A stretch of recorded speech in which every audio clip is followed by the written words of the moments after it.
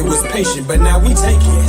Anytime we want this game, my situation is entertainment intertwined with information. Alchemist soul, how we move the tassel and roll. It's amazing how we can turn something brass to gold. And we steady making hits. Architect with the prop in the scripts. It's logical that the product will flip. My boy Chef did the lineup. I'm fresh in the bitch. Carnivorous podcast, the newest show on the list. DQ on the boat, so I'm rocking the ship. Squad the music gon' be dope and the artist legit. Hold my beard, concrete cord, then stepped in the door. See, that's my man and he reppin' for show. And true savior's a player with flavor. Lexicon Taylor, lines on point like a laser.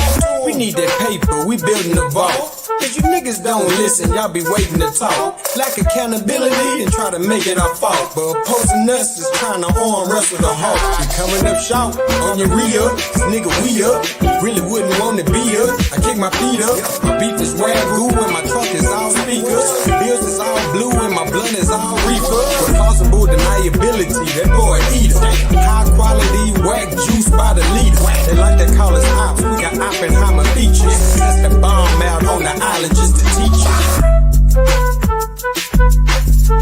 Quanboy EP by DQ Hampton. From Waco to the world, Quanboy EP is the raw, unapologetic soundtrack of a country boy turned city king. DQ Hampton blends southern grit with East Coast wit, delivering a project that reflects his hustle, his risks, and his relentless ambition. This EP isn't just music, it's a statement.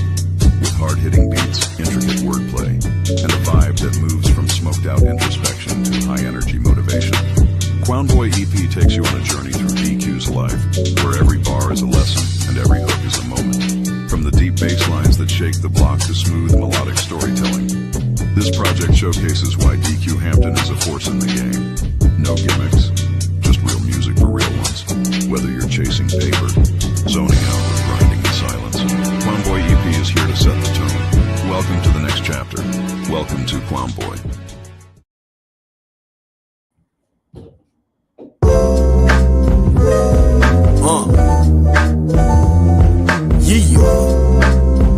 Let's go, baby. DQ, baby. Voice from the past. Social love for Dr. James Small, you know what I'm saying? Hey, one of our great leaders, great teachers. Check. Look. He's a voice from the past, teaching to the youth. Dr. James Small got the knowledge and the proof. From Harlem to Ghana, stay connected to roots. Pan-African pride, yeah, we standing on the truth. He's the voice from the past, teaching to the youth. Dr. James Small got the knowledge and the proof. From Harlem to Ghana, we stay connected to roots. Pan-African pride, yeah, we standing on the truth. Started with Malcolm, now we carry the flame. Speak on it now, we dismantle the shame. Spiritual guy with ancestral aim. On his tongue, we steady uplift his name. Hidden colors on the screen, exposing the lies. Teaching black people divine, we truly gon' shine. He the chief in the culture, priest in the rights. Godfather of Harlem, bringing dark into the light. Yeah, he say, know your name, know your worth. The first builders, we the stewards of this earth. That's right. Wisdom in his tone, every letter's flame.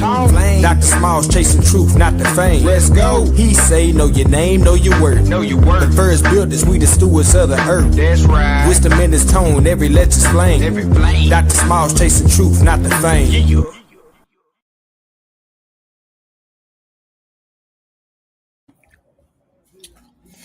All right, family. And I appreciate y'all stopping by, and I got my honored, distinguished guest, Professor James Smalls. Super excited to have him on. You know, super excited for him to give me an opportunity to ask him some questions. You know, the brother's not, you know, he wasn't backing down. He brought his warrior spirit, and that's you know exactly what I expected from James Smalls. I don't want to talk too much about his story because now I have him here to be able to explain his own story, but certainly somebody who I have a lot of respect for, especially in the context of activism, right? When we're talking about activism in our time, we are absolutely looking at somebody who's put the work in themselves, right? Who's been out there in the trenches and been fighting for Black people's causes politically here and abroad, right? For those of us out there who don't know who you are, Professor, could you give us a little bit about yourself? Yes, sir. First, brother, I want to tell you, Brother Logic, I appreciate you and Brother Hit and Brother Unk. I don't think of myself as being anything extraordinary. I grew up in South Carolina, a place called Georgetown County on a plantation called Acadia, near a place called Pawleys Island between Charleston and Myrtle Beach, right on the Atlantic Ocean. So that's rice plantation country, Gullah Geechee, but I use Gullah Geechee sparingly because people are now using the term to separate us from the rest of us. No, we were just a piece of us. You know what I'm saying? And so, but I'm proud of my culture.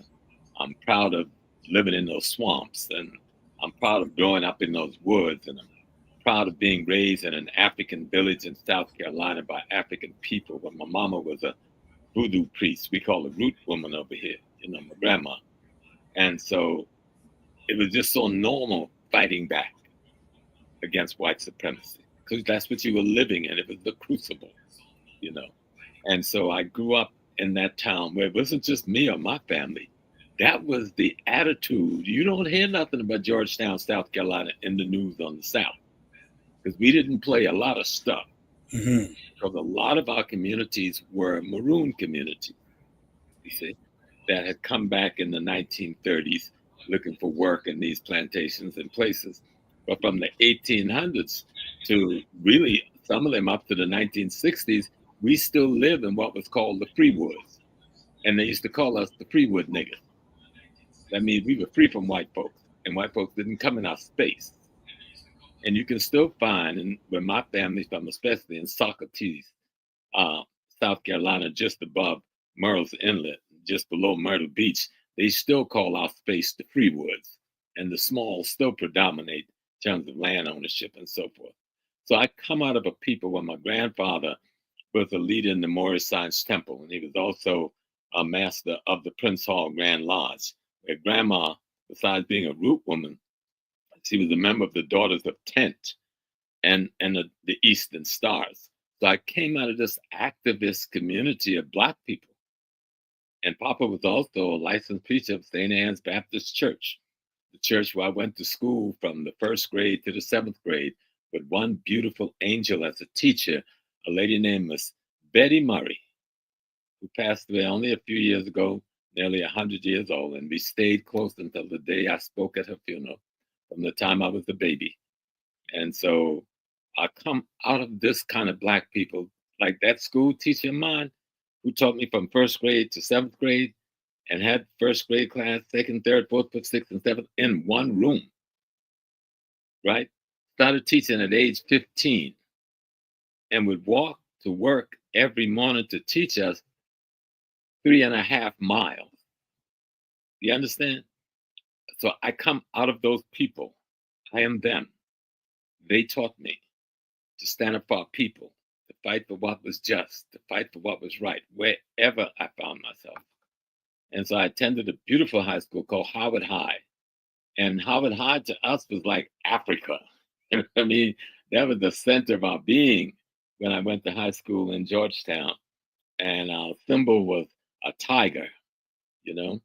And I remember our alma mater, it opened with, oh, Howard High, for you I will die, for you I will die.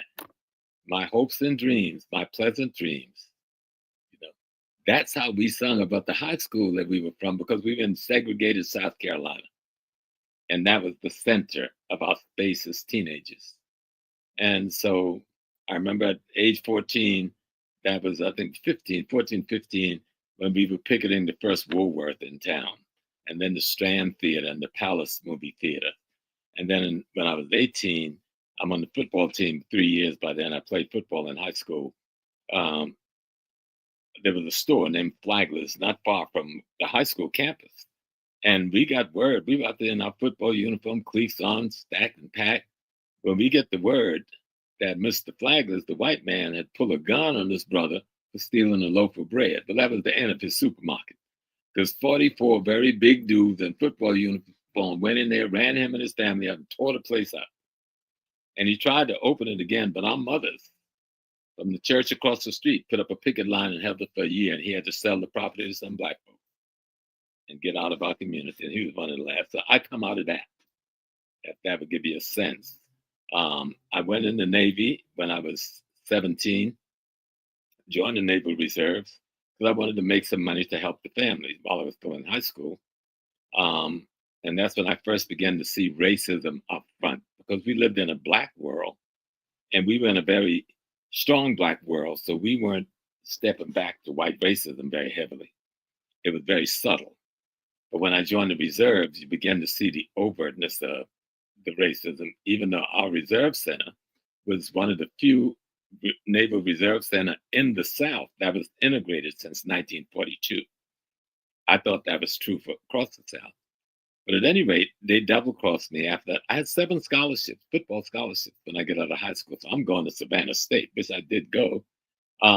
But they called me in the office one day and tricked me into signing a paper, but I didn't know I was signing.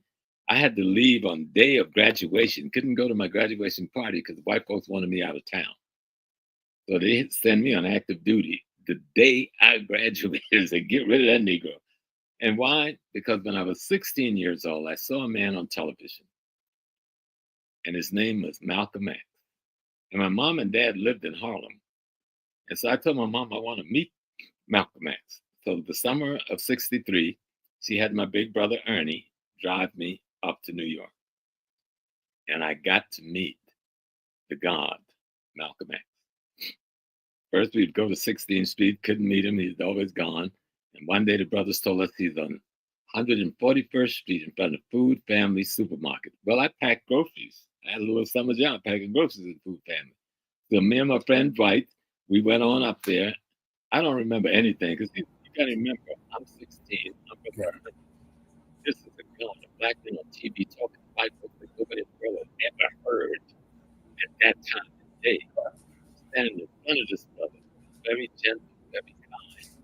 So I'm shaking in the boots to me, Whitey. And Whitey was my partner, Dwight.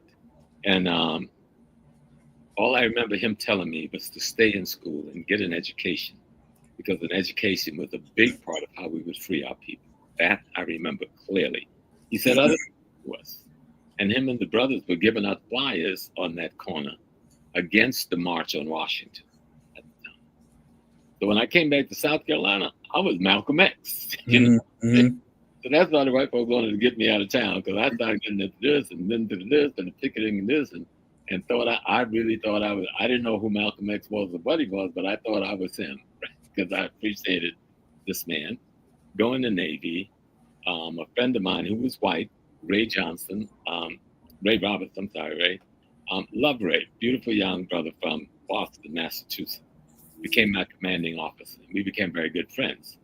He lived in, and this is part of why the white folks were angry, he lived in Boston. So his wife and children were there. So once a month, he would fly on his private plane back to Boston. Well, he realized my parents lived in New York. So I would fly with him, and he'd drop me off at Floyd Bennett Naval Air Station in Brooklyn. I go visit mom and then hook up with him on Sunday afternoon and we fly back. Well, the word got in that town that this Negro was on an airplane in 1963, and riding with a white man up to New York and back. Well, it was done very silently, but you felt the heat. You know what I'm saying? That was supposed to be going on right then. So the heat was there. But once they tricked me and I went on active duty at Pensacola, Florida Naval Air Station, Ray went to work because I already had a deferment that somehow they had gotten rid of.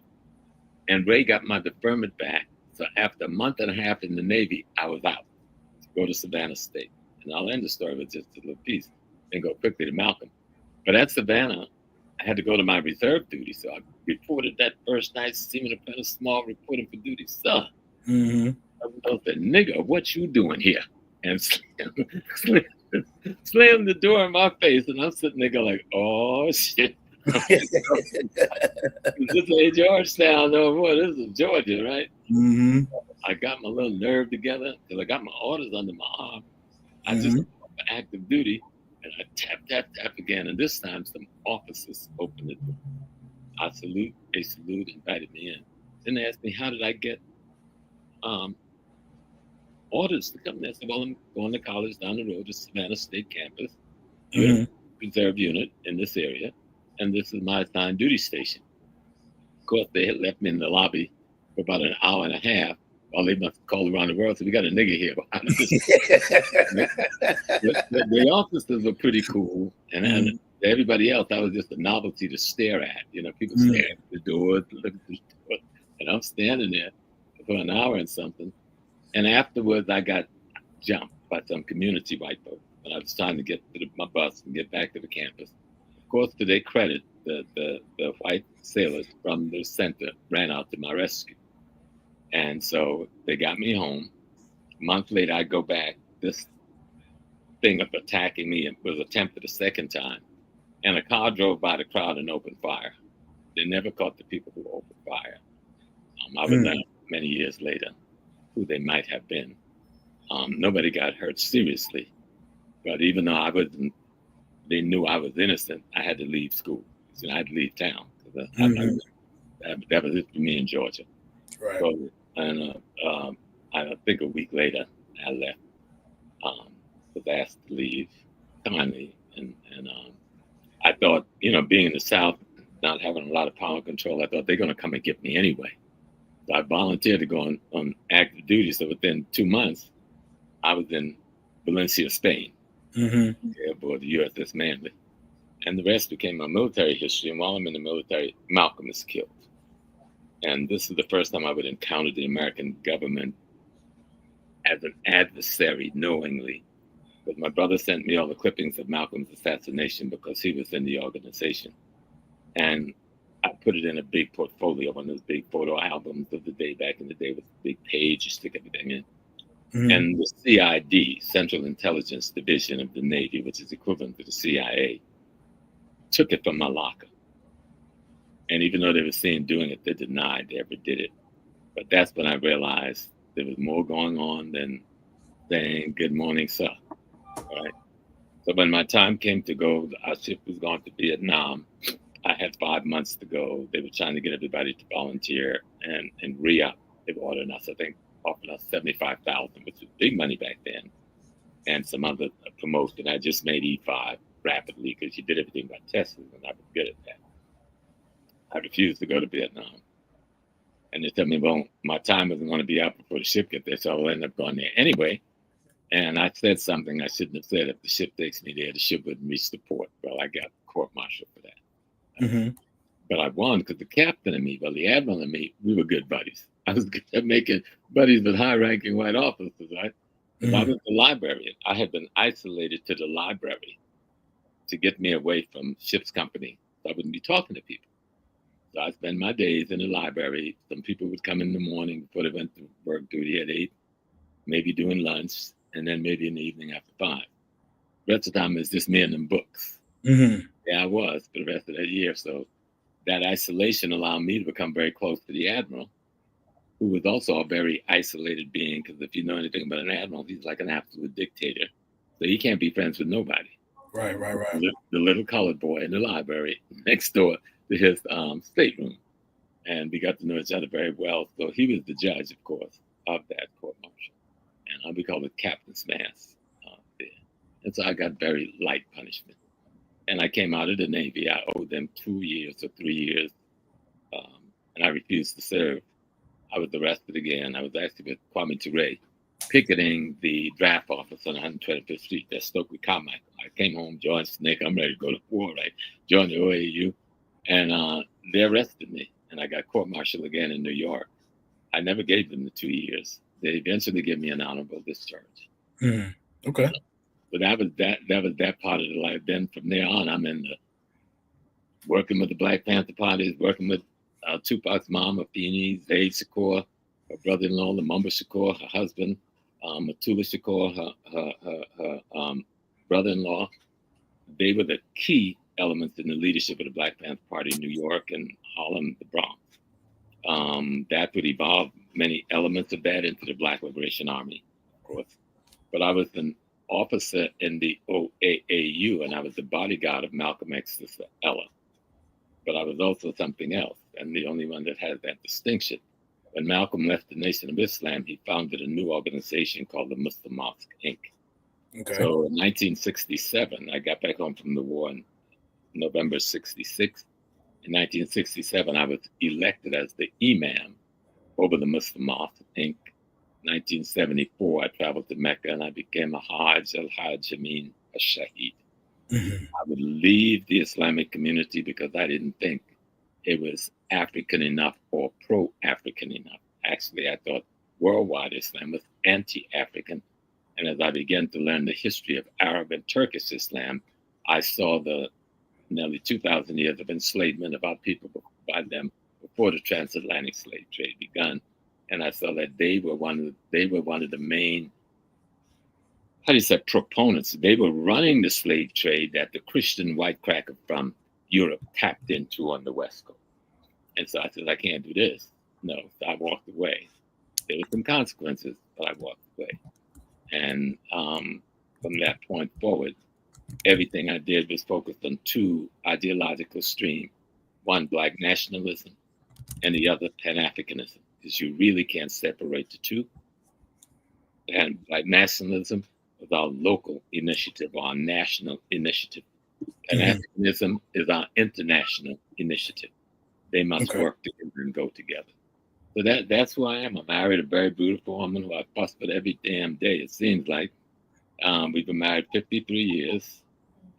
We have 4 children. I had 2 children before I got married to her, so we have 6 children.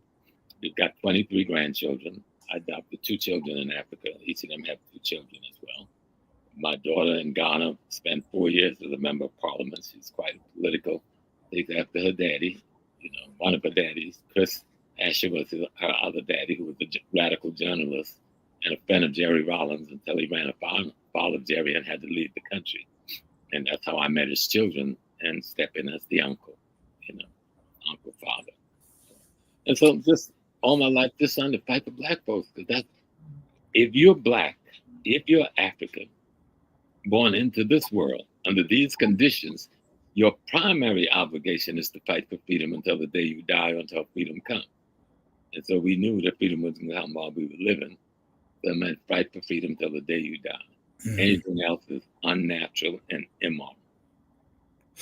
If I could take just a moment to kind of relate to something in your story that really hit home for me, is you were saying how your upbringing was kind of already in this environment. It was almost like a natural progression. As you were an adult, you carried on some of these values and sentiments, and and of course the spirit behind how to actually deal with it. Right? There's one thing to be aware of it, and then there's another thing to have a spirit to want to actually do something about it. Right.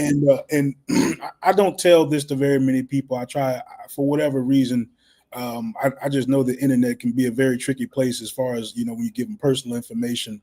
But my family in Louisiana, right? My last name is Jefferson.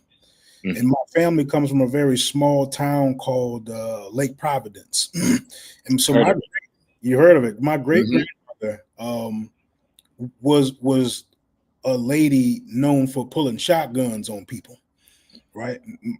And also that same lady was also very well articulated in city council meetings.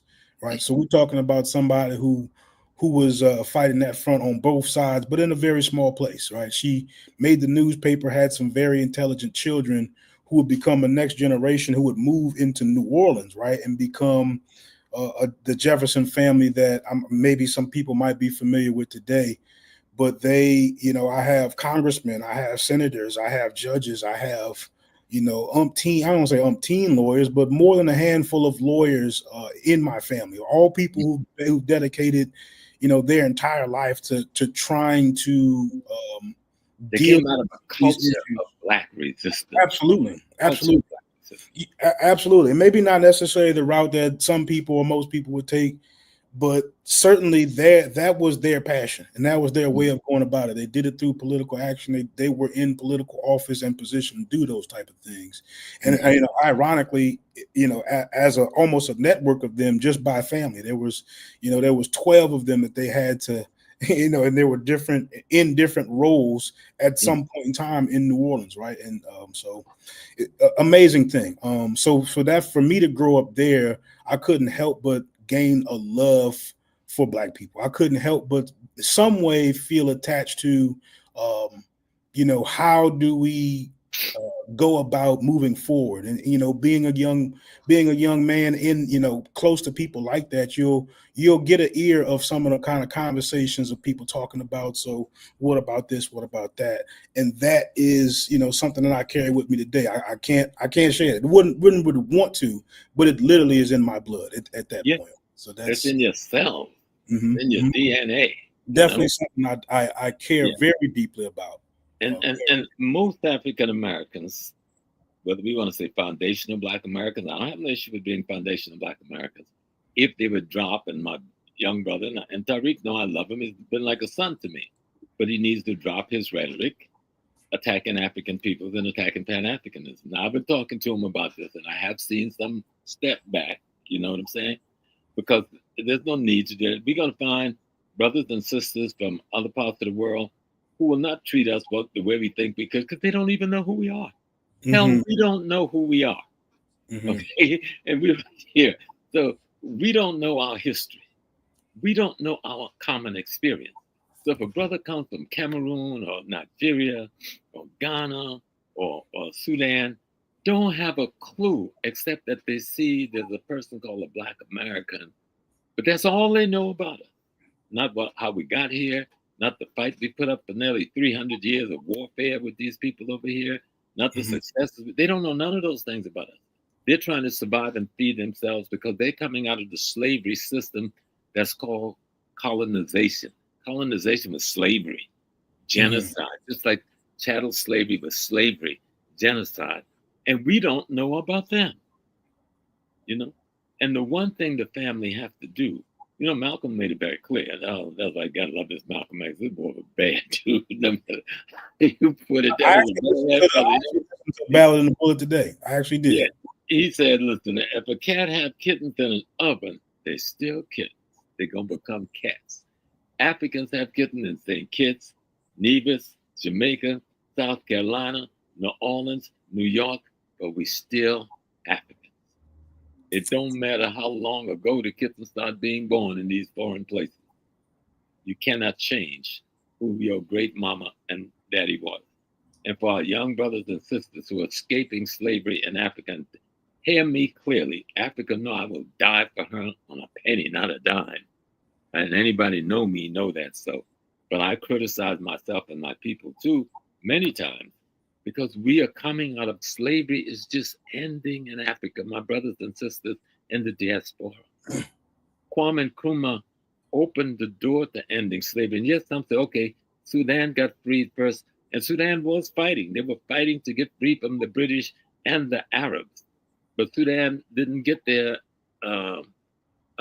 freedom the way Ghana did. Then Nkrumah take the people in the streets and they were ready to go to war, and some people got killed, and Nkrumah got arrested. And the British realized, we're going to have to go to war with these black folks, so we better do something. All right. The Sudan, when Abdel Nasser, right, who became the president of Egypt, him and Naguib, and both of them were Nubian, right? And they demanded from the British the freedom of Sudan as they were getting the independence of Egypt. So that's how Sudan beat Ghana by a few months, but in a different kind of way. You understand? But that was the first step to breaking the chains of slavery. Now we got Liberia and we got Ethiopia, who was never enslaved in that way. But the Americans and the Germans and the British, especially the Americans, held Liberia into economic slavery from almost her beginning. And the Italian and the British, that's why you have an Eritrea. People always say Ethiopia was never colonized. That's not historically true. And we don't have to lie about our history. Yes, we defeated the Italian mercilessly twice. But the reason you got a separate place called Eritrea, because that's the part of Ethiopia that the Italian had colonized. So just put that history in context. All the rest of Africa is just now crawling out of slavery. And that's why Ibrahim Traore, the brother in Burkina Faso, represents Martin Luther King, Malcolm X, Medgar Evers, Booker Washington, and Marcus Garvey in one package right now, along with our brother who is the commander of Mali and the commander of Niger. And we hope that what we're seeing from Senegal and what we're hearing from our sister in Namibia, that we're seeing more people breaking the chains of slavery Kwame Nkrumah called it neo-colonialism, but it was just neo-slavery. I mean, instead of holding the gun at your head, I'm going to hold the money away from your hands to keep you in slavery.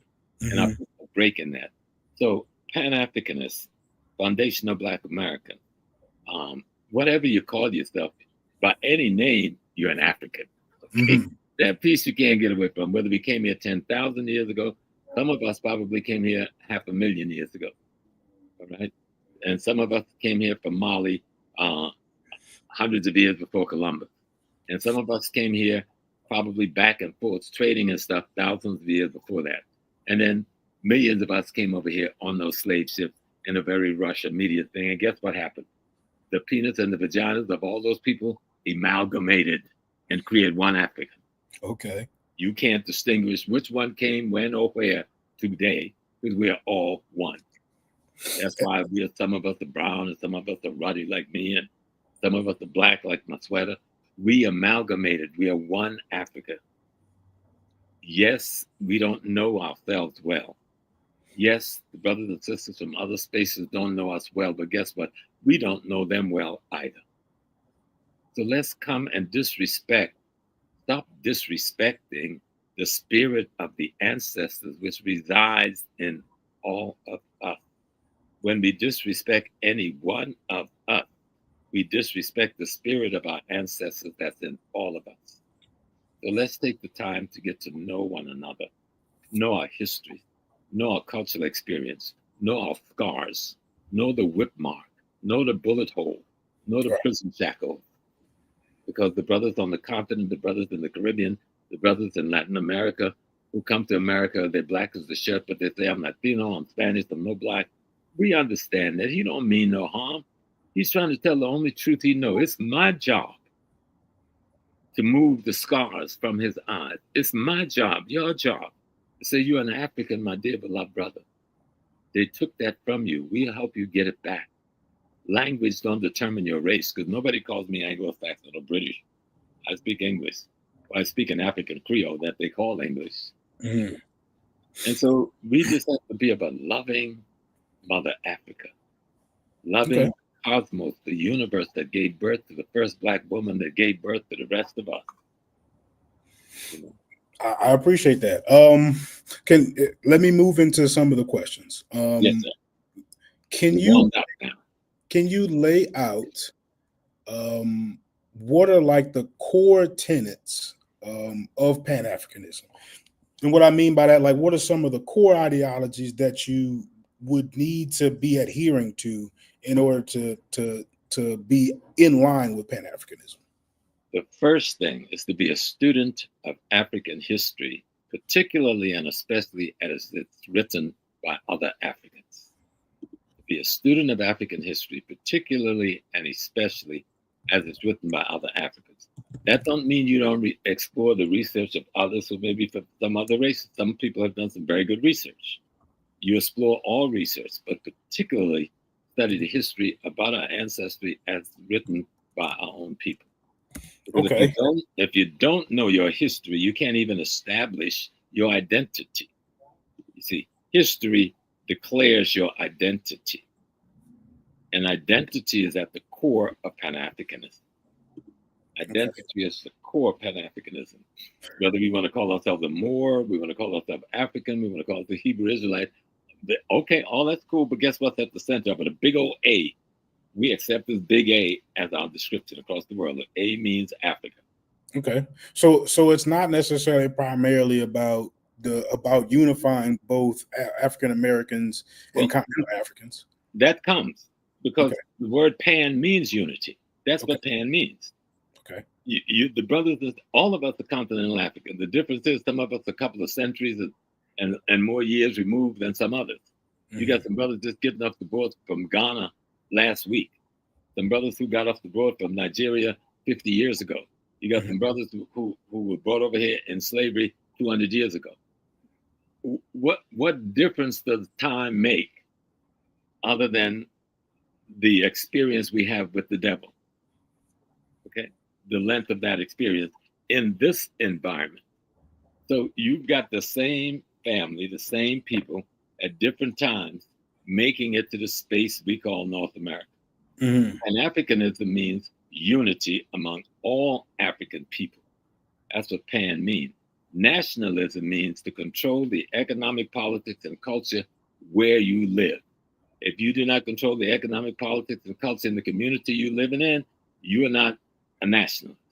Okay. If you're not fighting for that, you can't say, I'm a nationalist and I'm going to stores owned by 50 other ethnic groups who don't look like you, act like you, hire you, or care about you. All right? Then you're not a nationalist. You got to own and control land, labor, and resources where you are. That's nationalism. Okay. Okay. Now, one thing I'm pretty aware of with conversations like these is that we don't typically have a lot of experience with that. I mean, just regular people who aren't like doing regular interviews or having these kind of conversations, and we don't. So without a whole lot of formal training or a lot of experience, the how to do them well may not necessarily come naturally easily to most people, right? And I think that first off, I'm gonna appreciate your decorum. I love your demeanor and how you actually kind of go about these conversations. But I said that to say I'm also doing my best to be as cordial and respectful to everything that you're saying, open to some of it even, right? I would definitely say that there's some things, scientifically I may not necessarily agree with here or there, but I'm trying to get your greater point and maybe our try to keep our conversation more about the means of how Pan-Africanism or Black nationalism attempts to accomplish what it wants to accomplish, rather than sorting out some of the information that may have some more indigenous affinities rather than. Yeah, but we need to deal with all of that too, because we need to find out what that word indigenous means, because it's being kicked around without a definition. Okay. And I'm probably the most indigenous person you've ever had a conversation with. Okay, how you explain it? Indigenous means you've been there longer than somebody else. What has that got to do with anything? What has it got to do with anything except it's become an excuse for people to be irresponsible to the freedom of the whole nation? Okay, my responsibility is the freedom of everybody Black, in particular, and the freedom of the world in general. Because without that being there, they're going to always be messing with us, right? And we have to guarantee our freedom by kind of guaranteeing them their freedom without having anybody encroaching upon our freedom. But when we come to the question of nationalism, I want to reiterate that, because most of us are nationalists and most of us do nationalistic things, but we're not involved in organizations particularly designed with a program to carry out the work to certain goals. If nationalism says I've got to control the real estate where I live, then we need a body of people who strategically organized to acquire real estate. If nationalism says if I got to control the economic where I live, then we need a body of people consuming a body of knowledge that allow us to get economic control where we live. If nationalism means I control the culture, some people say socialization or culture, either the same thing, where I live, then we need a body of people who study it. How do we explain the culture? How does culture work to help us control the economics and be in command of the politics so we can control the real estate and manage the wholesale real estate where we are? That requires organization over and beyond what your profession is and what you do for a living. Yes, we got to do that because we got to eat, food, clothing, shelter. But how do we guarantee our children that when we're dead, they will be able to eat? We got to take control of economic, politics, and culture where we live. I totally agree with that. That's the nationalism piece. Right. An African piece, that's what scares many African Americans, but they're only scared because they're basically ignorant. The average African American thinks Pan-Africanism is an organization. Right? Okay. Pan-Africanism is a concept of unity of African people. We're not the first one to use the word pan. You had Pan, Scandinavian, Pan, everybody that's the word that really came up out of the 19th century to talk about unity of racial groupings who didn't live in the same location. So Pan has always been a term kicked around, and other people have used Pan, this, Pan, that. It simply means to unite.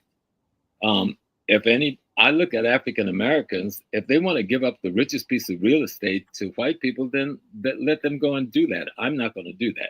And I'm not going to encourage people to do that, because everybody in the world is trying to get that real estate, because it's the only place in the world that has what the world needs to allow them to continue to go on. Everybody's trying to get Africa. That's why the wars are there. It isn't there because people are greedy.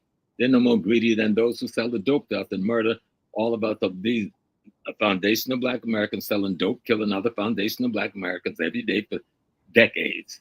Mm-hmm. Who are they? Mm-hmm. That's just ignorant, and in 1992 I coined a term called post-slavery trauma syndrome. A lot of people have used this and written books about it, but myself, and then followed by Patricia Newton, was the first one to use that to describe the aftermath sickness, the syndrome that Black people is in. They think because I have a job, I'm no longer a slave, because I got on some nice clothes, because I drive a nice car. That's the syndrome of thinking slavery is over. We never ended slavery in America. We simply found accommodating spaces and comfortable spaces in slavery in America. And until we get that clear, because how you can say I'm not a slave and you haven't restored yourself to what you were before you were enslaved, whether you were indigenous or whether you can't. And all indigenous mean I got here before y'all folks who just got off the boat.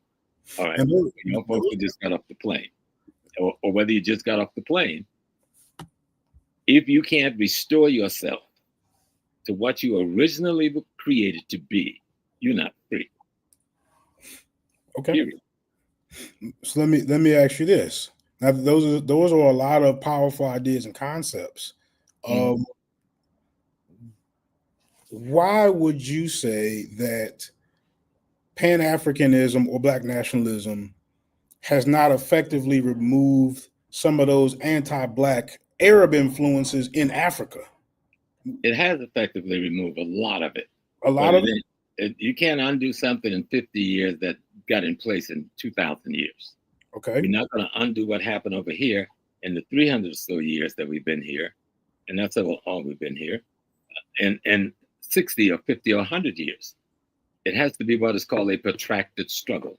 You and I fight to cover the ground we can fight while we're breathing. But we have to prepare the next generation to take more ground. That means we got to have goals. What are the goals to freedom? What are we calling freedom? Okay. It means liberated mind, the word. It's two Greek words, to liberate the mind, the dome, and the free to liberate. But it's greater than that. I must be restored and repaired to what I was before I was broken. You can't tell me that I'm free with my Black skin to then behave like the same white people who enslaved me, and because they don't have shackles on us, I'm free. That's not freedom. You have now become the white man. You have now become the enslaver of other good people of the world. We have to take responsibility. Every Black elected official in this country and every Black citizen in this country got to take responsibility what happened in Gaza. That genocide in Gaza, whether you like them people, don't like them, don't care what it is, don't care what the Arabs did, this or that, some of that is just foolishness. Genocide is genocide, and women and children were genocide. And Black Americans who think that this is their government without holding it responsible, I know there isn't a lot we can do, but the tongue, we can do this. We can speak out. Otherwise, we have endorsed genocide. And if the laws of the universe says if you endorse genocide on someone else, you have endorsed it on yourself. Yeah.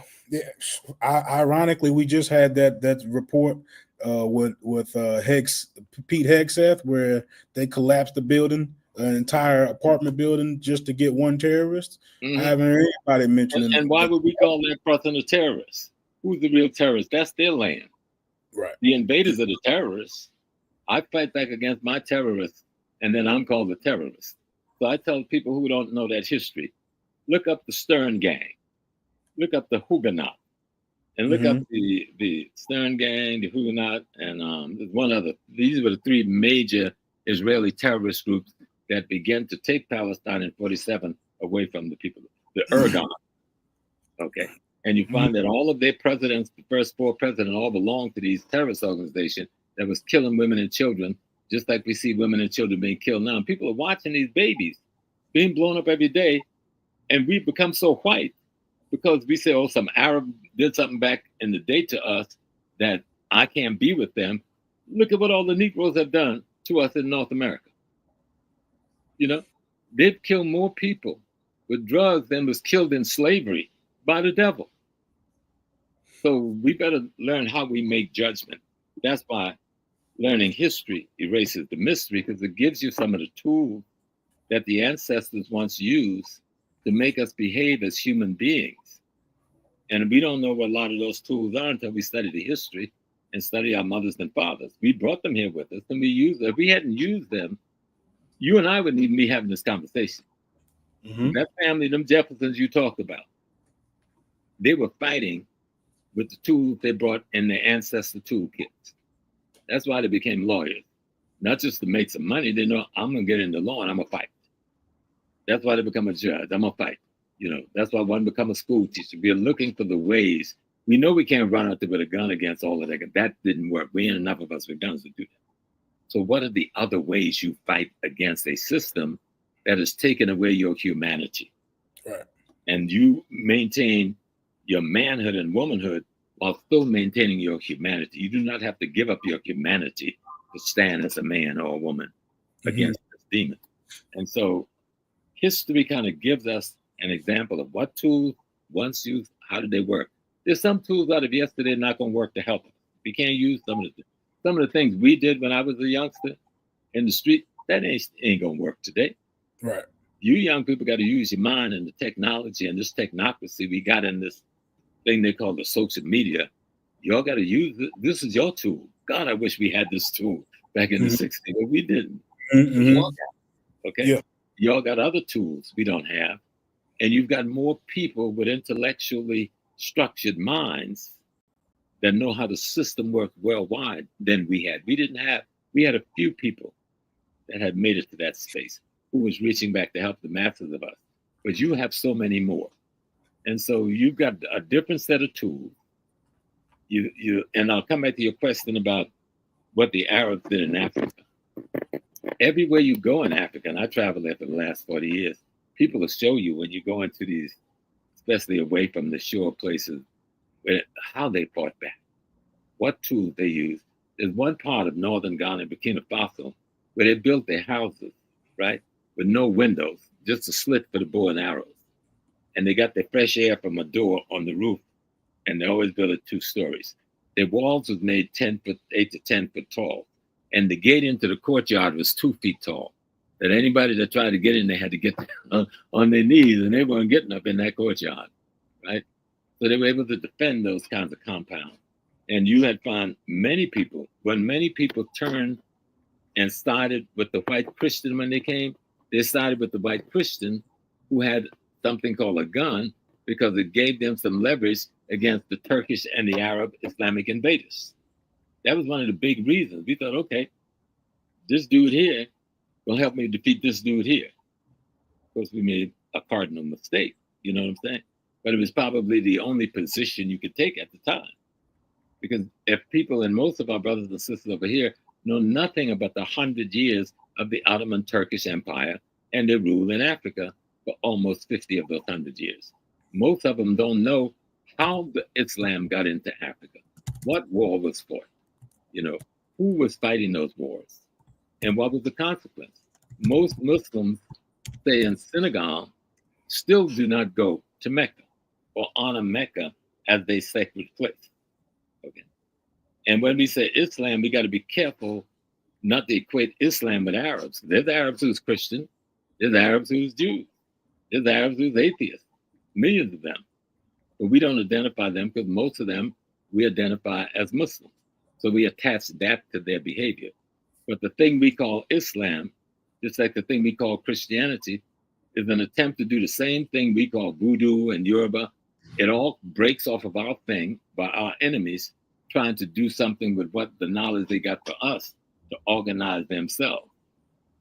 But it didn't work well because the first thing they did with it is try to kill the people who they got it from. Not just try, they killed us for a certain period of time. But history will give you a way to understand that in a way that you can deal with it without becoming them. We're not going to defeat them becoming them.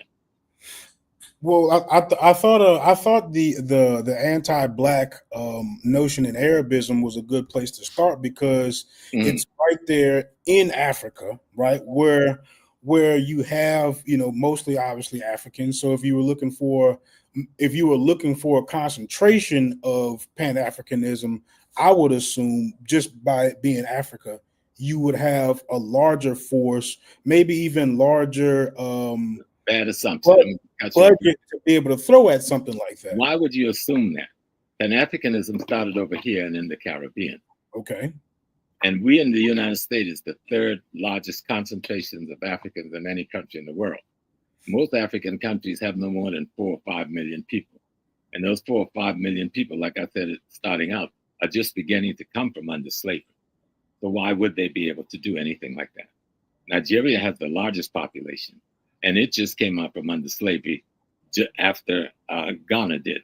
And it still is not from under slavery, because what they did was the ones who are Muslims, who we hear the houses, and there's another word they use, the one to raise the cattle and stuff, they're still fighting ideologically against the ones who are Igbo and the ones who are Yorubas and the ones who are Benin, not so much over ideological things, they're fighting over historically cultural things that evolved from the ideology.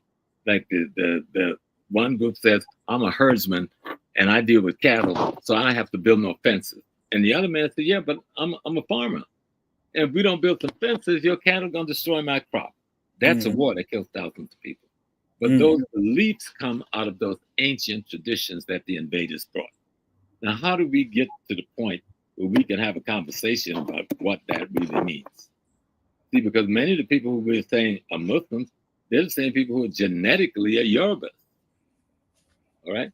But after a couple of 100 years of being enslaved like that, it's just like many of us who are enslaved in Christianity. Most of my family are, and they don't want to hear nothing about no Akan or Yoruba or Voodoo or Kemetic or anything of that sort, even though they love me and they will always embrace me. But something people had to take what was given them and make it survive. So when you look at the Islam, I have a brother. He's my priest when I want to go to some deep stuff. Right, he's a Ga priest. Ga is one of the indigenous people in Ghana. Well, indigenous to the degree they came there about 1,000 years ago from what is now Nigeria.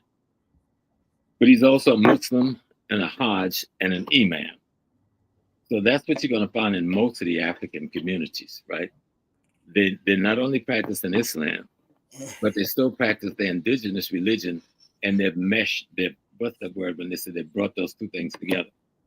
And you will find those people, they don't necessarily go to Mecca, nor do they ascribe to hadiths of the Arabs. They have their own traditional books and things like that. So that's how they were able to survive the onslaught. And you find the younger people now, your generation and younger, ain't dealing with none of that. You only dealing with Islam, Christianity, or nothing. You're trying to figure a way to establish some economic foundation for yourself, some political foundation for yourself, where there's some harmony and some peace. But you can't do that by hating your people who got their arms cut off, or their legs cut off, or got their eyes plugged out. That don't make no sense. Okay. Well, you mentioned that they were able to have a lot of success with it, which is definitely. The war isn't over. The war is still going on. What role does African Americans play in reducing that anti-Black influence over there? Well, one of the things we got to do is first think in being African American as a race. We are in the African race. America is the geopolitical place. When we say African Americans, we're not talking about a race. We are talking about the African race in a particular geopolitical place. Once we get that straight, just like the Afro-Brazilian, there's no race called Afro-Brazilian. There's the Africans who are in Brazil. And so once we are clear on what these definitions are we're using, then we have to deal with how do we learn what our relationship should be and what our goals must be if we're going to have freedom. For our children, because most of us are going to live to what, be 70, 75 years, we're going to die.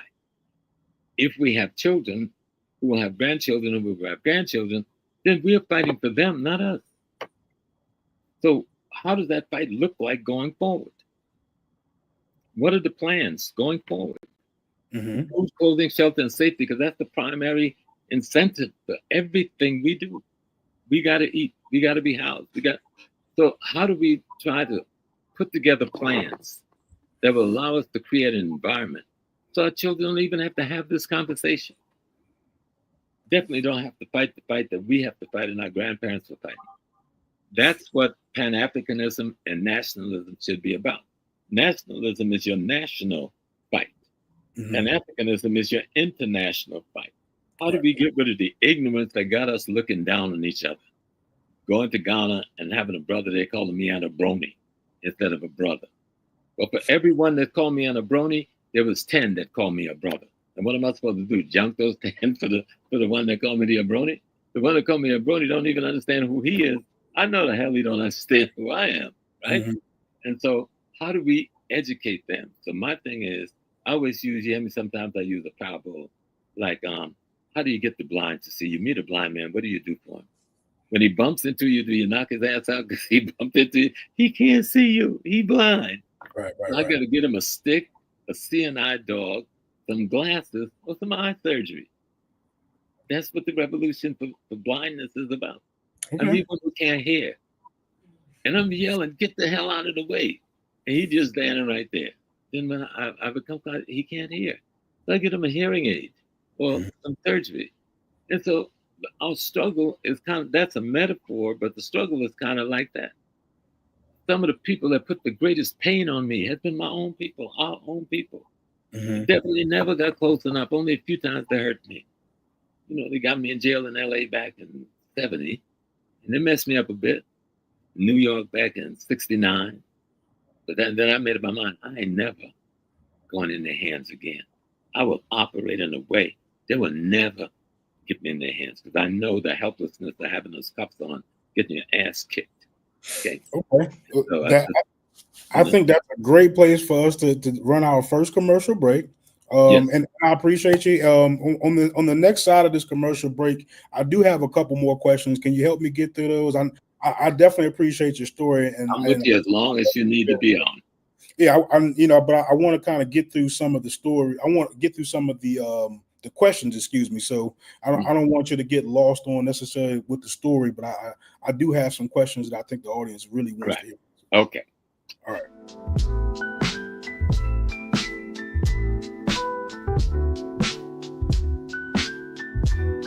Want to grow your brand? Advertise with Trimedia. Reach thousands on YouTube, social media, and more. Targeted, effective, affordable. Contact Trimedia today and get noticed where it matters.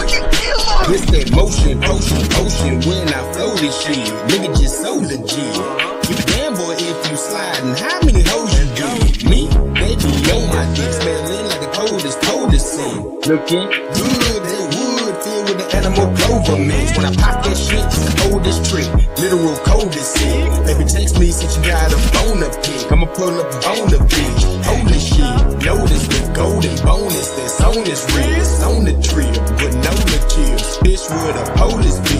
But back to the session at hand. There go that man. Quanboy EP by DQ Hampton. From Waco to the world, Quanboy EP is the raw, unapologetic soundtrack of a country boy turned city king. DQ Hampton blends southern grit with East Coast wit, delivering a project that reflects his hustle, his risks, and his relentless ambition. This EP isn't just music, it's a statement. With hard-hitting beats, intricate wordplay, and a vibe that moves from smoked-out introspection to high-energy motivation. Quanboy EP takes you on a journey through DQ's life, where every bar is a lesson and every hook is a moment. From the deep bass lines that shake the block to smooth melodic storytelling, this project showcases why DQ Hampton is a force in the game. No gimmicks, just real music for real ones. Whether you're chasing paper, zoning out, or grinding in silence, Quanboy EP is here to set the tone. welcome to the next chapter. Welcome to Quamboy. All right, thank y'all. I appreciate y'all, man. We got Professor James Smalls in the building. We just ran our commercial. Shout out to DQ, man. DQ's definitely been putting a lot of work behind the scenes. He made the song for the advertisement, and he kind of did it in very short notice. Very talented brother. I was impressed. Yeah, very short notice too. And man, shout out to Unc. Man, Unc has been. I can't say enough. The guy has, in a lot of ways, kind of walked me through the YouTube streets. That was my first early introduction to what kind of goes on in these communities and some of these conversations. So you could imagine where a lot of my perspective comes from, if that's where I am familiar with in the conscious community. And I'm sure you guys have a lot of conversations. He has. Unc has been like a son to me for going into 2 decades. It might have been long, but at least 2 decades. Smart dude, definitely smart, and even more solid than that, right? Like, man, good guy, very good guy. I couldn't appreciate him enough. But here we go, Professor Smalls, and I definitely appreciate your patience. So we were talking about, I think we left off at what role African Americans could play in helping remove some of those anti-Black Arab influences in Africa. The reason why I asked that is because, like I said, it's Pan-Africanism. And I thought that was important to say that it's in Africa, because when I look at the AU website, the Pan-African Union website, they give a mission statement. And I noticed on their website, they don't include African Americans. And to me, that sounds a little unnerving, right? To be a part of something that in their mission statement doesn't seem unnerving. The Baptists don't include the Methodists in America, and the Methodists don't include the Adventists right here in America. It sounds like I could be supporting something that's not necessarily as interested in me as I am. No, it's your job to build it to what it should be. If we see somebody building a house in our interest, and we look and say, wait a minute, there's 10 of us out here. Suppose that each of us have a room, and you building a house with 6 rooms. Something wrong with the building plan. Okay? Those people who have arrived at the point, you're making the assumption that they know what the hell they're doing. You're making the assumption that they're somehow free. You're making the assumption that they have had a level of self-determination that you don't have. These people are just coming out of slavery. Okay. Don't confuse the remnants. I can take a dude and put him in a tuxedo and a tie and bring him into a ballroom, and he had never seen light before, And so that's and there was a piece I did. I hate to revert back to it, because there's nothing you or any foundation in Black America can say more brutal than a three-minute piece I did about 10 years ago, and it was so bad I felt bad, but I had to do it at the particular time. And this was a brutal criticism of Africa and Africans. But I thought people would be big enough to understand the criticism, but they weren't. They thought I was condemning rather than criticizing, and I came under attack all across the world. And that's when you saw me launch out here 3 years ago. It was in defense of that. And I was using the term, this wasn't the term Foundation Black America, I was using the term formerly enslaved Blacks in America. But I meant the same thing you mean when you say Foundation of Black America. I know we built the pyramids in Mexico. I know we built all that shit in Central South America. But before we got here to build any of those things, we came from that same motherland place. So I'm not taking away what we've contributed here. When I think of my people in South Carolina, it's called the Chicoros, one of the Native American nations, who were the Black Native American nations. All right, not the red. Well, the red comes from the black and the yellow mix, and that's another whole show we got to have if we want to get into that whole thing about just indigeny, right? But no, they have done the best they could. It's not good enough. The Kwame Nkrumah, when he was pushing for what ended up becoming the OAU, he was pushing for what you said. Nkrumah wanted to include the whole Pan-African spectrum. But the groups immediately split into two. The Liberian group or the Nairobi group whatever the capital library is, and the Casablanca group. One group was saying, the other group was saying, you're including too many. And so they end up with a compromise when Haile Selassie came in to mediate, and they came up with the OAU. What they're now calling the African Union is just a new name and a new dress on the OAU. Mm-hmm. It never did go into that Pan-African distance that Nkrumah was talking about when he first designed it. Because Nkrumah was moving with W.B. Du Bois, who, had one of the big first Pan-African conferences in the UK. And he was moving, and Nkrumah and Dr. Clark was like buddies, like you and Unc. Mm-hmm. They were talking this shit like young brothers, hanging out, doing this. And so he took those ideas home. Because remember, he went to school at Lincoln, he hung out in Harlem and worked every summer. He was in the street with Carlos Cook and Malcolm X and all. So when Nkrumah goes home, he ain't the same brother that came over here to go to seminary school. He's now become a part of the African-American ideas and concept of what the world should look like. But the people back home didn't have his experience. That's why they overthrew him. You're going too far. Because they came out of this British colonial thing that had limits what they could see as freedom. Mm-hmm. And that war's still going on. But I'll tell you, some of the young people over here, and I get on some of their platforms and stuff, they're where you at. Okay? They're where you at. But you young folks got to reach across that water and get each other's hands and educate each other. Because I've seen the transformation over a 5-year period with some who I saw when they first came up on this media.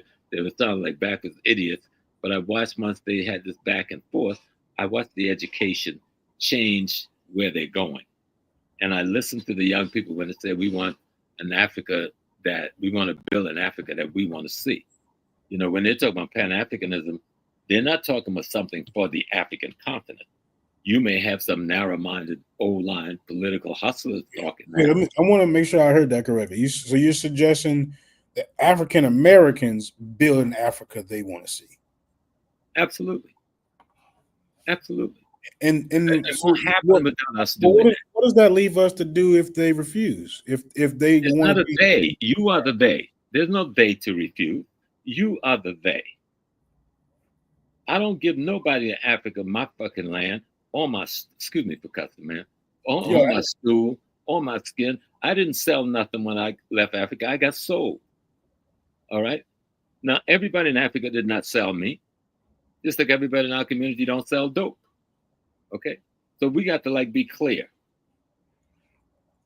I didn't give up nothing. When I left home, I left family there. I left uncles, cousins, grannies, and everybody there. And they went on having babies with my name, even though I got a white man name now. But genetically, I got the same name I left there. I ain't giving that to nobody. Mm-hmm. And I'm not giving this to nobody. We built this shit here. We was here before the first white man came here. And when he came with his guns and kicked our ass, but it's mainly with his diseases. He didn't beat us with no guns. That's his mythology. His disease killed us. That's what defeated us. All right? Now, the guns came in as that's how he mopped it up. But let's deal with reality. That's why I say history erases the mystery. There was one point, and I forgot whose work I worked it on, that the disease killed so many people in Central South America that the white folks had to go out on their ships and sit for 3 months to let the bodies rot. Tens of thousands of people died from the common cold. The common cold acted just like that thing we just had, COVID. Because there was no common cold virus in this hemisphere. There was no influenza virus in the hemisphere. There was no pneumonia virus in the hemisphere. And then that sick thing came out of the Black Plague and the bubonic plague and brought his disease body here. He killed millions of us in a few years. That's why history will let you know he didn't standing up in a good fight, even though we had bows and arrows, we kicked his ass. Okay? Look at the history. But the disease, we couldn't beat that one. And we just now getting on our feet, learning that something happened. That we just now learning this is our land. Now, some of us have been talking about this is our land for decades. But it's now a common conversation. It ain't just Dr. Ben, Dr. Sertima, and me and Dr. J.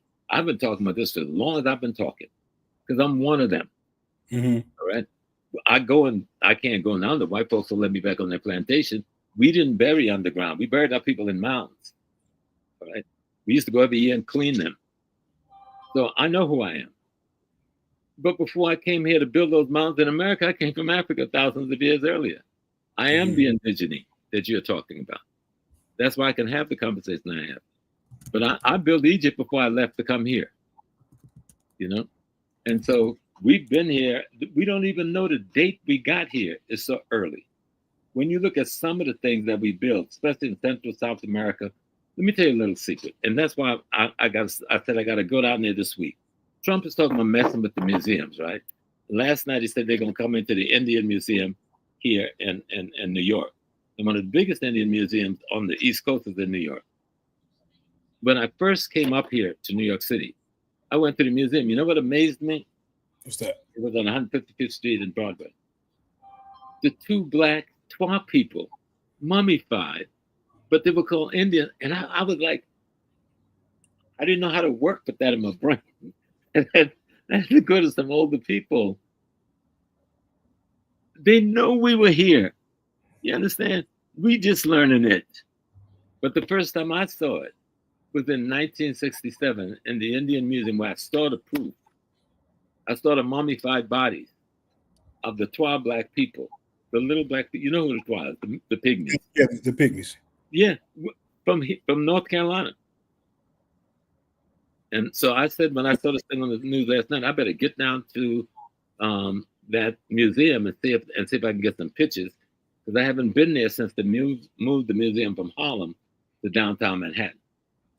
And with the discussion we're having now about indigenes, I need to get those pictures. You know, at least I know the story. I saw them with my eyes, and that opened me up. Even I knew we were here, because my papa took us every year, almost like a pilgrimage, to clean those graves. Now we just called ourselves Indians then, right? But we didn't know any other word, so we said we were Indian, right? But we know now what we meant, and we could say it first, and then they came. Okay. And so, how do we tell the story? I've been to the pyramids in Illinois, just outside of East St. Louis. I forgot the name. One of the biggest ones are there. And I've been to some of the others along the Mississippi. You know, I've done that whole tour piece. And so I know what our brothers and sisters are talking about. It's up to us to tell our own story, though. But you can tell your story without beating out somebody else. For sure. Absolutely. It's up to us to build our culture. I was so, you know, the little cowboy, when I grew up in the South, well, we sang country songs.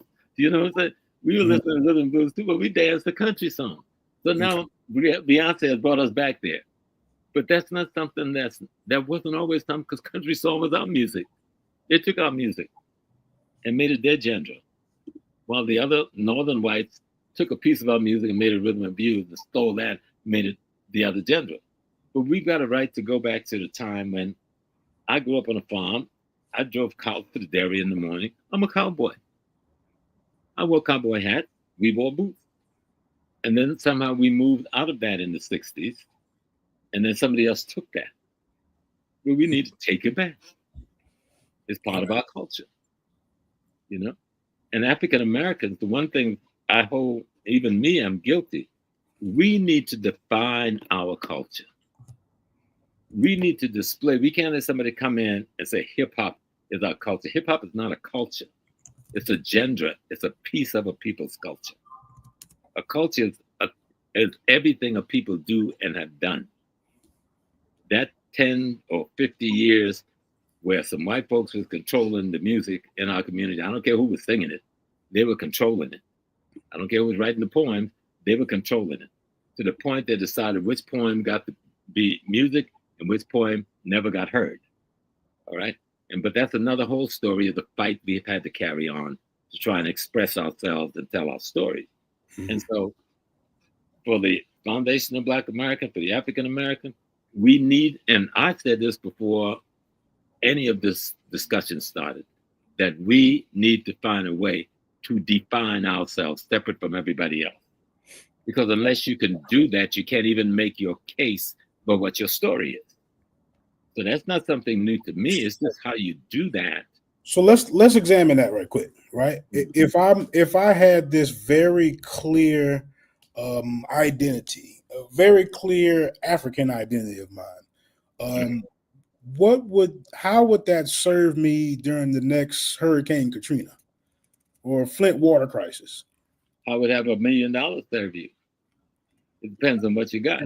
It would Hurricane Katrina cover from something like that. We had all the black things that you can dare bring up when Hurricane Katrina hit. What we didn't have is to be organized as black people. But that wouldn't have helped us much either, because somebody blew up those damn levees. I've been to New Orleans. I was in New Orleans the day before it hit. I came back after it hit, quite back a year after it hit. I drove all through those areas. I got to see what they did. To keep the water from going one place, they dumped the water someplace else. Okay. At that point, there was nothing nobody could do. What we could do once the disaster hit, and I thought we finally did it very well, is organize ourselves the best we could. Most people don't know how well New Orleans black people organize themselves.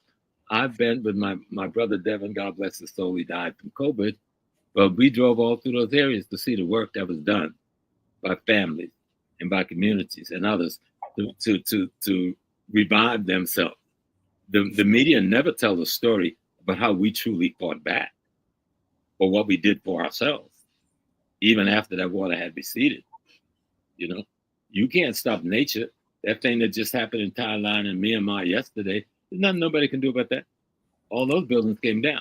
Those people the point that I'm trying to get it to more so is like economically, it seemed that we weren't necessarily prepared, right? Like, so right. when it came down to us rebuilding these communities, it seemed that we were at such an economic disadvantage that we had to lean on other groups of people to help us do that, right? Right, and that's one of the weaknesses we found out, that we have not done the economics well, not because we didn't want to do it, but one of the fight that has been against us is to keep us from being economic, because this is a capitalist society.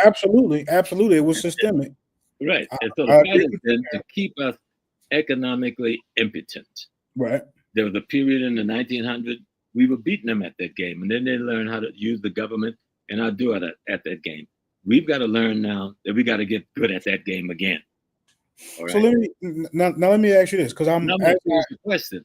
It would be nice if I was hooked up with a couple of people with some gold mines, some cobalt mines, some platinum mine in Africa, and that we had some kind of business arrangement that makes sense.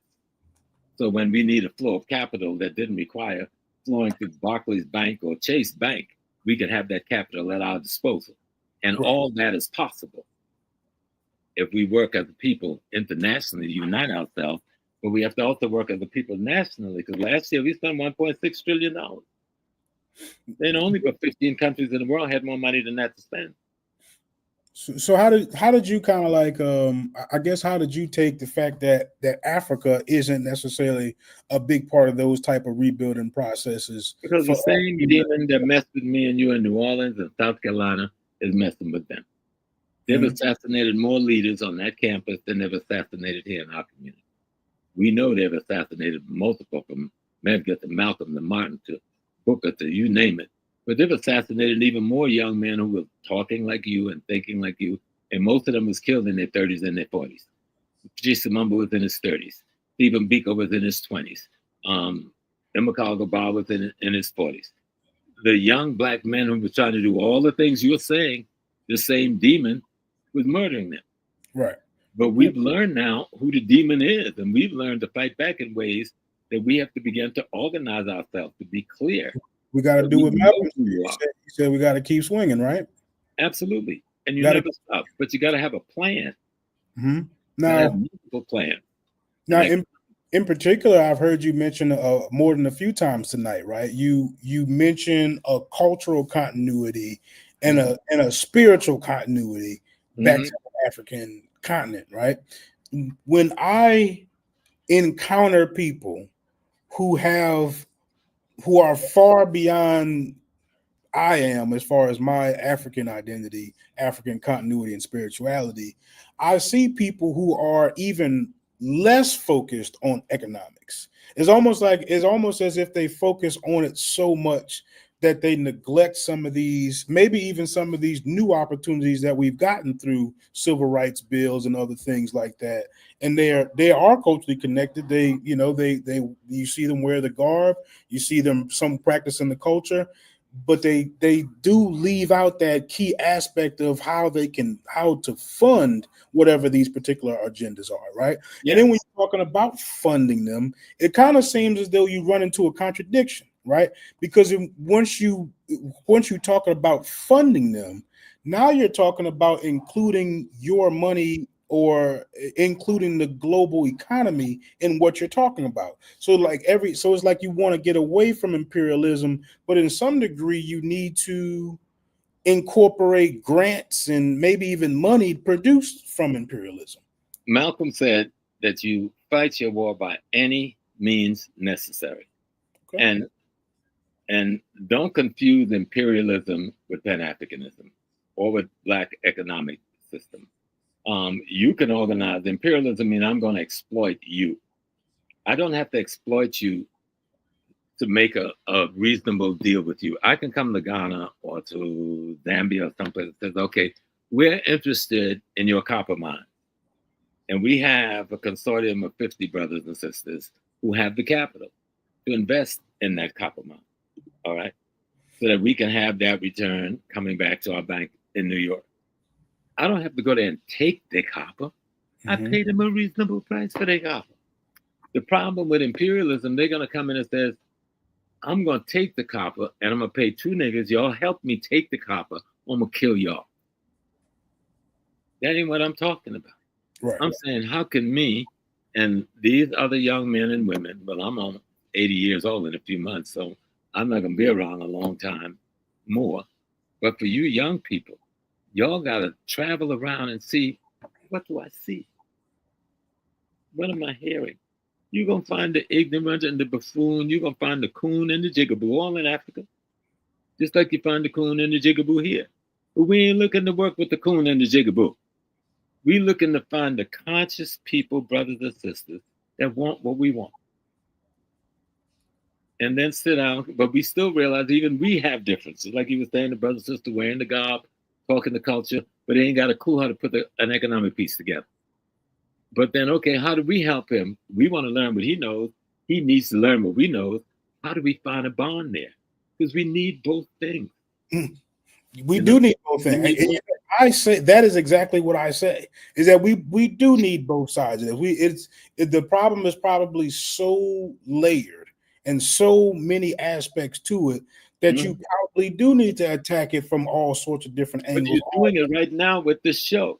Absolutely. I mean, I'm not saying diminishing your efforts or mine or anyone else's that is, I guess purely having good intentions with trying to attack this. So I definitely get that. What I'm saying is when I encounter those people, they have a particular ideological conflict, right? They usually respond with something that says that capitalism is bad, right? So when I try to encourage them to use or start having conversations about funding their agenda, I have to run into something that they're in conflict with, because they assume money is the white man. They assume in order for you to get a grant, we understand that. How do we get them past that? That's what, because if you don't, you will never be successful, because you can't be successful without them. And so how do we get them past that? Now, everybody, this body, I got a left arm, I got a right arm, I got a left leg, I got a right leg, I got a torso. And all these pieces make up the body. None of them do the same thing. And I can't do with my left hand what I can do with my right, as much as they look the same. So how do I give them a way to work together on a common goal, which is the me as a functional instrument, without them having to stop being who they are? As long as who they are don't compromise the me. You understand? Yes, sir. Yes, sir. So we know we live in a capitalist society. Socialism ain't gonna work in America. Okay, we know that. But there are ways to use capitalism so you do not exploit poor, helpless people. And so when I say capitalism, I'm talking about the exploitation of other human beings unnecessarily. Right. Okay. If we're talking about competition, you're going to have competition in the marketplace no matter when in history or where in history. So now how do we carry on marketplace competition around resources without exploiting the people, the very people we're trying to help? We know that ignorance is one of our biggest enemy right now. Mm-hmm. And ignorance has caused some of the greatest damage. So how do we enlighten? That's why you always hear me talk about history. I know history isn't the at all, but at least it gives us some level ground. We can look and say, we can rule this stuff out. We can rule this stuff out. We need to bring this stuff in. We need to remember this, but we don't need that. Well, you're not going to even make those decisions unless you got the information. History gave us an information to tell us how Black Wall Street was built in Tulsa, how Black Wall Street was built in Durham, how Black Wall Street was built in Wilmington, how Black Wall Street was built in Richmond. How did Margaret Walker build that bank in Richmond that thrived through the Depression? That's what history is going to teach us. Now, we're not going to be able to use all the tools they use, but I'm certain we're going to find some tools that's going to be helpful to what we're trying to do right now. People put down Mr. Booker Washington, but the man left us Tuskegee, for God's sake. Okay, you can't just put that down.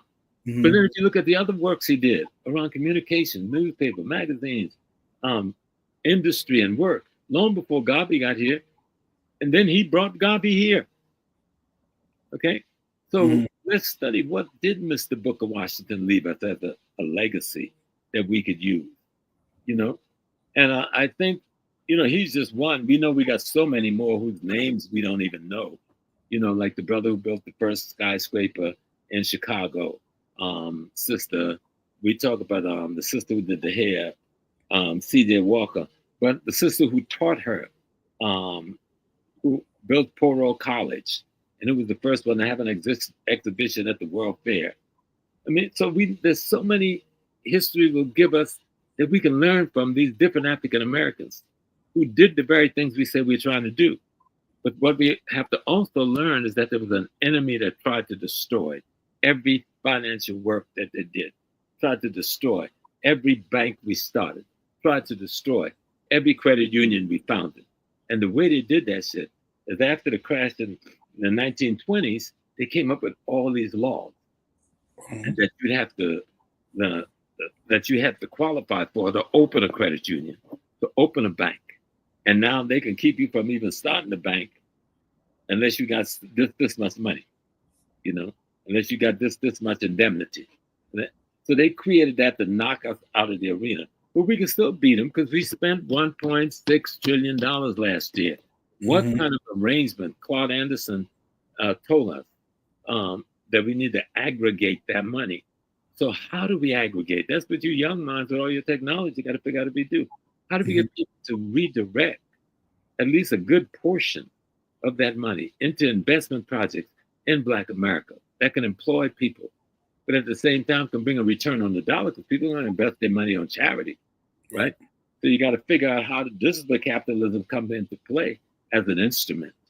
How do we get this money to work for us that we are throwing away to these other people every week? We're obviously making it because we spent it. So those are some of the questions we've got to ask. That nationalism don't mean wearing a beret or wearing a red, black, and green patch. I just love my red, black, and green patch. I got a red, black, and green flag on my window over there. But that's only going to do certain things for my consciousness. How would you reconcile the connection with attempting to use some of these resources with the idea of self-reliance? Because that seems to be a big point of contention. Again, another layer of kind of like why people don't understand what they're saying when they say self-reliant. Okay. If you live in a society with multiple other ethnic nations, all of them relying on self-reliance, you say the Chinese is not self-reliant and the Japanese is not self-reliant, yet they're a part of the larger capitalist society because that's how money works. If you live in America, you're going to have to be a part of this. But you could be a part of this without being a criminal element to your own kind. That's my only point I make clear. And self-reliant means simply that I will put myself, meaning my group, first. If I get $10 before I split any with you over there, I got to take care of the needs over here. Yeah. And then what's left over, we can make some other kind of business arrangements. But that comes through dialogue. That comes with the kinds of empathy to understand that ignorance is rampant, even in the minds of some of the best of us who are trying to do the greatest good. How do we get people to sit down and just listen and say, okay, let's just talk a while? And we realize we're not saying dissimilar things. We're saying it different ways. Now let's study our environment. What's the best way to make this stuff work here in the United States of America? Because this is where we live. And no matter how many of us go back to Africa, 90% of us ain't never leaving North America. Okay? So how do we make this work? We need those ones who need to go back to Africa. Go. We need you there on the ground. We need you to learn the culture there and understand how things work there. So when we come to do work there, we got an ambassador. But 90% of us ain't never leaving America. But that don't keep you from being African, because you're not going to leave America. My mom ain't never left America. My mom was the most African woman I know. My big brother, who's back me and helped me all these years, he said, Jane, I ain't going to Africa. But if I want to go tomorrow and I call and say, Andrew, I need a certain amount of grand, it'll be in my account in the morning, because he understands what his brother's doing. But he ain't going, you know. He's the most African brother you've ever seen. He worked with the Black Panther Party, did other things I dare not talk about, you know what I'm saying? He's 88 now, but he's a young, strong 88, live up in the mountains in California. But he's not going to the continent. He hasn't made that clear to his little brother. He'll help me do anything I got to do over there. He's done all these years. And he will do anything over here that have to be done. And he understands that. And I think what we've got to understand, being Africans don't mean everybody going to jump on Delta tomorrow and fly to Lagos or someplace. I don't even like Lagos, you know. I mean, I like Cape Coast and Ghana because it's a little country town. I grew up in a country town. I don't care nothing about the capital of Ghana. It's just another big city to me. Right. Know?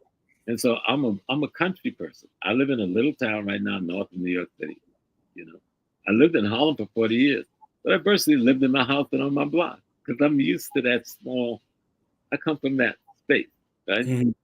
But I don't see a contradiction in nationalism, Pan-Africanism, foundational Black American, or Pan-Africanism. They're different things. They're different tools. They're different concepts that do different things. And we need all those things done. But one can't dominate and control the other because they don't belong in each other's space. We use the different pieces to do the thing for our greater people. We are the indigenous people everywhere on the planet Earth. We are in Australia. We were in Vietnam. We were in Cambodia. We were in China. We were in Central South America, Mexico, all those Caribbean islands, and in the United States or North America and Canada. We were the first ones here. Nobody can change that. But I'll ask you the question like you asked about Katrina. What does that mean if we can't make it work economically, politically, and culturally? It certainly doesn't translate to power at that point. No. And so the where it helps us in power is the dialogue, so we can learn that the ignorance that the defeat of the warfare we've been into has imposed upon us shouldn't be the basis for which we build relationships. Just try to get past the ignorance. Let people who don't come from here learn who we are. And let us who are from here learn who they are. And we teach them about ourselves and they teach us about themselves. We are natural racial allies. Though we are culturally different, politically different, and ethnically different, racially, we should be the natural ally. And we sit on the greatest wealth on the planet Earth. I'm not willing to give that to white folks. I'm not willing to give that to the Chinese. I'm sorry. I want that for Black people worldwide. And I mean, there must be a partnership with the African Caribbean, the African Latino, the African North American, and the African on that continent. And we, like I said, your generation, that falls more on you than on me now, because I'm the light passing out. You're coming in trying to figure this thing out, right, how to make it work for you. And I'm saying my best advice is to look at all of the elements, Pan-Africanism. How can that be used to help us to the freedom, economically, politically, and culturally? Nationalism, how can that be used? All right. Our racial identity, how does that get used? These are all different pieces of who we are. But where do they belong in the puzzle that makes And that's what has to be figured out. Yes. Now, in terms of figuring it out, it seems as though, to me, most of the people that I talk to that are basically students of yours, right? And maybe not direct students, but they certainly hold you in a very high regard. A lot of those people, I agree with some of the things that they say, but usually when it comes to actually how to get it done is where it seems to kind of get a little rocky as far as what they're talking about. So, if we're not necessarily talking about, you mentioned something earlier about you got to clean up home first, right? Mm-hmm. If you're cleaning up home first, it makes a lot of sense. I can't see anybody thinking that would be, a bad approach to let's fix this, and then once we get straight, then we can branch out to the Caribbean, branch out to Africa with what's left over, right? At least at that point, I have something to bring to the table when I approach those other places.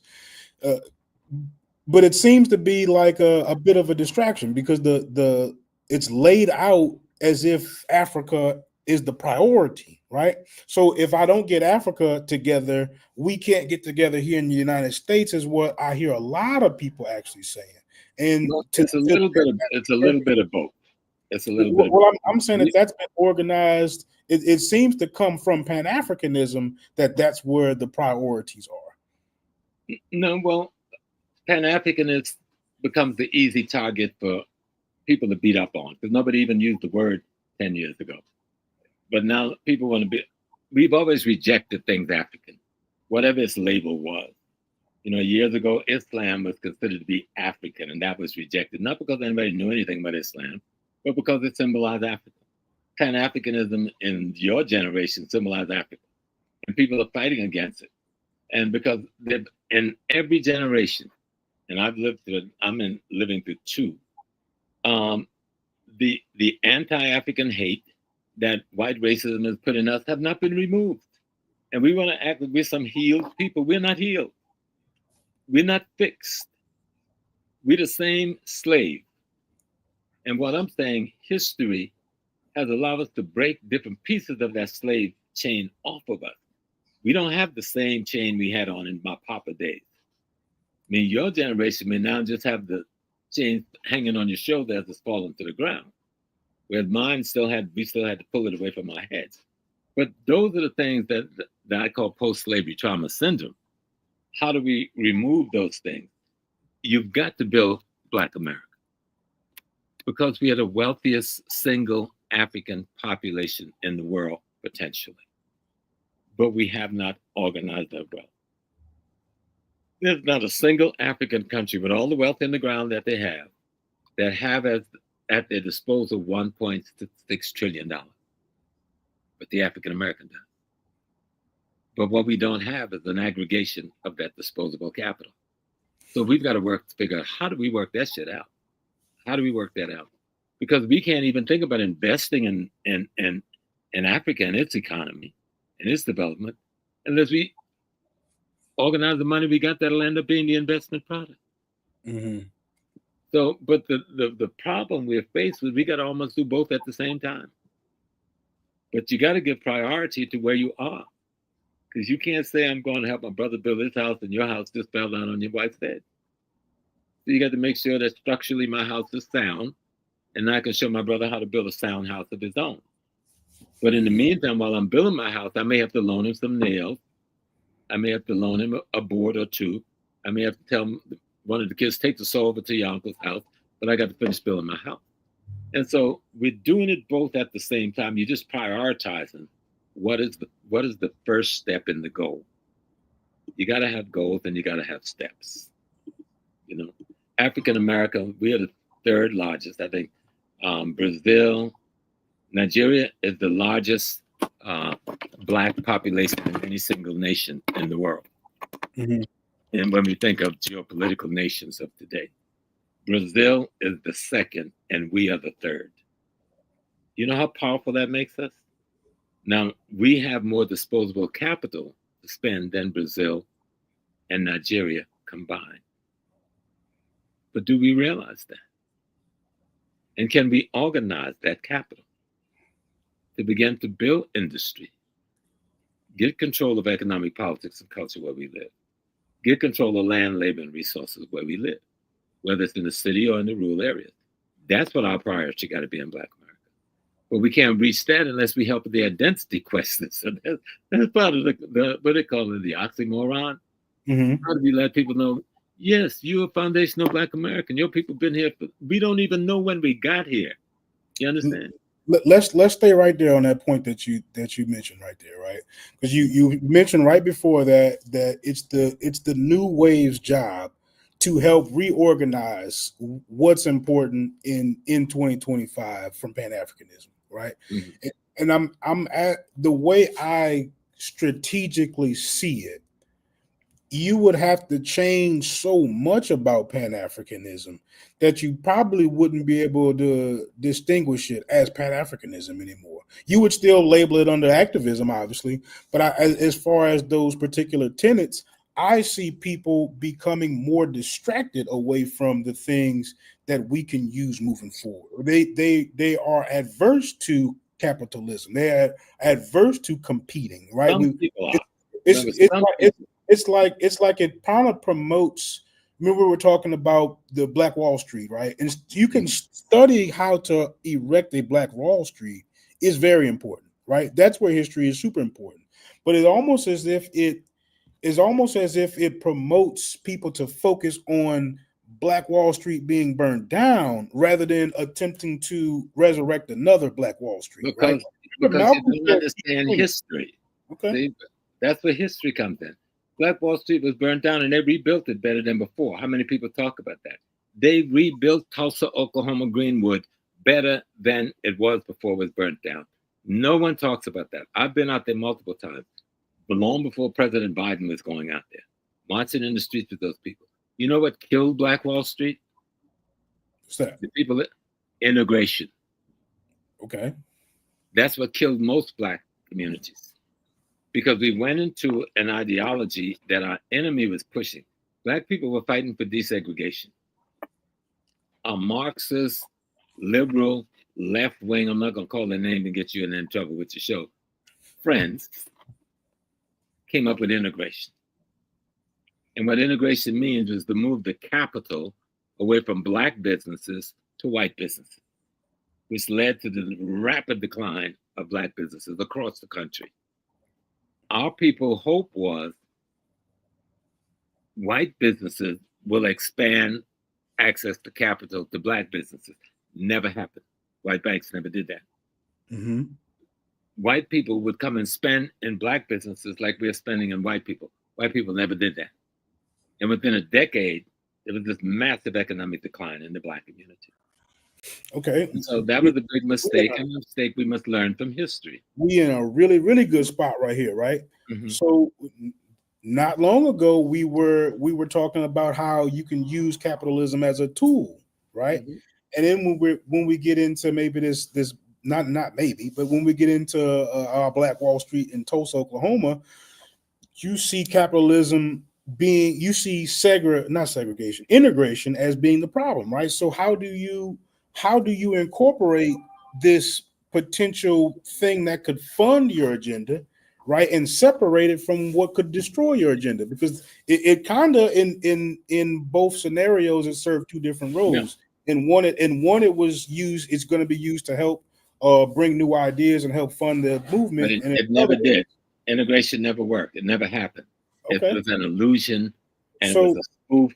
Right. So if it does not work, how do you justify using money from integration to help your agenda? No, but we didn't have to use money, but we didn't use money from integration to build the Black Wall Street. Why did we have to disband it, then go looking for money to rebuild it? No. The mistake we made was not to go with an identity of our own. The Jews did not abandon their identity. The Chinese did not abandon their identity. The Japanese did not abandon their identity. The Irish did not abandon their identity. We were the only group that abandoned our identity to integrate into someone else's identity, which had nothing to do with economics. That it might have with the lie that was told. And some of us fell for that lie. And even if we didn't fall for the lie, what we thought would happen never happened. We went and said, we will shop with you. They never came and said, we will shop with you. So we know that we live in a racially stratified society. And we have to understand that and stop disbanding ourselves as a race. Trump got into office. If you ask people right now, how did Trump get in office? That's what white people vote for him. That's not true. Because white people voted almost as much for forgot the lady's name. Kamala Harris. Miss Harris. All right. How Trump got in office is that he got 90% to 95% of all the German votes in America. How many people know that? They don't. How many people know that German is the largest white ethnic group in America? Most people don't, because we look at white as just white. No, it's not like that. That's not how it's stratified economically. The Jews got their own economic thing here. Irish got their own economic thing here. Indian got their own economic thing here. Arab got their own economic thing here. German got their own economic thing here. Where is our economic thing? You have to make sure your identity is clear. That's where history comes in. Labeling is good. We've had plenty labeled. None of them have made a difference about our behavior. Well, once we actually come up with what that economic thing is, do we give ourselves less of an opportunity to grow and maintain and sustain it by saying that we're not going to incorporate other groups into whatever? No, I didn't say nothing about that. Whenever we talk black, I'm gonna beat you up on that one. Whenever black, this is happening in Malcolm. Whenever we talk about black people being black, we have to wobble. Well, I don't give a frig if we exclude every white Asian in the world, but you can't live in a world and exclude anybody. You have to have alliances with everybody. But before I can even think about an alliance with the person who put the rope around my neck and raped my grandmama, I got to think of an alliance with my mother and father I left back on that continent. And if I can struggle with that, certainly I can struggle with this. There are white people in America who work with us like this today. And they've always been. There were white people who fought with us in slavery and died on our side. There are white folks who worked with us in business and married with us throughout that whole enslavement process. Not just one or two either. But the machine that makes up that control their ethnic group has nothing to do with those individuals' decisions. You know what I'm saying? Okay. There is a Dr. Jeffries had a word for it. They have a center. They have a core place that said this core is German economically. This core is Jewish. This core is Chinese. That's why they can have Chinatown, but they still live in all the rest of the communities in America. But Chinatown is where the core of this thing works. That's where the economic thing is kept balanced. And so we had, even though we had those Black Wall Streets, we lived all over America, but those was our core. Somebody found out how to dismantle our core. We have to figure out, how do we rebuild these cores and where do we rebuild them? Around what do we rebuild them? And how do we rebuild them? We know we got the skills, you young people. We know we got the wealth, $1.6 trillion. We know we got the technology, because this generation of yours is the most highly technical generation Black has ever produced. You're the smartest generation we've ever had. But you can't do it without an identity. And don't confuse some guy wearing an African robe with a Pan-Africanist. Most people that do African culture are not Pan-Africanists. Pan-Africanism has nothing to do with culture. Pan-Africanism is not an organization. Okay. Pan-Africanism simply means we will find ways to unite as a race. That's all Pan means, unity. How do we find instruments to unite the race? One instrument is not going to do it. It could be multiple instruments, but those instruments will be under the umbrella of Pan-Africanism, unite African people. Let's throw the Pan out and just put unity in its place. Would you then have a problem with it? United African people. You know what? I wouldn't necessarily frame it like that. I wouldn't say that I have a problem with it. I would say I don't that mean you necessarily, but there are plenty of people I talk to who have serious problems because they talk about Pan-Africanism like that's an organization of people, and it's never been such a thing.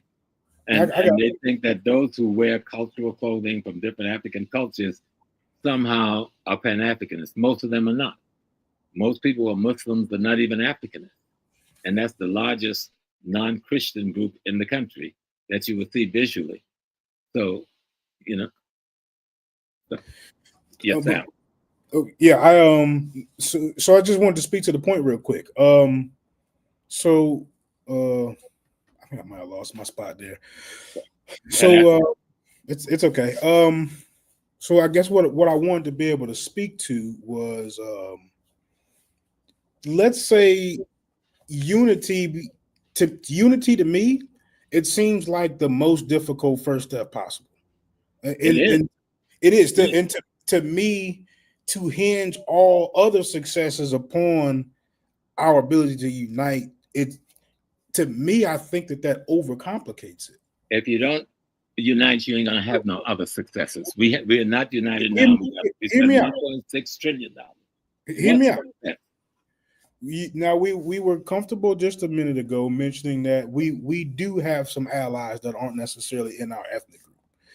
In the way I see it happening, you're far better off aligning yourself with people who share ideas with you rather than share just an ethnic or genetic affinity, right? Us coming together simply because we are the same skin tone seems to be a little bit. No, I'm gonna stop you. Race has nothing to do with skin tone.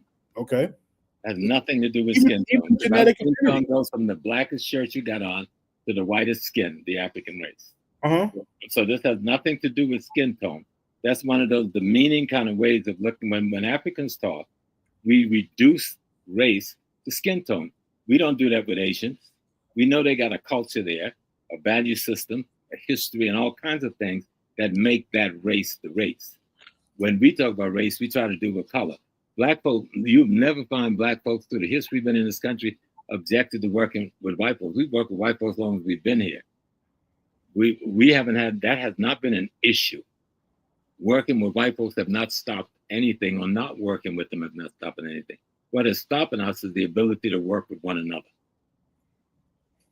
If you can take all the white folks of goodwill in America, they cannot bring you the wealth that Africa can bring you. And white America and Jewish America is not going to share their wealth with you. And their wealth, guess where it comes from? From those mines in Africa. Okay? And so, yes, you're going to have white allies, you're going to have Chinese allies, you're going to have Japanese allies, you're going to have some Russian allies, you know, economically, I mean, you know. And capitalism, you live in America and this is capitalism, you got to use the capitalist system. And you can use the capitalist system without exploiting and murdering and destroying other people. If we can be clear on that. Pan-Africanism, I'm actually really happy. Anti-Africanism, and I'm gonna call it out for what it has been. Not from you, I don't know you long enough to say that about you. But most people I've heard talk about Pan-Africanism, Pan-Africanism has become a target for Black anti-Africanism and self-hate, the same self-hate we saw in the 50s and the 60s and the 30s, except it's got a new term now. It's term Pan-Africanism. Pan-Africanism haven't run anything in America. Where have we, show me where we've gotten. Pan-Africanism haven't been in charge of nothing. Ain't in charge of nothing now. As an instrument, doesn't have the potential to be in charge of anything because that's not what it does. So it hasn't hindered anything. What has hindered the progress? Are you asking me? I'd actually like to bounce that back and forth right quick, right?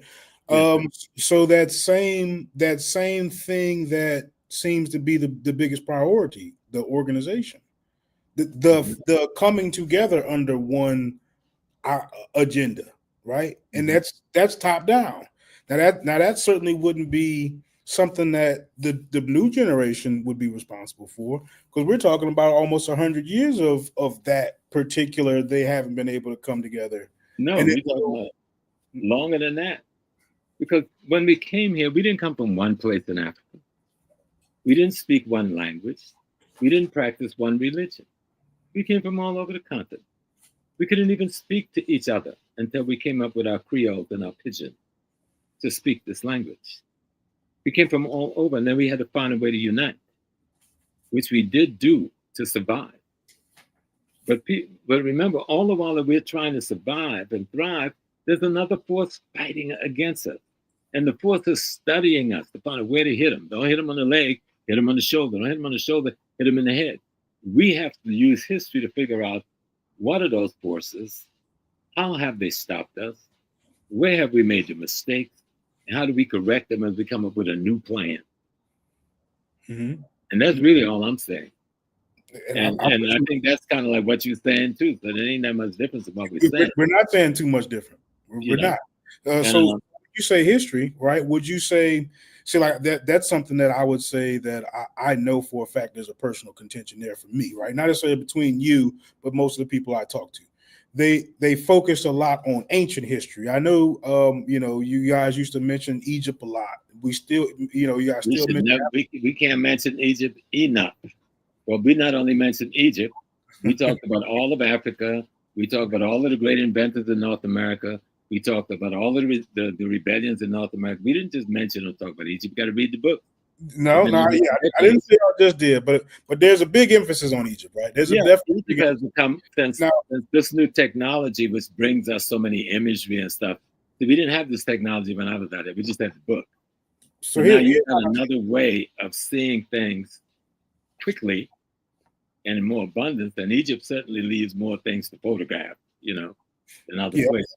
It does leave a big mental impression on you, right? There's a lot there to be in love with. I get that. So what I'm saying, as far as the Black Power context, I feel like our situation socially, politically, economically is so unique.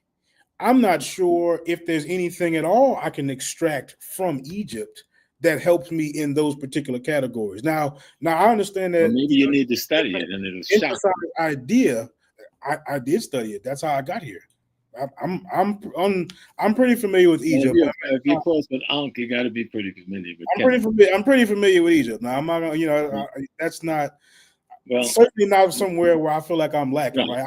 I might lack on some other things. Moving the only thing Egypt got that's fundamentally different from any other parts of Africa is the amount of written material it left us.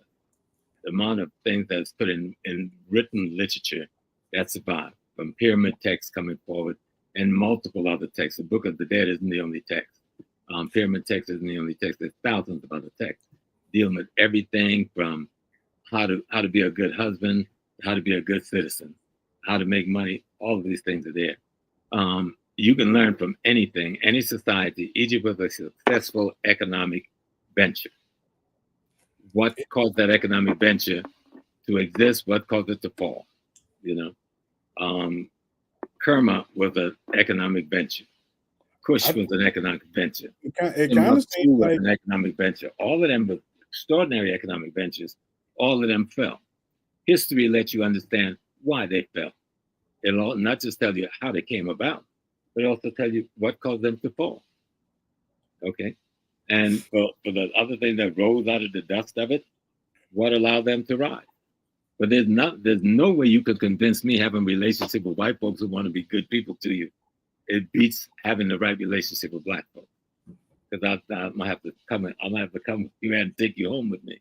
So, I'm definitely not saying that, right? So what I was trying to get to was, with as much in Egypt as there is to fall in love with, right? When it comes to connecting Egypt to our problems today, I think that they're way too far apart. And I personally think that our identity today is tied to our predicament, which is unprecedented throughout history. I feel like we're experiencing a unique form of oppression. We're in a unique form of the government being in our way as far as how do we climb the ranks here in America. So what I would say to that, my personal feelings would be, studying Egypt will never lead me to studying America in a way that allows me to look at other people groups, such as the Chinese, such as their cultural enclaves and their Chinatowns, is as an example that we can use today to better our situation, right? Chinatown is tied to the ancient history, the ancient culture, the ancient tradition, the ancient philosophies, the ancient belief, and the ancient understanding. They are not a people that are separate from that. What makes them extraordinary is exactly that. That don't mean you don't come into modernity. You don't go to visit your grandparents and you leave your Mercedes at somebody else's house, and you pawn your house till you get back home. And no, you go back. I go back home to the plantation, to the rural country, to see my people. They know what I've done since I've left there. They know that what I learned from there and took with me helped me to get where I was. It didn't hinder me, but it didn't give me all of what I need. It gave me some of what I needed. And that's what Kemet is. Kemet give you some of what you need, but you got to take that to the next level. I also got to study what happened on the plantation in New Orleans, in Mississippi, in South Carolina. I have to understand what happened in the Black church. How come during the period from slavery to say 1940, we were so successful with the Black church being the primary tool we had? Then I have to realize it wasn't just the Black church, it was the Prince Hall Masons behind the Black church. And then I have to look at the educational building. How many schools we opened between 1865 and 1935, right? And what was the impact of the opening of those schools? And though white people put up money for those colleges, they were run by Black folks, the HBCUs. How many of those we open up in a certain period of time? And what was the impact of all of that? When we study history, we got to look at all of that stuff, because some of them may have done well before and is not doing as well now. How do we turn it around? Or some of it may be useless now. How do we let it go? The same for anything you look at when you're looking at history, but your goals have to be clear. Because if you think the white man in America is not capable of killing 40 million Black people overnight if he could, then you're wrong. And if you don't build some kind of strength outside of this country that can help you get some protection if that shit does come, as I see some of it coming your way, I'll be gone. But this whole thing of ID card, now everybody got to get this specific driver's license now. You got to get the specific passport because they've got the chip in there that's going to identify everybody. This is the same thing the Nazi German did in a less technocratic way when they were setting up the Jews, you know?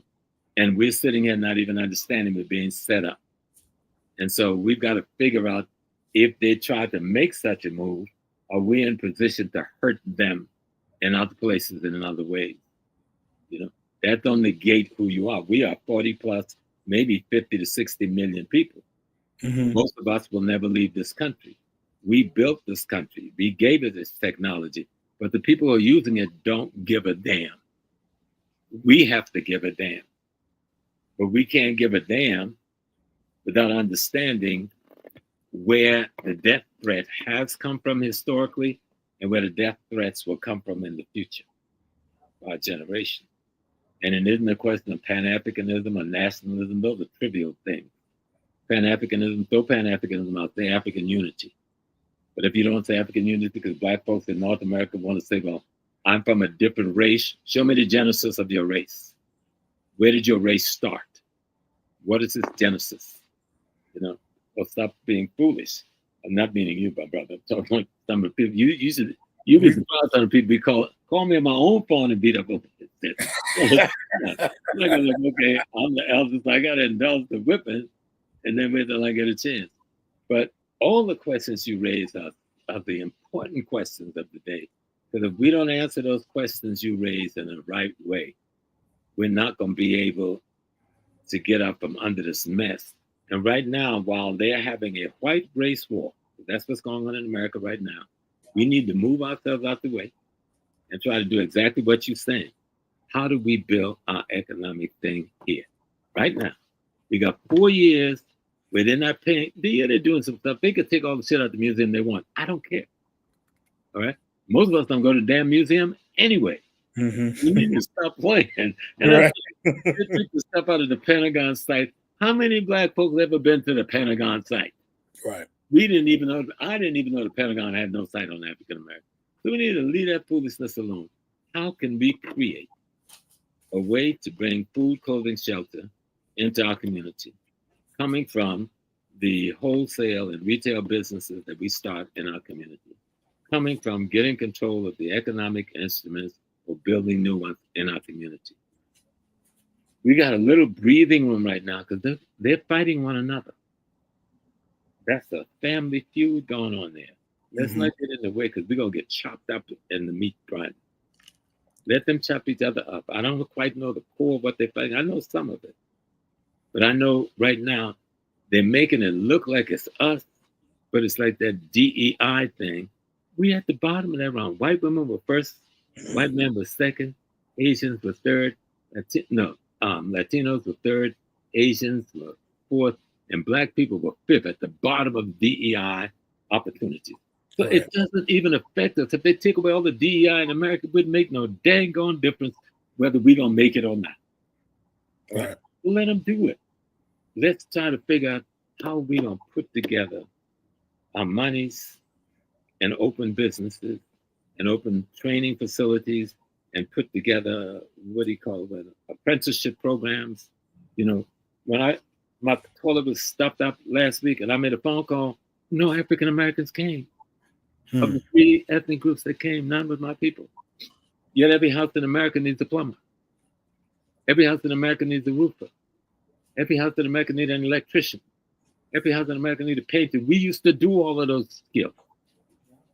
And here we got kids standing on the corner of the street because they don't know how to move a paintbrush back and forth. They don't know how to turn a wrench or to sweat a pipe. Okay? And so we got work to do.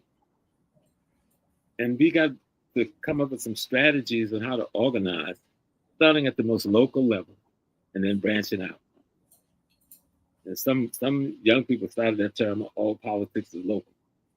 And I got it. When I first heard it, like a few years ago, but they were right. It is local. How do I start at my most local level?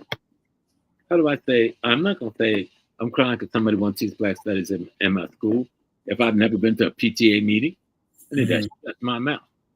And I know when I was going to PTA meeting when my children was in school, I don't think there was 3 other brothers showing up in all those years. You know, so we need to change what we're doing if we want what we say we want.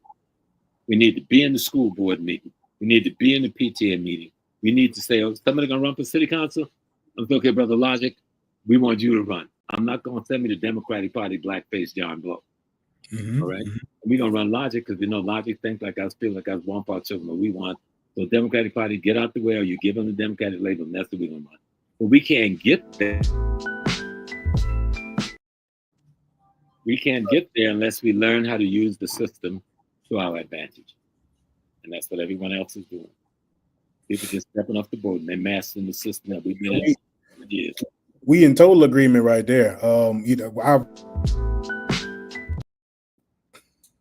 that's absolutely what my mind says, is that we need to start producing more of those people. We need more people in city council meetings, more people that are in positions doing the hirings, definitely producing more politicians, more executives, and that way we're not so directly affected by what we can get from other people. At that point, we are at least in control of who we hire, what we pay them. If we do those things that you're saying right now, we win. Because that's where we're losing. Even when we elect a Black person to the office, it isn't the person that me and you chose. It's the same person from the other community that been doing all along. He comes to choose one of ours that he's got control of, instead of us being. And so if we're in those meetings, because I helped to open 2 Democratic clubs in New York, and I once merged my club with Charlie Rangel's club because mine got so powerful. Not just me by myself, you know, other brothers and sisters along with me. And so I understand that you've got to control local politics. But you can't control it if you don't learn the laws, how to get somebody on a ballot, what's the election laws there, how to do a petitioning. Most people don't even know you got to do petitioning. And you got to fold the petition exactly right. You can't fold it wrong. So you sit down. You got to make sure the person signed their name in a certain way. All those little things. But that's part of how you organize your nationalist base. Nationalism is what everybody's doing except us. Nationalism is not a dress. It's not a look. It's a behavior. Okay. I'm with you on that. Are you okay to go a little bit more? Yes, sir. Okay. Let's run one more quick commercial. Go ahead.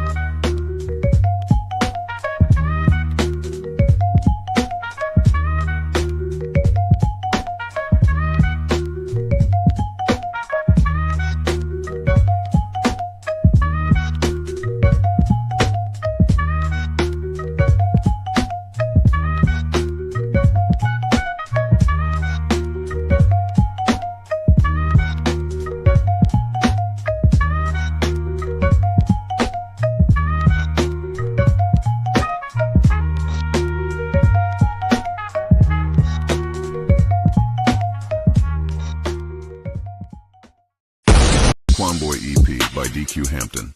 From Waco to the world, Quamboy EP is the raw, unapologetic soundtrack of a country boy turned city king. DQ Hampton blends Southern grit with East Coast wit, delivering a project that reflects his hustle, his risks, and his relentless ambition. This EP isn't just music, it's a statement. With hard-hitting beats, intricate wordplay, and a vibe that moves from smoked-out introspection to high-energy motivation. Quamboy EP takes you on a journey through DQ's life, where every bar is a lesson and every hook is a moment. From the deep bass lines that shake the block to smooth melodic storytelling, this project showcases why DQ Hampton is a force in the game. No gimmicks, just real music for real ones. Whether you're chasing paper, zoning out, or grinding in silence, Quamboy EP is here to set the tone. Welcome to the next chapter. Welcome to Quamboy.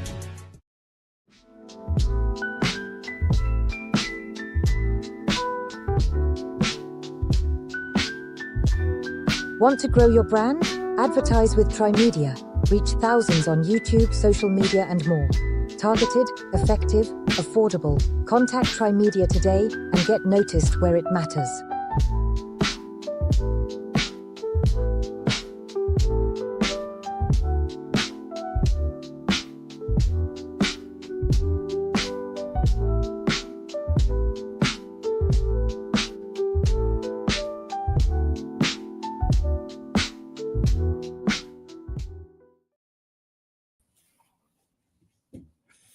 Man, thank y'all for hanging in there.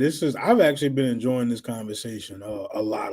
I can tell you're enjoying it too. None of this is catching you off guard. I'm glad that this isn't contentious for you. Actually, I'm very glad about that, because I was, in my mind, I wanted to be as respectful. Like I say, I love the agenda. I think the cause is super noble and necessary. So how do I approach it obviously with the delicacy and the respect that it deserves, right? I wouldn't ever try to put together a presentation necessary to attack Pan-Africanism. But I think if Pan-Africanism is what we all assume it to be, it should stand up to scrutiny. But it's not an ism. Then you making the same mistake. It's a concept of unity. It has nothing to do with, has no ideology. Okay. It's not an ideology? It's not an ideology. It never had an ideology. Okay. It is the concept of unity. People who were Pan-Africanists were Muslims, Christians, socialists, capitalists. Those are the people who started this Pan-African. They were from all those dendrils. Pan-Africanism simply means, how do we unite all these different African people from all these different places, all these different ideologies, all these different religions, that have a common interest economically, politically, and culturally. Same thing we do at the local level that we call Black nationalism. How do I unite Watts, Harlem, Frisco, Chi-Town, Miami, so that our economic thing could be flowing all around America, right? Mm-hmm. Just like other ethnic groups are doing. Though we have different. In the South, we got the deep Christian people. In the West Coast, we might have people who are a little less in a whole nother kind of rhythm. In the Northeast, we got another kind of people in the Midwest. But we can come together around things economic, and we can open businesses, we can set up banks, and we can set up credit unions, all right? We can set up apprenticeship programs to train. Everybody ain't going to college. That's where the apprenticeship programs come in. How do we teach this guy? Yeah, you want to get with that little girl you with? You want to have some babies with that girl? You got to provide some food, clothing, and shelter for them. Mm-hmm. And you ain't going to college because you didn't do that in high school. Come here, we got an apprenticeship program for you. You're going to learn how to use your hands and your brain to bring capital in that household so you can give those kids an opportunity at life. That's what we're talking about. And so we're talking about trying to have as much unity as possible based on race, because that's how the whole world is working. We're the only one that ain't working without unity based on race. We get the degree, we get the money, and then we go mixing with the other groups. But the other group is mixing with themselves. So all we do is strengthen them. I was doing a study the other day of some of the 10 richest Black communities in America. And I was looking at two big communities, Prince George's down there in Maryland. There's 2 or 3 in Los Angeles. And in California, you got 1 outside of Chicago or 2 outside of Chicago. You got one up in Boston. You got 2 or 3 here in the state of New York. I'm talking community with 60% of the population or more is Black, and the medium income is 100,000 or more a year. You got plenty of them, millions of people like that. But nobody talks about those communities or those people. But then we need to ask the question, are those people thinking nationalist? Are those people thinking unity? Or are they thinking individually? Well, you can't win a game operating with an ideology of individualism if everybody else is operating around group interests. Because all you're going to do is become a member of the other group. Because they definitely operate around their group interests. So you can come and work with them and be with them and hang with them and party with them and live with them, but you'll always go back as an individual and never have a group. You won't have good group security or group protection or anything as the other groups do. And that's the part we weren't allowed during slavery to have. And even after slavery, that's what all the terrorism was about. Don't let them become a group. Don't let them organize as Black Americans. Don't let them, that's what the whole Klan thing was about. That was the Confederate Army making sure we could not build a world for ourselves in the South, you know. And the North and the South was always together. All the North was, for economic reasons, they didn't want to lose the South, because they would have lost a lot of economic investment. But the North didn't care what the South did to Black people, you know. So that Hayes Compromise was just a joke, where we could see dramatized the betrayal. Matter of fact, there's a good book out and it's called Complicity. Who that Complicity? A guy named, someone named Ann Farrell. The book is called Complicity, and it deals with the Southern, the white Northern interests in the survival of the white Southern power after slavery, so Black people would not gain the economic strength they would need to challenge white power in America economically. And we're still fighting that same thing today.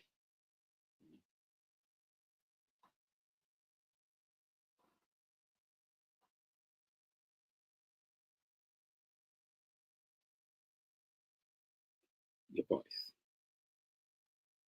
The fight's always going to be there as long as there's competition, right? And then when there's competition, I think unfortunately you're going to find characters who don't color within the lines. That's true. You're right, and that's going to be on both sides of it, right? So, a quick thought experiment. Did you have a lot of brothers and sisters growing up? Oh yeah, it was 12. You did. How many times, if ever, did y'all parents maybe say, "Hey, what do y'all want to eat tonight?" and everybody had the exact same response?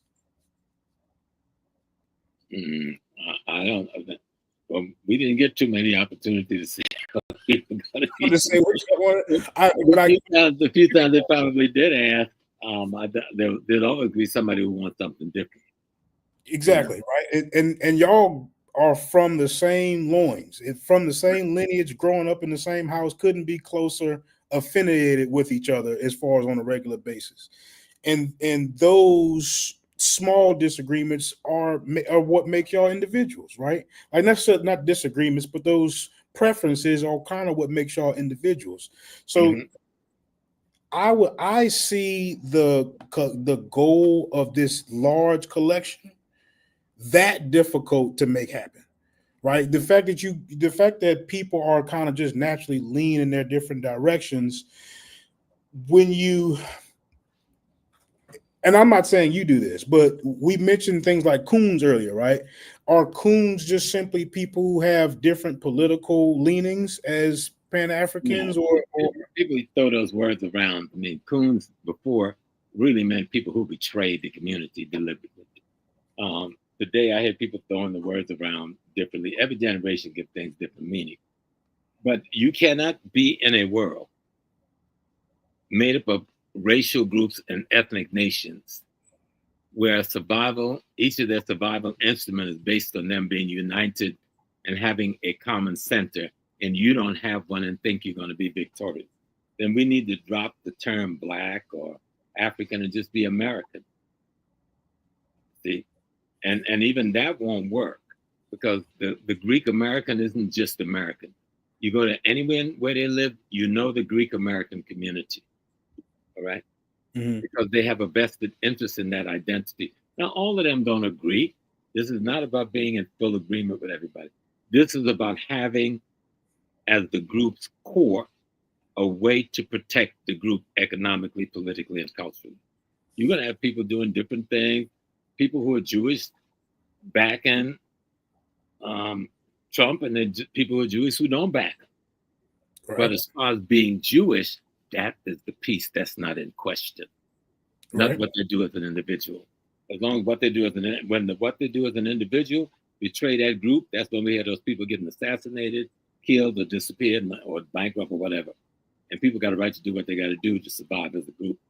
What I'm saying is that you cannot be an individualist as a group ideology, because then there's no group. And if we were in a society where everybody in the society abandoned the group ideology and we were just Americans, that would be fine. But that's not the case. Right. We're So the only one that is expected to do that, it seems. And we do that not understanding that we're up against these groups. And you can't defeat them as individuals. You can't compete with them. You can only enhance them.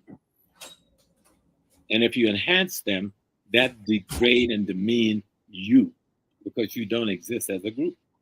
And so the group's got to have a space. The group, individuals can do multiple different kinds of things in order to grow in the society, which is another level of existence. But you still come back to your group for security, for safety, for retirement, and all of those things. yeah, I don't necessarily see African Americans as this particular group like that. I definitely see people who have different interests, different goals, and are going to be looking at different ways on trying to accomplish that. And that's where I feel like is what makes what the paradigm is so difficult, right? Of how do you get this one umbrella that everybody's willing to operate under in order for you to move towards it. in order to move towards phase 2, right? You got to set it for a goal and you work towards it. Mm-hmm. Otherwise, you're going to still have prison having the majority of your people. You're going to have murders being from the majority of your people.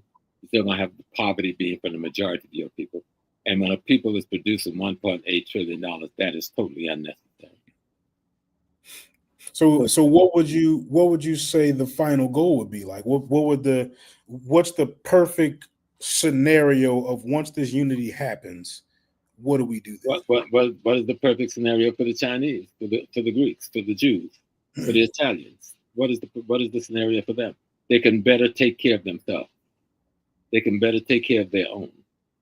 They can better respond to the tragedies and to the crises that affect those who look like them, act like them, behave like them in some relationship, have the same historical trend that they have. We've been in America with the Irish, but we don't have the same historical experience as the Irish for most of the days we've been in America. Right. We have our own historical trend, and he has his own historical trend. We have some common things, but we're both clear that I have an Irish experience, you have had an African experience. America's a geopolitical place, not a race. And we just have to be kind of clear on those things and not be afraid of success. When we've had success, yes, we had a lot of success doing segregation despite the state terrorism and the general terrorism, but we had success economically, politically, because we were forced to unite. To the degree that we were united, we were forced to do it. Mm-hmm. See, and so somebody wanted that dismantled because they realized that was challenging the status quo. And that whole thing, the civil rights movement was a legitimate movement. Mm-hmm. Everything about it wasn't legitimate. There's a lot of betrayal of the larger group. But the enemy took advantage of that movement in terms of defining its ideological statement. And that's why we end up talking about integration more than we ended up talking about civil rights. Okay. Now is that what you mean when you say Black world domination? I don't want to dominate the world. We already dominate the world now. The problem is we haven't consolidated our domination. I'm You don't need not to dominate the world. trying to paraphrase, but I've heard you kind of say that, and I'm sure that that's not exactly what you mean. No, I don't talk about dominating the world. If you ever say anything, I said white folks need to be taking care of themselves, and they're doing that. We're not taking care of ourselves. We have to help white people take care of themselves. We're helping Arab store owners take care of themselves. We're helping white Latin store owners take care of themselves. We're helping white Greeks and Jews take care of themselves, and we're not taking care of ourselves. Everybody is taking care of themselves except we said, oh, we everybody. We're the only one that's everybody. Nobody else is everybody but us. And we got to stop being everybody. Mm-hmm. If we're going to be foundational Black Americans, let's be that. But then define, what does that mean? That can't mean I'm anti-African, because I can take the word Pan-Africanism and use it to show African hate. But that's all that is.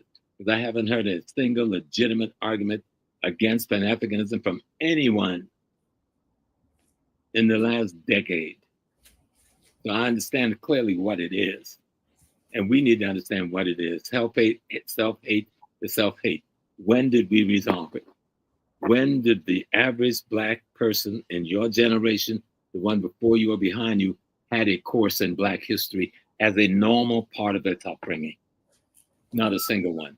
So not even mine, just a few of us had to fight to eke out and get this little food. Right. You've been out here, you're a loner whether you know it or not. You know, with the kind of study you've done. When I say loner, even if you have 10, 15 other people around you, we're 60 million people. Right. All right, so we're loners.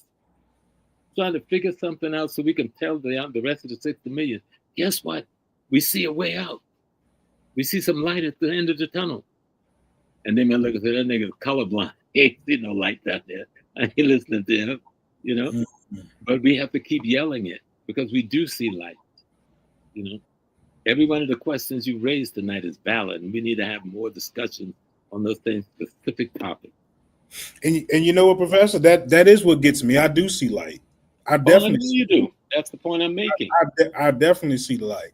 I see that there's something there, right? And I feel like, and I really feel like I'm doing this for a lot of misconceptions that other people around me seem to have about what it is that your I guess specific, how do I say? I want to say circle, right? When you're talking about you, Leonard Jeffries, you talk about Dr. Ben, you talk about Dr. Clark, like this was That means those people weren't listening to us. We were the ones that put you guys in college. Mm-hmm. We kicked down the doors of the universities. We started the African Heritage Studies departments. We studied the Black Studies department. Mm-hmm. We brought in Black presidents and Black vice presidents.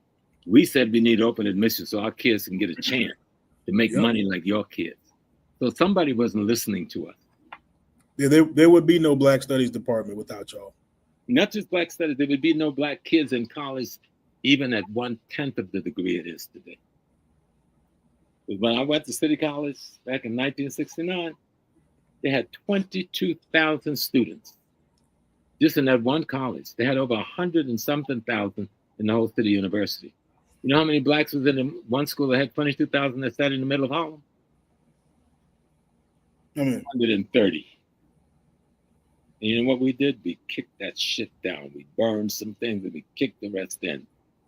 And within a few years, we were looking at 13, 14,000 of our people.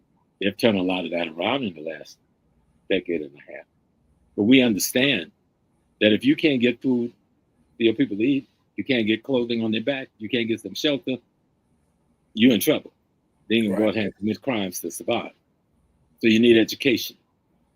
And you need to move up in this structure, corporate structure, the educational structure, the business structure, the professional structure. You can't do that unless you have an educational foundation. So many of the people who think they've heard us, what they need to do is really go past listening to one tape and reading some of the books that's been written by Leonard Jeffries. Dr. Jeffries breaks down the need for economic development better than anybody I've ever seen, other than Claude Anderson. Claude is the master at it. Yeah, I've that's actually one of my favorite things I've ever seen from you guys, right? His triangle breakdown of right. Those. He called his pyramid consciousness. What do you call it? He called it pyramid something. That's fire. There ain't nothing else I can say about it. That's fire right there. I like that. But I'm starting to bring it down to an end. I appreciate your time. I definitely don't want to wear you thin. You look great for your age, by the way. I don't want to wear you out too much. My knees killing me though, brother. But just one of them, because I fell. But I've been mine too. I've managed to stay healthy, and I've got a beautiful wife who takes away my ice cream with my butter pecan, and I'm eating too much, so tell me I can't drink Gatorade, and little things old people like to do. But and just trying to stay healthy and talking to the young people, being with the young people. Young people actually give you strength, right? When you're older. I get a chance to see what y'all's vision are. I saw one of my former students, Brother Reggie Mabry, was texting a little while ago, and I listen to them, and I get strength from them.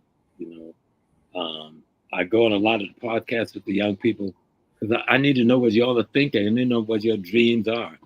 I think it was Kellogg Gabron said you can give the children your dreams, but you can't share theirs. Well, I'm trying to cheat. I'm trying to share y'all's dreams. I'm trying to hear y'all's dreams, right? And I learn a lot from the young people. I listen to Omar Johnson, and and sometimes me and Omar have not had in past, but I listen to Omar. I watch Omar grow, I listen to Tariq. I've watched Tariq grow. I've watched so many of the young people who are out here teaching and trying to build. I watched them grow through the last few decades. I learned from them because you're the future. I'm the past. I can give you what I had, but I can't tell you what to do with it. You got to figure that piece out for yourself. Right. You may not be able to use all of what I give you, but take the best of what I give you and go forward with it. I'm on some of your answers. I'm actually surprised and relieved. Right. I was very surprised. I was very surprised at your willingness to incorporate capital. I mean, that's always been. How can you live in America in the biggest capitalist country in the world? And I agree. I don't know, but see, a lot of people who say they're listening to me haven't heard me. They heard a speech about something. I've been speaking for 60 years. You know how many speeches I got? Uncountable, right? But no, I'm a realist. I'm an African. We have a situation. Our humanity has allowed people to take advantage of us. And we have to find a way to maintain our humanity, but not allow people to take advantage of it. Right. Even if we got to do things we can't say on the podcast. You know what I'm saying? Malcolm says, by any means necessary, wherever you are, whatever your situation is, short of oppressing people, you do what you have to do. We were some of the best capitalists in America if you really look at that period between enslavement and 1940 in terms of the banking system, the investment system. It wasn't until the stock market crashed, and I swear, I believe they crashed it themselves. I think that was a deliberate thing where certain banks can take control of the economic situation. I knew that the crash, remember there was a crash in 1918 or 17, which they called the Farmers' Depression. Okay. And that was self-imposed because the Farmers' Bank and the white Farmers' Banks and the black Farmers' Bank wouldn't come under the big East Coast banking. So they crashed the market to force the farmers to come under their umbrella. So they meant, and that 1929 crash may have been more deliberate than we think.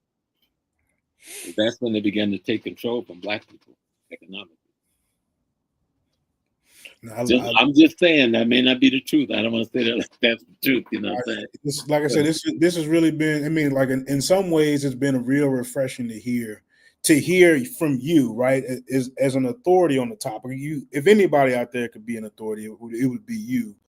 To kind of be open, not necessarily open, but be aggressive about, like you say, capitalism. We need to incorporate more economic stuff. We need to figure out like what are the avenues that help you fund whatever it is that you would be trying to do. You know, we could talk all day about unity and how possible is it, to what degree would we unify, what would we unify under. That's not necessarily what I've kind of like gone down that road a little bit. But as far as like, what I'm really happy to hear it's like you were saying stuff like that. You actually did give a critique, and it was a little harsh that some people might have took it that way. I own one of the biggest black businesses in Ghana, African American, right? I own the son of me and my comrades. It's 80 of us who invested our capital together, and we bought a 3-star boutique in West Africa 20 years ago.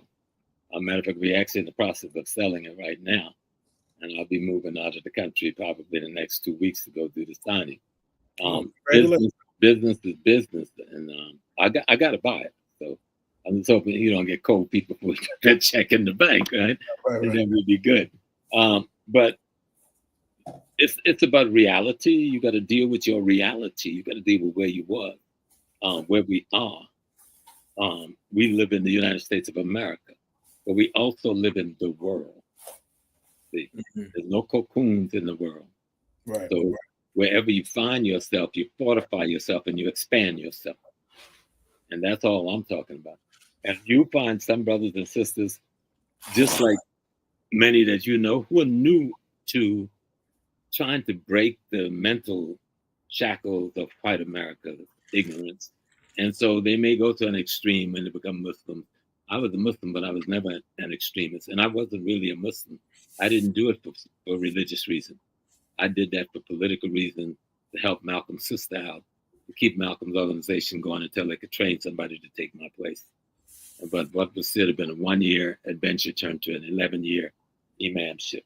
But I was a good imam, and I took care of my people. And I changed many of the laws. I didn't allow polygamy in my mosque and certain other things. We did not have the Arab identity. We did not wear Arab clothing. The Nation of Islam has been around. They don't wear Arab clothing. They're Muslim. They don't adhere to Arabism. So the Moorish Science Temple is a Muslim organization. They don't like to say that. But I knew Moorish Science Temple before the Moors were in the Moorish Science Temple. And my grandfather was the leader in that temple. And so that was an Islamic movement. And they weren't Arab. So we're not crazy, All people were doing is looking for what will get us out of the mess. And people were trying different things. The brothers and sisters who set up the Hebrew Israelite thing, they came out of, I think, the Seventh-day Adventist Church. But they were trying to find a way out. How do we find a way back to who we should be mentally and out of this oppressive lie that makes up the philosophy that creates who we are? Otherwise, we're just going to be white folks in blackface oppressing other people and abusing other people for money. Right. And Malcolm said, chickens always coming home to roost. Nature says what goes around will come around. We can do those things, but when it happens to our children and grandchildren, then they will remember grandmama and granddaddy. This is the legacy they left us, the genocide that's on us. And that's why we have to fight the way we have to fight. It's hard, but we got to do both things while we're trying to develop economically. We better try to develop our unity. Because one fortifies the other. You're not going to have one without the other. Otherwise, you're going to have all the wealthy black people we have now. We got millions of wealthy black people. Oprah Winfrey wasn't the first black millionaire. She ain't the only black billionaire and wasn't the first. That's who white people choose to do this. Because a lot of people stayed on the down low with their money because they knew the abuse they were going to get if they got too high with that money. So we know how that goes. But we don't have to stay that on the down low now because we got so many people with money. We have to find a way to aggregate it. How do I come and meet you? Me and you invest together to create something bigger. Then we invest with some others and create something bigger. So we can produce more capital, give more of our people jobs, give more of our people skills, give more people the opportunity to build communities, send their children to college, et cetera, et cetera. That's how it works. But you can't do that if you're denying your identity and your children go out there and you send your son 1,000, they come back. I'm not going to say how they're going to come back because you get in trouble for that one. But they come back thinking there's some Asian group because they went to a karate class and they think, okay, now I'm that Asian group. And then if you tell them, like when I told my sensei that karate came from Africa, he wanted to throw me out of his dojo. Oh, y'all coming here with all that, everything come from Africa. But it does come from Africa. The Sholan Monastery was built by a black dude out of India. And the black people of India came out of Kenya and those areas. So just stop it. Let's just learn history. Let history take us where it's going to take us. And just to come back to the foundation of Black Americans, because we started there. And the Indigenous, I might have to go. I left my wife sitting downstairs. She said, "You just be on them talking to them brothers all day." There's 3 streams that comes out of Africa and lands in the Caribbean, and one lands almost in Florida. Okay. You can just lay on a raft, kick back, and hope no storms come and flush you off that raft, you're gonna end up in the Caribbean. You think we waited for Columbus to know about that? We told that fool about it. Matter of fact, the young man that was his navigator came from Elmina, that him and his father-in-law stole that young man when they were building the Elmina slave dungeon in the 1480s. And that's the same young man that showed him where the ancestral current was. And that's how our people have been coming here for centuries and centuries and centuries. We don't even know when we first got here. And that's why those brothers and sisters get carried away, because they just learned that we're indigenous to America. Well, I knew that since I was a child. Dr. Ben knew it, Dr. Clark, Ben Sertimer. We were teaching about this back in the 60s. So I don't know where y'all were. I think because most of you weren't born yet. So you need to go read some of the writings of these elders, and you'll hear the story of the indigenous people of North America, Central America, South America, who was as black as they were then. There's a young brother, and I was looking for his book the other day, and I set it down and can't find it. He wrote a book called The Black Mexican. He's Brother Lamont Muhammad from the Nation of Islam. He was just a young student, come by the house all the time. And he went to Mexico just on a trip one summer.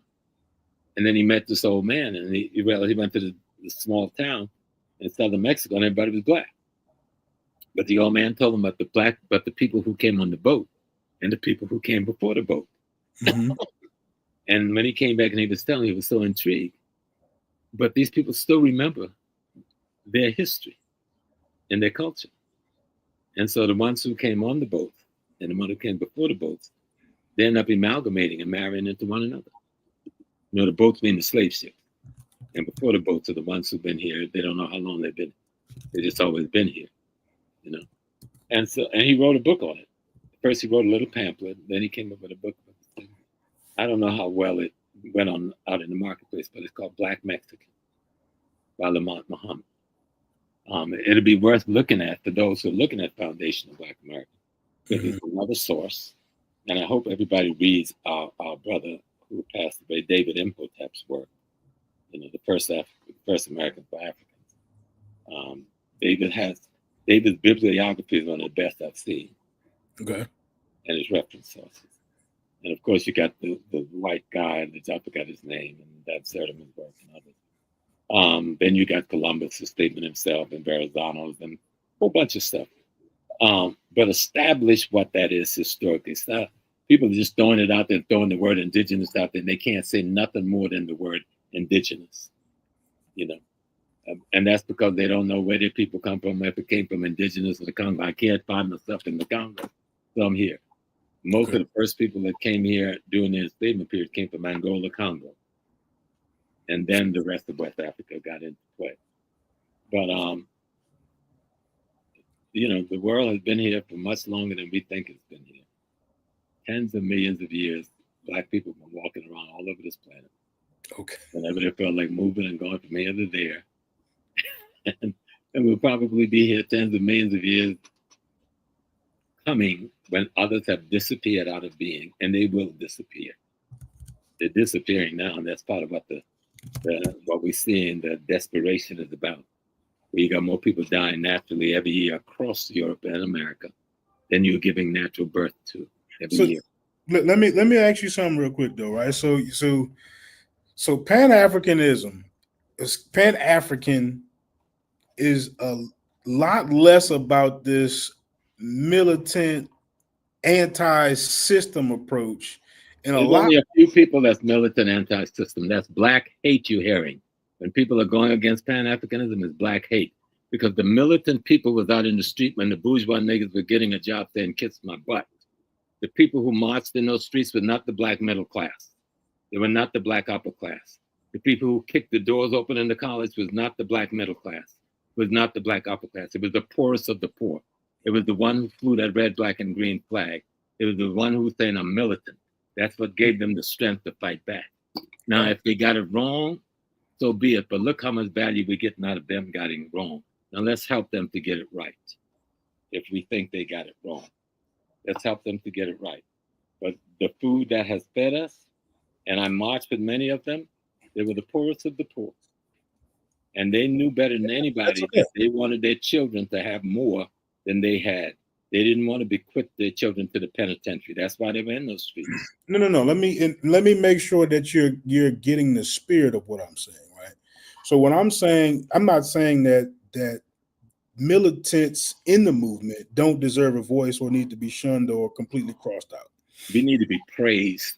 They do serve a purpose, right? We need to be praised. We've been the vanguard of the Black movement. Yeah, I'm saying. I remember I said it's so layered, right? That you need all of these things. I wouldn't reject any of these approaches, right? Okay, I'm messing with you a little bit. Yeah, right. Remember, that's what my thing is. So when you say what am I thinking, remember I'm saying we need all of that. So with that being said, the tenets or like the core ideas moving forward, right, or a little bit more economic driven. Are you agreeing with that, or is that something like? No, I think it takes all of it. You cannot. You can do all the economics you want. We've done that. That's what we've been doing, and we got 1.6 trillion to spend to show it. And our situation is no better than it was a week after slavery, in terms of the power to control our lives. In terms of the businesses we can bequeath to our children. So what is the missing ingredient? We've got the money. We've been very successful. You don't get $1.6 trillion and be a failure. Mm-hmm. You don't own the rich Black communities that we own around America and be a failure. Because the white media don't talk about Black wealth. That doesn't mean we ain't supposed to recognize Black wealth. Mm-hmm. What is the missing ingredient that we can't bring more of our people into this? That's been the problem. So we end up having something pulling us down because we haven't raised it up. When you say bring it into this, are you saying like bring it into the movement? Bring it into... There's multiple movements. There've always been movements. I'm talking about you've got Black people who are below the poverty line and don't have to be below the poverty line, because you got Black people that's above the poverty line, not investing in the ones below the poverty line. Okay? Meaning in terms of opening business, entrepreneurial development, people can get jobs. That's how you get rid of the poverty that's killing you. Because the people that they're killing is not white people, they're killing Black people. And if you're broke, uneducated, you still got to eat, you still got to take care of your family. You're going to rob somebody, steal from somebody, sell dope to somebody. No matter what your race is or what society you live in, that's what you're going to do. Right. I actually would go as far as to say poverty in America is manufactured. I agree 100%. It's not an accident who is impoverished. That's not an I agree with you 100%, but I'm saying that because I consider myself, I know I'm middle class. I live in $1 million house. You know, our income for years is over $100,000 a year. So though I've been in the struggle all my life, I didn't fight to be impoverished. I don't know anybody who was ever in the struggle that fight to be in poverty. Right. We were fighting to get our people out of poverty. Right. But some people look at us like we are poverty because we dare to go and get dirty with the enemy. Mm-hmm. You know, we got dirty with the enemy, so others don't have to get dirty with the enemy. And until people understand that it's our responsibility to lift up the ones below us. But if you don't have a sense of how you unite with that person, you stay there. But guess what he's gonna do? He coming for your cute little college-educated daughter, and he's gonna go like, "Yo, what's up, babe? What's going on? Come on here, honey." You know, so you better make it a better world for them to be in, and the way you can make a better world is to make a better people in that world. Mm-hmm, mm-hmm. It's a challenge, right? You know, I feel like I talk to a lot of those people, and I feel like a lot of the times how me and you sit here and have a conversation some kind of way with them, it gets contentious. And I think that's because they're so adverse to anything other than what it is that they're familiar with. No, they're mostly ignorant, my brother. They're ignorant. Okay. Just because they got on African traditional clothes don't mean they're African. They're trying to become African. Because they may have the Yoruba religion or Islamic religion they're trying to find a way out of whiteness. And they're going to fight anything that looks like that, even if it's a black person. Mm-hmm. You found another pathway. Somebody else has found another pathway. Somebody's pathway was, I went to college. I got a master's. I got a bachelor's. I got a PhD. I'm now teaching black kids over here. I'm now providing service in a black hospital. I'm now a lawyer. That may not be the pathway they took. Okay, they took another pathway because they weren't able to take that pathway. Pathway they took was to learn history, learn some culture, and try to get that whiteness out of them so they can find this blackness that they lost someplace due to the tyranny. And so you're gonna have, and you got all this different stuff. It ain't new that this is just happening. This has always been happening, you know? And so how do we now find a way to say, okay, those of us who represent the band, you're a vanguard. Vanguard, I'm meaning by vanguard, you in the leadership, you're on point, all right? You got a bigger responsibility than that person you're arguing with. Because you're the point. You see that light you're talking about, you're seeing. How do you get them to see that light? Because you need them in order to accomplish what you need to accomplish. Otherwise, when you turn your back, they may be the one to take your head. Okay? So how do I deal with that? You think with me, with my views on Islam, you think all the Muslim brothers love me? No. They didn't even love me when I was in the mosque, okay? Because I had different views on it. Right. You know? Even my views, a lot of the brothers I work with, they're socialists, they're Marxists. I'm not a socialist. I'm not a Marxist. But I work with them if they're fighting for a project, if they're fighting for something that I think is for the greater good. But they know they're going to have a tete-a-tete with me because that's not my economic ideology. Right. I'm in America. I know how this works. This is a capitalist society. And I don't let people confuse capitalism with this criminal viciousness and economic terrorism that gets passed off as capitalism. That's another discussion we blacks who talk about capitalism need to have. Yeah. I'm not an economic terrorist. Yeah, predatory capitalism isn't that's a better word. What you say, Unc? Hey, you know, I just had to get on here with the great Smalls. See how you doing? How you feeling there, brother? Watching you meditating. I know he didn't miss a word we were saying, brother. you know he don't. He cold at that. Man, that's my guy right there. I really appreciate the opportunity to get both of you guys on here, man. This is definitely a pleasure.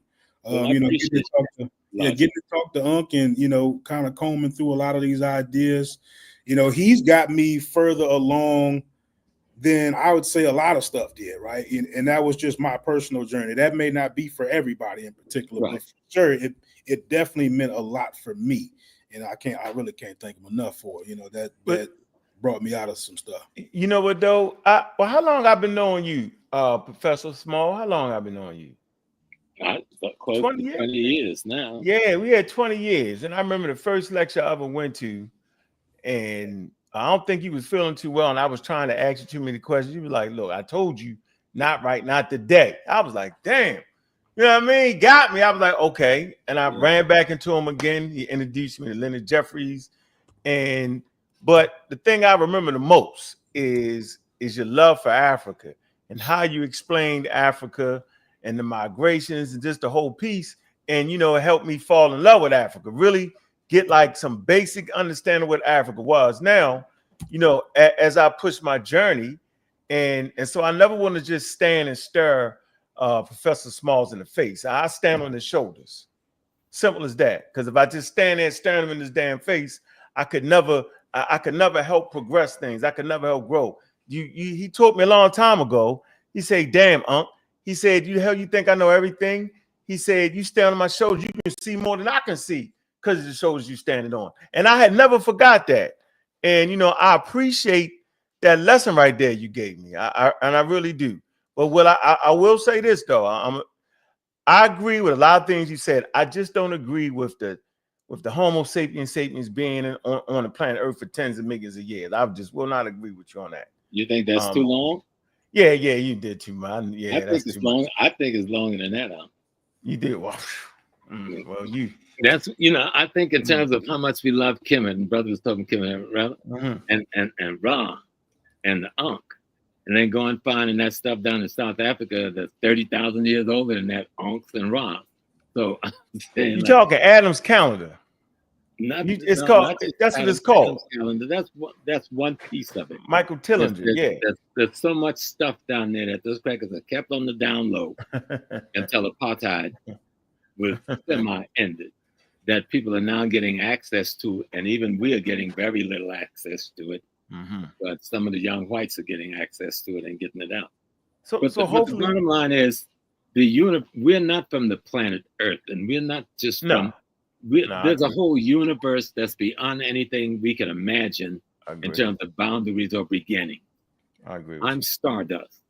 Okay, I'm made up of everything in the universe, and no one's gonna tell me that's not trillions of years old. See? And I can't play the Homo sapien sapien thing because intelligence don't need a body.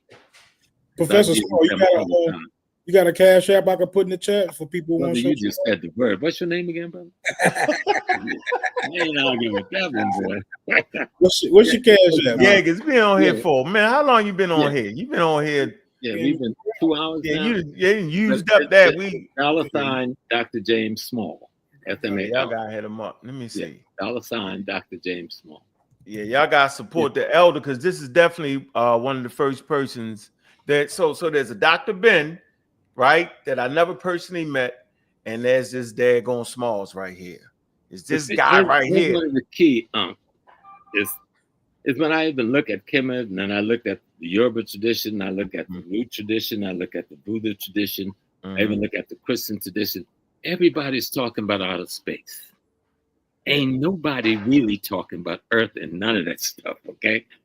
But they're bringing it on down to Earth, so to speak, right? So make that D on Dr. Capital, bro. Oh, make it capital.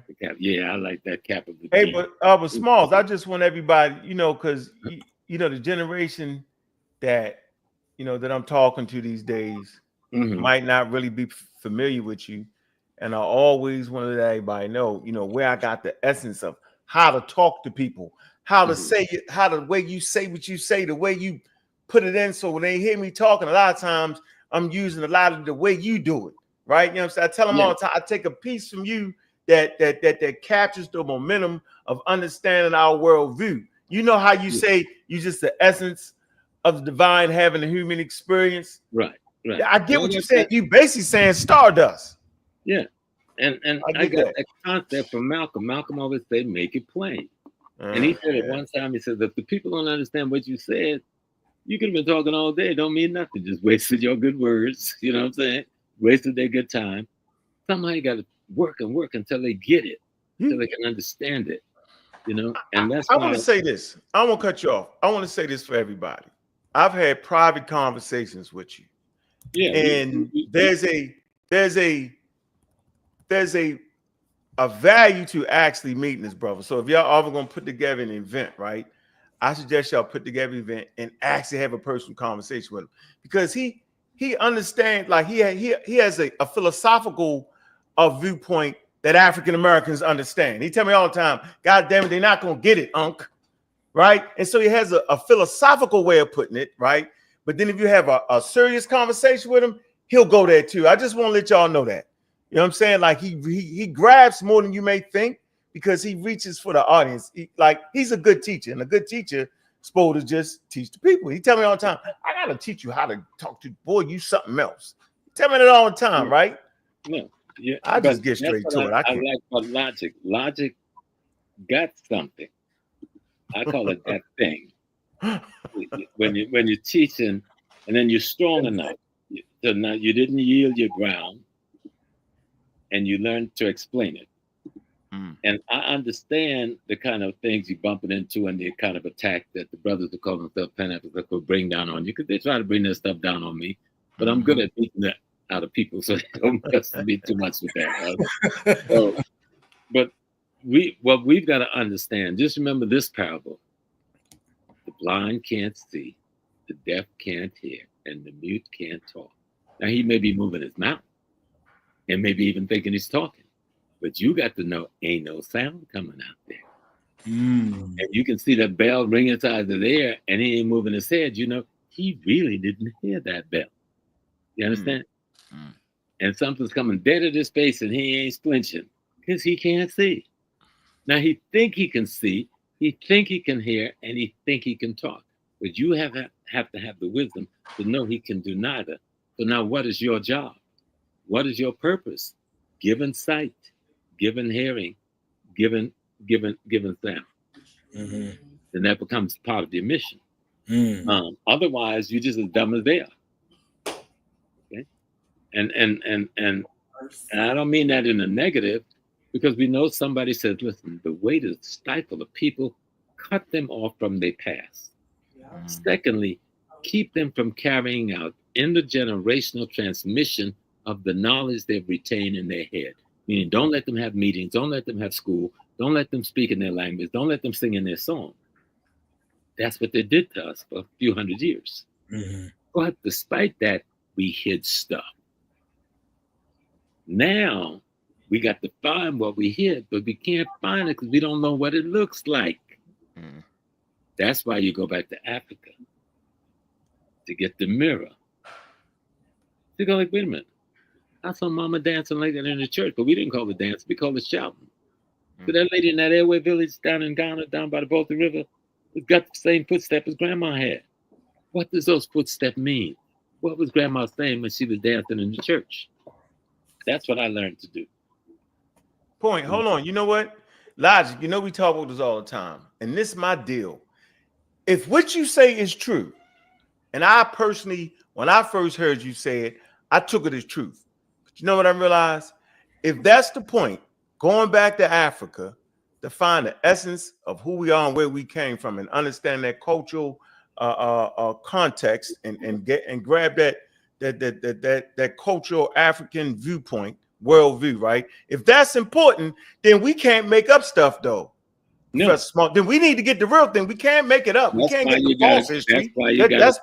That's triple bad. That's worse. And it doesn't matter when you came over here, because I have never been to Mexico, right? Right. But it's one of the places I'm dying to go to, right? Because we're gonna go. There are African communities there. So like I was telling you, brother Logic, who Brother Muhammad said that they came before the boat. Well, I want to meet with those people, and I want to hear the before the boat story. I don't want to just say I'm indigenous. I want them to talk to me. And I'm going to find Lamont book, or I have to find somebody in the nation who give me a test with Lamont so I can get this book on the Black Mexican. So I can see, what are they saying? What is the story that they're telling? They're still there. They didn't go anywhere. We just ain't talking to them. All right? They may have been here 5,000 years, but we're not talking to them. We're saying we're indigenous, but we don't know this story. So let's get one or two, or let's go down to Mexico. Let's sit at their feet. Let's hear the story. Then let's come back here and teach it to the rest of our people. That's how it is. It's like when, I got deep in the Yoruba religion, and people are doing ebos to this and ebos to this. That means sacrifice. To the Orishas this, and they're drawing pictures of the Orishas, and they're making Oshun look like some sexy woman, and all the sisters who want to feel sexy, they want to be Oshun. That ain't how it works at all. That ain't what the ancestors meant at all. All right? When they were talking about Oshun, they were talking about intuition, the deep intuitive essence of the human being. That's what they're calling Oshun. Okay?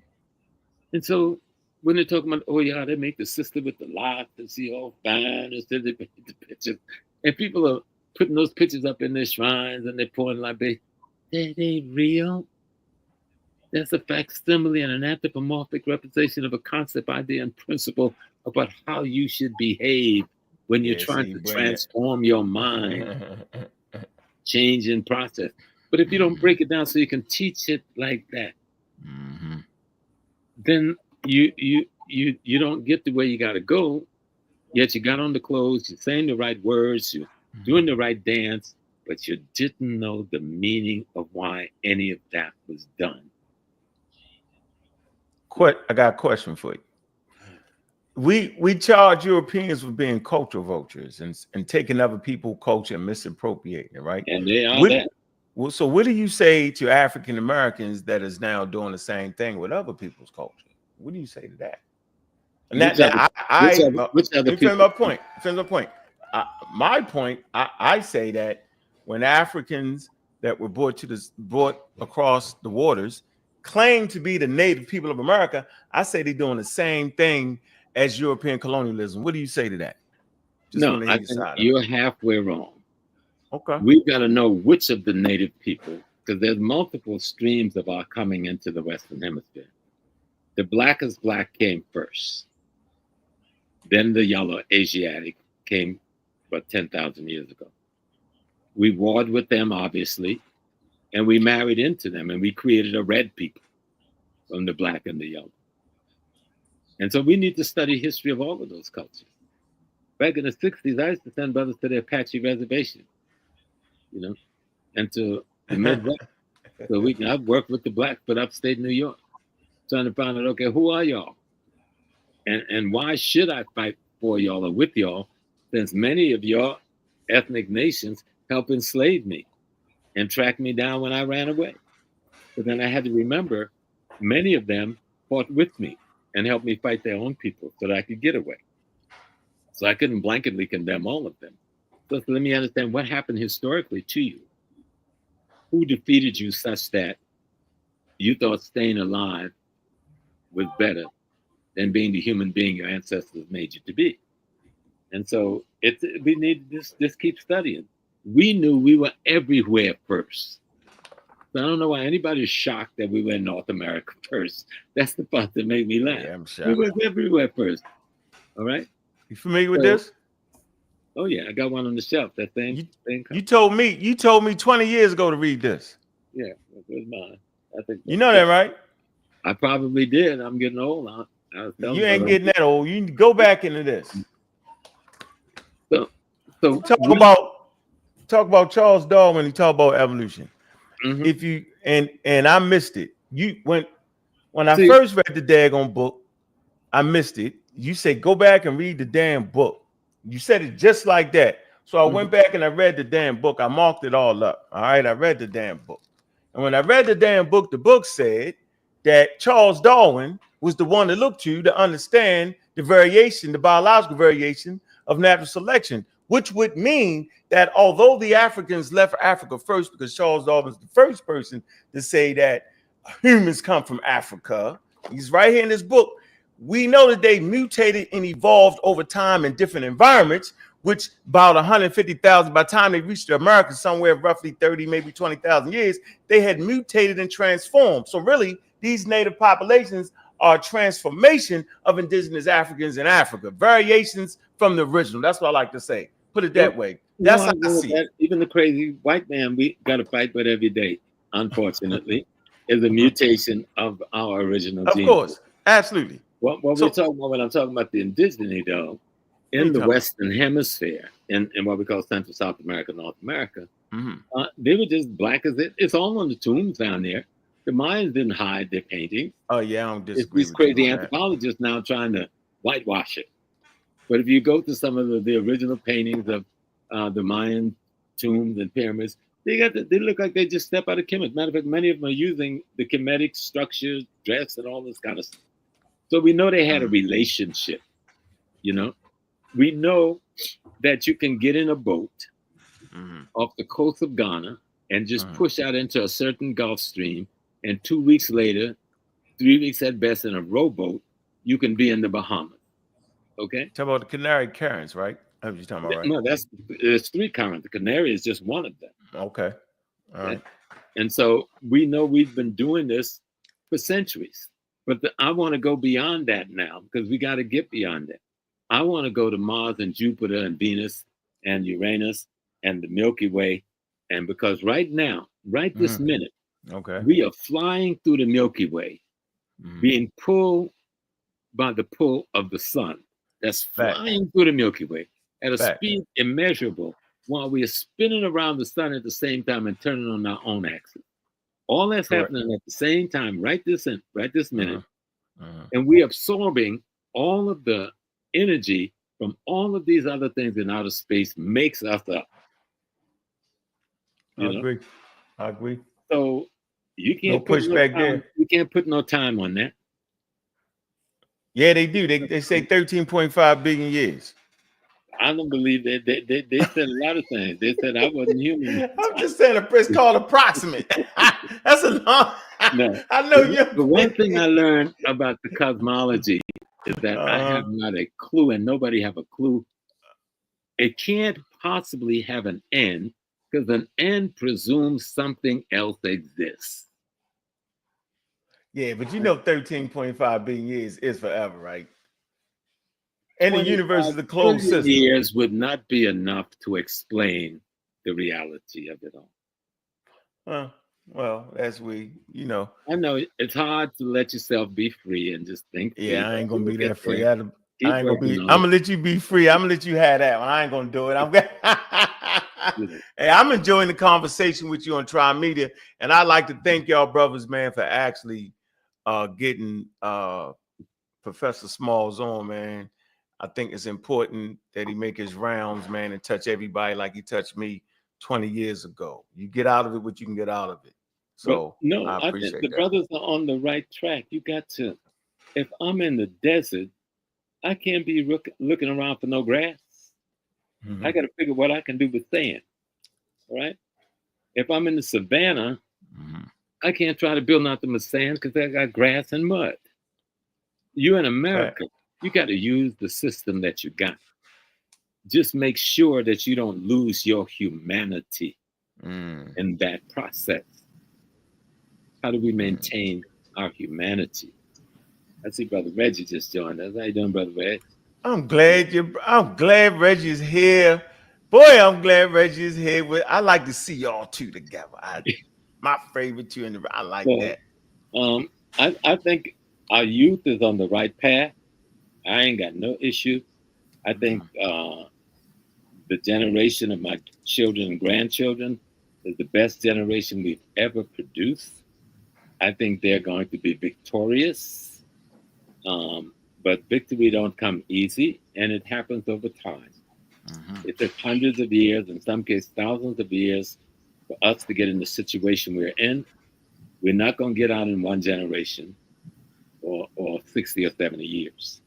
You've got to be prepared to have a goal and pass the baton towards meeting that goal for how many generations it'll take to do it. And I also believe that life is eternal. I am my grandparents. I am my great-parents, my great-parents, and my great-parents. There's no such thing in the African tradition as death. That's not how we view life. Every one of us sitting here, we're made up of vegetables and fish and pork and beef and water, all right? And so we're everything, and poultry, we're everything that lives. So we're everything in the universe. I don't know what that was. Oh, that was Zeus. So you understand that we are the universe itself. We're everything. We're made up of everything. And everything, every cell in our body has intelligence. Every cell has an intelligence. And everyone carries a memory of its creation, which is billions, if not trillions of years old. Well, I think what our ancestors, I'm praying I'm right on that one, was trying to do with these spiritual systems is give us an in to understanding what it is that makes up our cosmic and astral memory. Like that one, our cosmic and astral memory? Yeah, I like that. I see you. I see what you're doing here. It's time to get there. I'm with you. Do you have any thoughts on so like one of the things that I've talked with Uncle about, right, is it seems like those indigenous cultures and religions weren't necessarily successful in fighting off colonialism in the past, and to adopt them in the future kind of sounds like repeating it a little bit. Well, what if Muhammad Ali, after losing his first fight, didn't go back in the ring again? He just chopping up his stuff. He realized, okay, now I know how the enemy comes. Let me prepare for it. We were not prepared. We were used to seeing human beings. We were not prepared for something inhuman that looked like us, so it was lighter than us, to behave as it did. We are still in recovery. We're not even at the point we're ready to fight back yet. We still trying to recover from the shock. And, whoa, I thought I just greeted a brother, and there I lay dead on my living room floor. We got to recover and realize we got to handle them differently. You know, if you when you go to some of the places in West Africa and you go deep up in the up countries, and they show you the houses they build, but that I was talking about earlier, brother, with no window. When they realized what they were up against, they had to change their whole ecology. Face it. You understand? When somebody comes to your village and says, I got a gun, you don't have none. I got a bunch of dudes on horses with guns. You ain't got none. I'm gonna be back here next month, same time, same day. I want 50 people. How you get to 50, that's on you. You don't have 50, I'm taking 50. Mm-hmm. Now, what ended up happening, what do you think the community did? Almost every community, the slave trade is at the time of the dissolution of Kemet happening. You got the Turks invading, the Arabs invading, and we're moving where? Westward, right? So we're the refugees.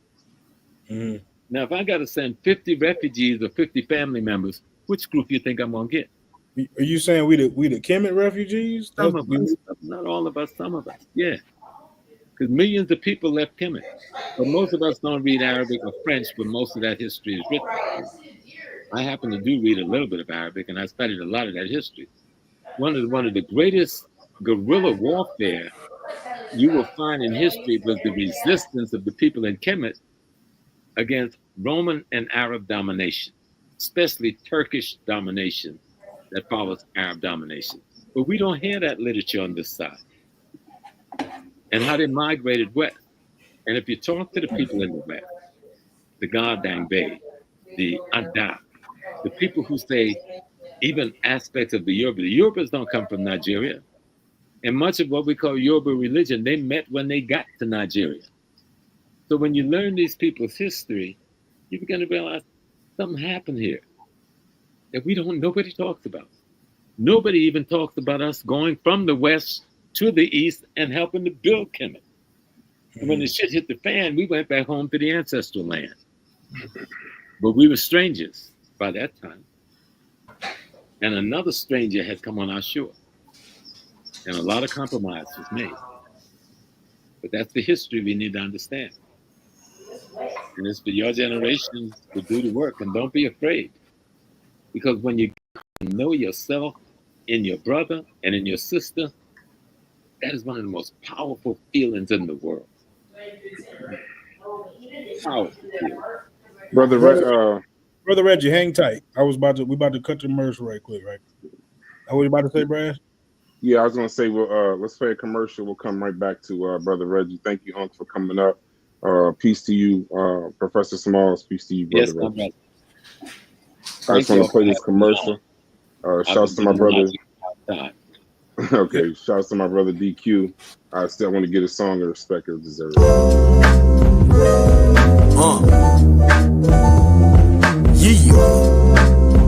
Let's go, baby. DQ, baby. Voice from the past. Social love, Dr. James Smart, you know what I'm saying? One of our great leaders, great teachers. Check. Look, he's a voice from the past. past, teaching to the youth. Dr. James Small got the knowledge and the proof. From Harlem to Ghana, stay connecting the roots. Pan-African pride, yeah, we standing on the truth. He's the voice from the past, teaching to the youth. Dr. James Small got the knowledge and the proof. From Harlem to Ghana, we stay connecting the roots. Pan-African pride, yeah, we standing on the truth. Started with Malcolm, now we carry the flame. Speak on it now, we dismantle the shame. Spiritual guy with ancestral aim. If on his tongue, we steady uplift his name. Hidden colors on the screen, exposing the lies. Teaching black people divine, we truly gon' shine. He the chief in the culture, priest in the rights. Godfather of Harlem, bringing dark into the light. Yeah, he say, know your name, know your worth. The first builders, we the stewards of this earth. Wisdom in his tone, every letter's flame. Dr. Smalls chasing truth, not the fame. Let's go. He say, know your name, know your worth. The first builders, we the stewards of the earth. That's right. Wisdom in his tone, every letter's flame. Dr. Smalls chasing truth, not the fame.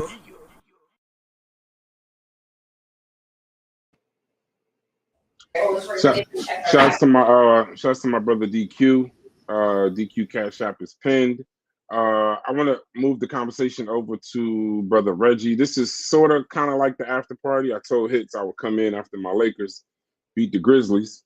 So I was watching this and watching. I'm from Ohio, so I rep LeBron to the fullest. But what I want to do is move this over to my brother Reggie. Have him ask a question, but I want to give a challenge to brother Reggie first. We've done a number of these interviews of people in the conscious community. From there, I want to do your interview. So I'd like to get with you and set that up. And I got some questions for Professor Smalls, but I would hope you would accept our invitation and be our next interview on the channel if you're up for it. But go ahead and ask whatever it is you want to ask, and then drop your link in the back chat. I'll contact you. You're on mute, right? I met Professor Small in 1984. I was coming from my projects into college, Castle Hill projects in the Bronx. There was a war going on in urban America, particularly New York, but Philly, New Jersey, West Coast, but particularly New York, and especially in Harlem. And there was nothing but crack and dope and what the white man did to us. And so studying Africa, our people in our community set the stage for a way out.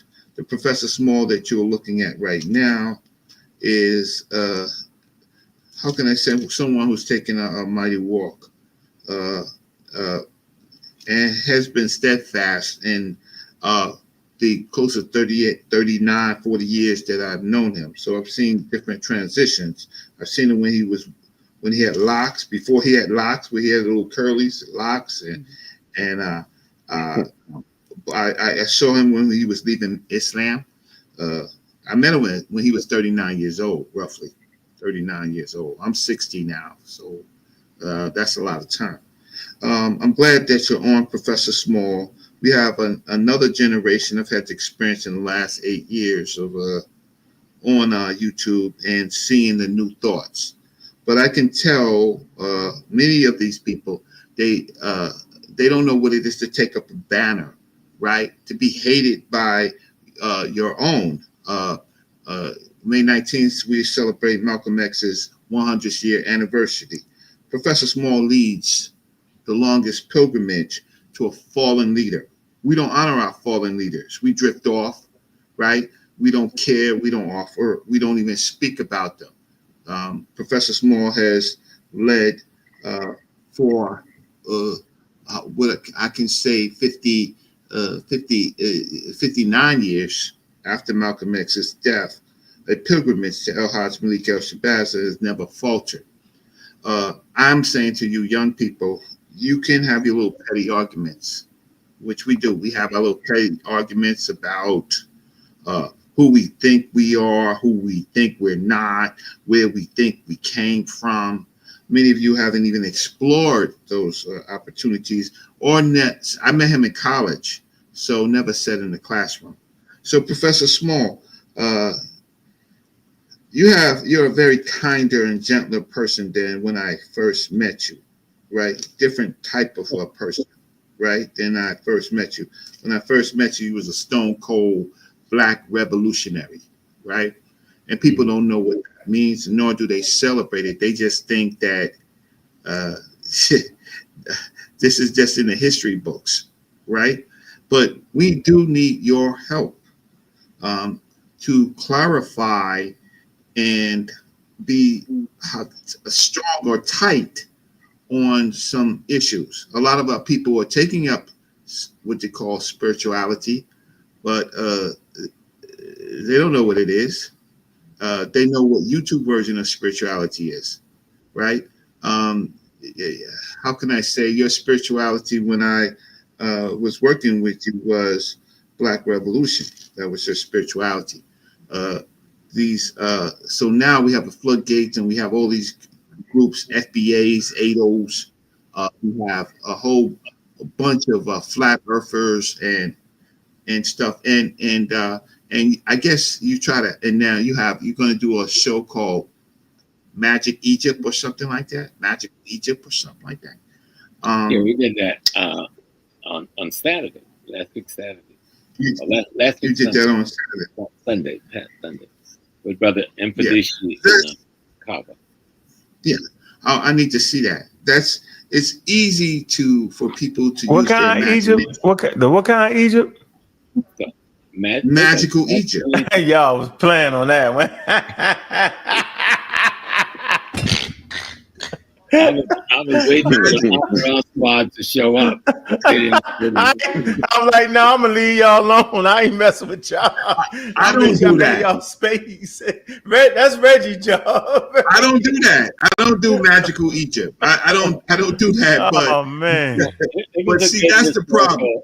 Lecture that Mpadishi gave was pretty good. He did a slide presentation on history that was very good. Same thing with Kaba. And there's a young lady there who did a piece on astrology that I thought was very good in terms of the technology of astrology. But at the end of the day, Brother Reg and everybody else, the laws of nature don't change for anybody. The sun don't change what the sun does. The moon don't change what the moon does. Stars don't change what the stars does, even though all of what they do is things that changes. And all our ancestors was trying to do is to explain that to themselves, and then make sure that they were clear on where they fit in all of that and how to behave within the context of all of that. That's what I've evolved to understand spirituality to be. It's me in the universe. Mm-hmm. Yeah, I'm not talking about our great ancestors. I've learned to study from you and Dr. Jeffries and Professor Scobie. I'm not talking about that. I'm talking about the loss of Black manhood today, where we fill our brains with all of these things, but there's no struggle, there's no practice, there's no revolution. They criticize everybody for the most pettiest reasons, right? Criticizing Garvey, but you can't do what Garvey did. Criticizing the Nation of Islam, can't do what they did. Even Noble Drew Ali can't do what they did.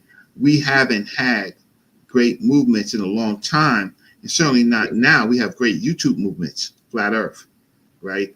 What can you say? My question to you is, what can you say about Black manhood? Forget all this other stuff. What is our obligation to our people in a way that y'all taught me, because y'all weren't easy on me? And so I watch you and I say, you're easy on these people, right? You let a lot of things slide, but the people that you taught and soldiered with you, you don't let anything slide. And so I see you with some of these people who have funny feelings, hate you, by the way, you just don't know it, funny feelings on African leaders. And you are a graceful elder. Dr. Clark wasn't a graceful elder, but they don't know that. But you have become graceful. I'm talking about how do we handle this history, right? And what is our obligation now? And you talked about it earlier. I'm not going to say that you did not. I was watching it, right? But there is just a lack of love for our for those who bled, laid down their lives, struggled, because all they knew was the white man. The white man was on their back, and then predators involving themselves in dope and drugs and stuff like that. I don't blame the young people, but what is your revolutionary message? Because these are not Pan-Africanists that you're on the show with, good brother. They don't like Pan-Africanism, Brother Reggie. Because my power, for some reason, my little red light. You made that up, Reggie. We don't like the pseudos. My fault. 1 second, brothers. It's telling me my power is running out, but I don't want to run out of messages. And I had it plugged up. It's still going on red. I don't know what that's about. You hear what Reggie said? You hear what Reggie just said? Yeah. We don't like Pan-Africanism. What we don't like is people representing Pan-Africanists with a lot of misinformation. That's what we don't. Well, I'm gonna speak for myself. That's what I don't like. I don't like just because you're a Pan-African don't mean you got carte blanche. You can say anything out your damn mouth to black people. That doesn't make any sense to me. I'm never acquiescing to that. Never. I'm not playing that game. You holler out. Cool, I'm Pan-African. That means I gotta listen to you. Be anti high-level science, anti-vaccines, anti-black people the whole time. Act like you saving, promoting black people. I'm not doing that, Reggie. So I'm not that person. I got but you kind of said that. You said the people on here. That means you talking to me, Logic. You talking to everybody that's on here, right? You said it, Brass. You said we don't like Pan-Africans. I'm gonna speak up. I don't like pseudos. That's what I don't like. You can be a pseudo atheist. You can be a pseudo Pan-African. You can just be a pseudo. I'm not there because it's harmful to our community. Regardless of what your ideology is. I'm going to let Professor Small speak. First, Brother Reggie, you don't understand me either because you just gave a complete wrong description of me. But my big thing I'm telling is my... Wait, I made a complete wrong description on you? Description of me, of who I am now. You seem to have a wrong perception of who I am. So, but I don't understand why my computer plug is not powerful. You need a second, Professor? No, it's plugged in, but it keeps going to red, and then some message came up on the screen about my backup. But I'll go for a few minutes more. But I don't think I've changed that much, Reggie, at all. What I've done, I think I've grown to understand that if I'm talking to people that don't understand, then I have to figure a way to talk to them so that they do understand. A lot of the young people don't have the history that you had, or I had, when we were having the experience, we were fighting around the issues in New York and around City College. I do agree there isn't enough activism in the community on the part of the intellectual activists, because the issues in the community is still there to be solved. Electing the right people to office, getting our schools to work right, making sure our people isn't going off to prison, getting the dope out of our street. All of those issues are still there, and the only person that's going to fight for them is us. And I don't see enough of that happening. Trying to, for those who've got the knowledge and the skills of how to open businesses, how to set up businesses, I don't see enough of that being taught. I belong to a group here in my town called the Gathering of Men. And what we do, when I came here, there was no Black men organization in the town. So I got with some young brothers I knew, and we started one on how do we go down in the projects and work with these young brothers. How do we get them away from the drug syndrome? How do we get them to get jobs? How do we get them back in school? How do we get them? We even set up programs starting in my basement by going and finding the retired firemen and retired welders, retired plumbers, and start setting up the Booker T. Washington apprenticeship thing. We need to do more activism. But the kind of activism of the 60s, 70s, a lot 80s that we were involved in may not be the work that's called for now. The work that's called for now is to get into the community and make the apparatus of the community work for you. And we're not doing enough of that. And for those who don't understand Pan-Africanism, and this is even for you too, Brother Ankh, Pan-Africanism isn't an organization. It isn't a group of people.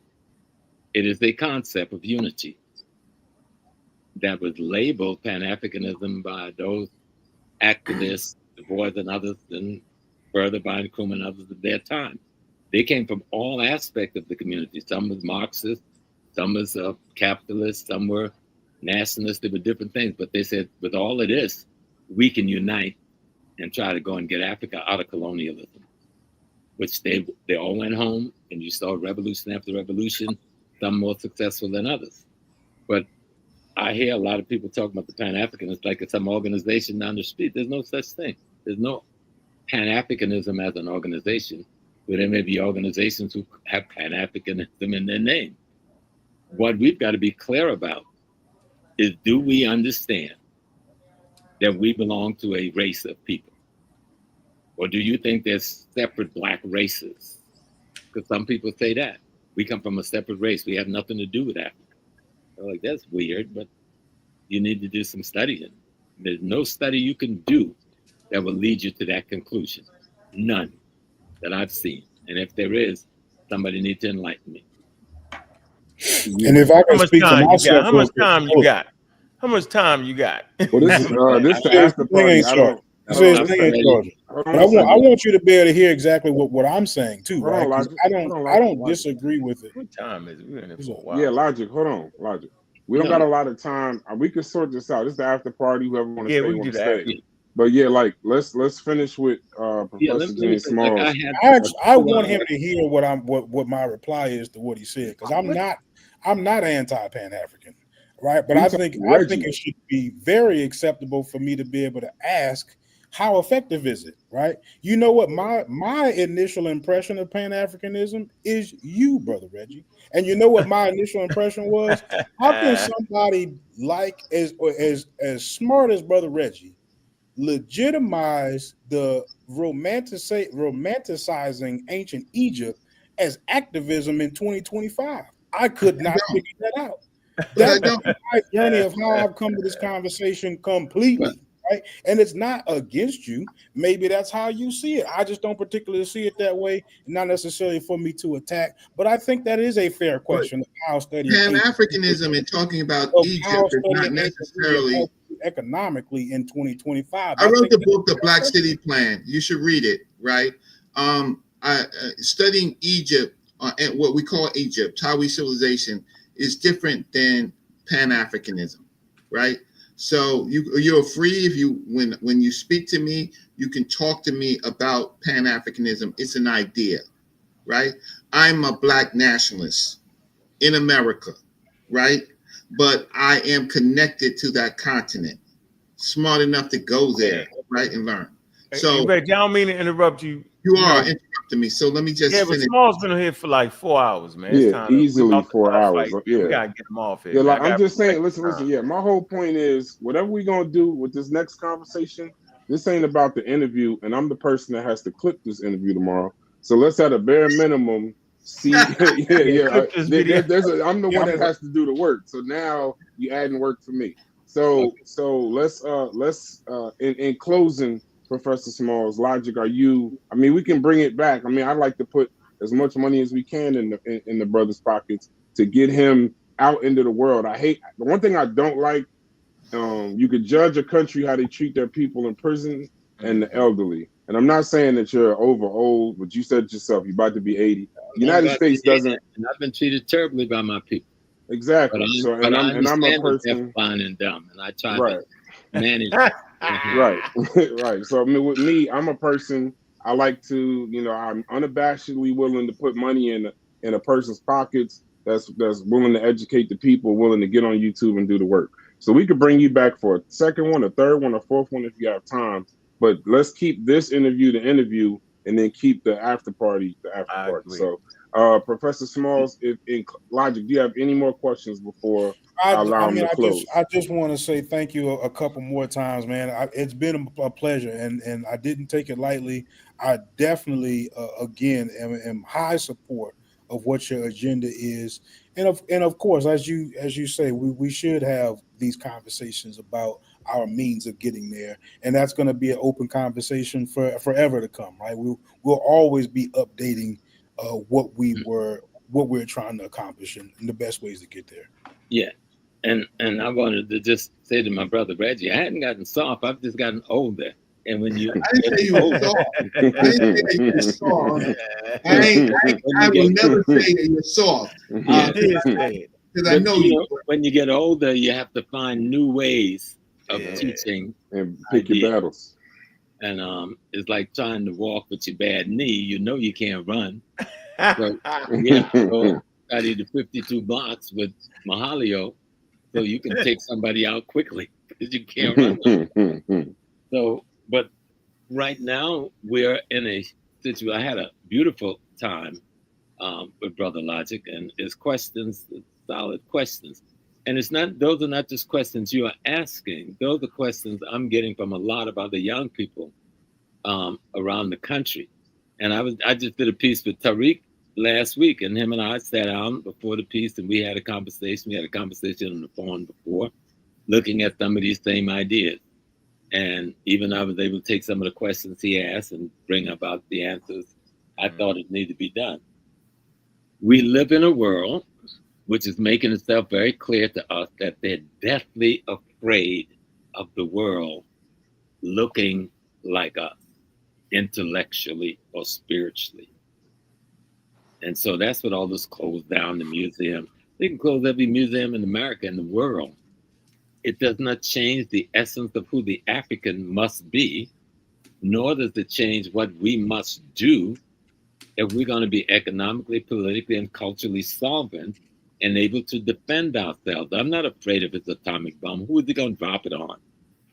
You know, where's he going to drop it? And then he's going to be able to work in that contaminated space. So there's nothing to fear because he's winning by winning us over to his stupidness based on greed and material wants. And we sell out our whole people for it. We see this idiot in the Congo right now talking about mineral treaties with the present government so that they can come in and help fight M23. If I had to go fight for anybody, I'd go and fight for M23 because I know the history and I know who M23 is and why they exist in the Congo. And I know that the current president helped to kill Patrice, his father helped to kill Patrice Lumumba. So that's why I come back to my starting the whole thing. History helps you erase mystery, right? History tells you where you are and what you're supposed to be doing. I think Dr. Clark said it much better than me. But if you're an African and think you can start history with being an African American, you're already lost coming out of the gate. You have to study your history for as far back as it can take you. In whatever multiple spaces it manifests itself.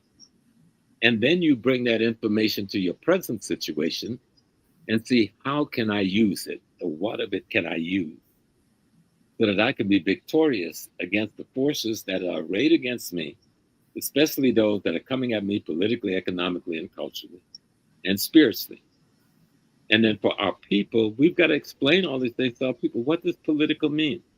What does economic mean? What does culture mean? What does spiritual mean? Because we assume, because people say these things, they understand what these things mean. And I found out that our people don't. And so you got to take a little more time and try to give definition to the concepts we're fighting about.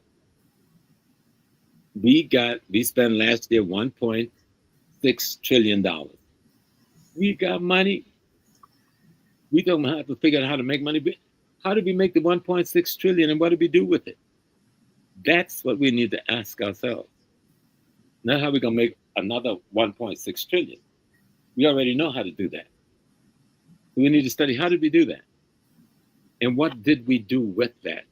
And what could we have done with that to make sure we live in safe communities, we live in healthy communities, that hospital works for our people, that educational system works for our people.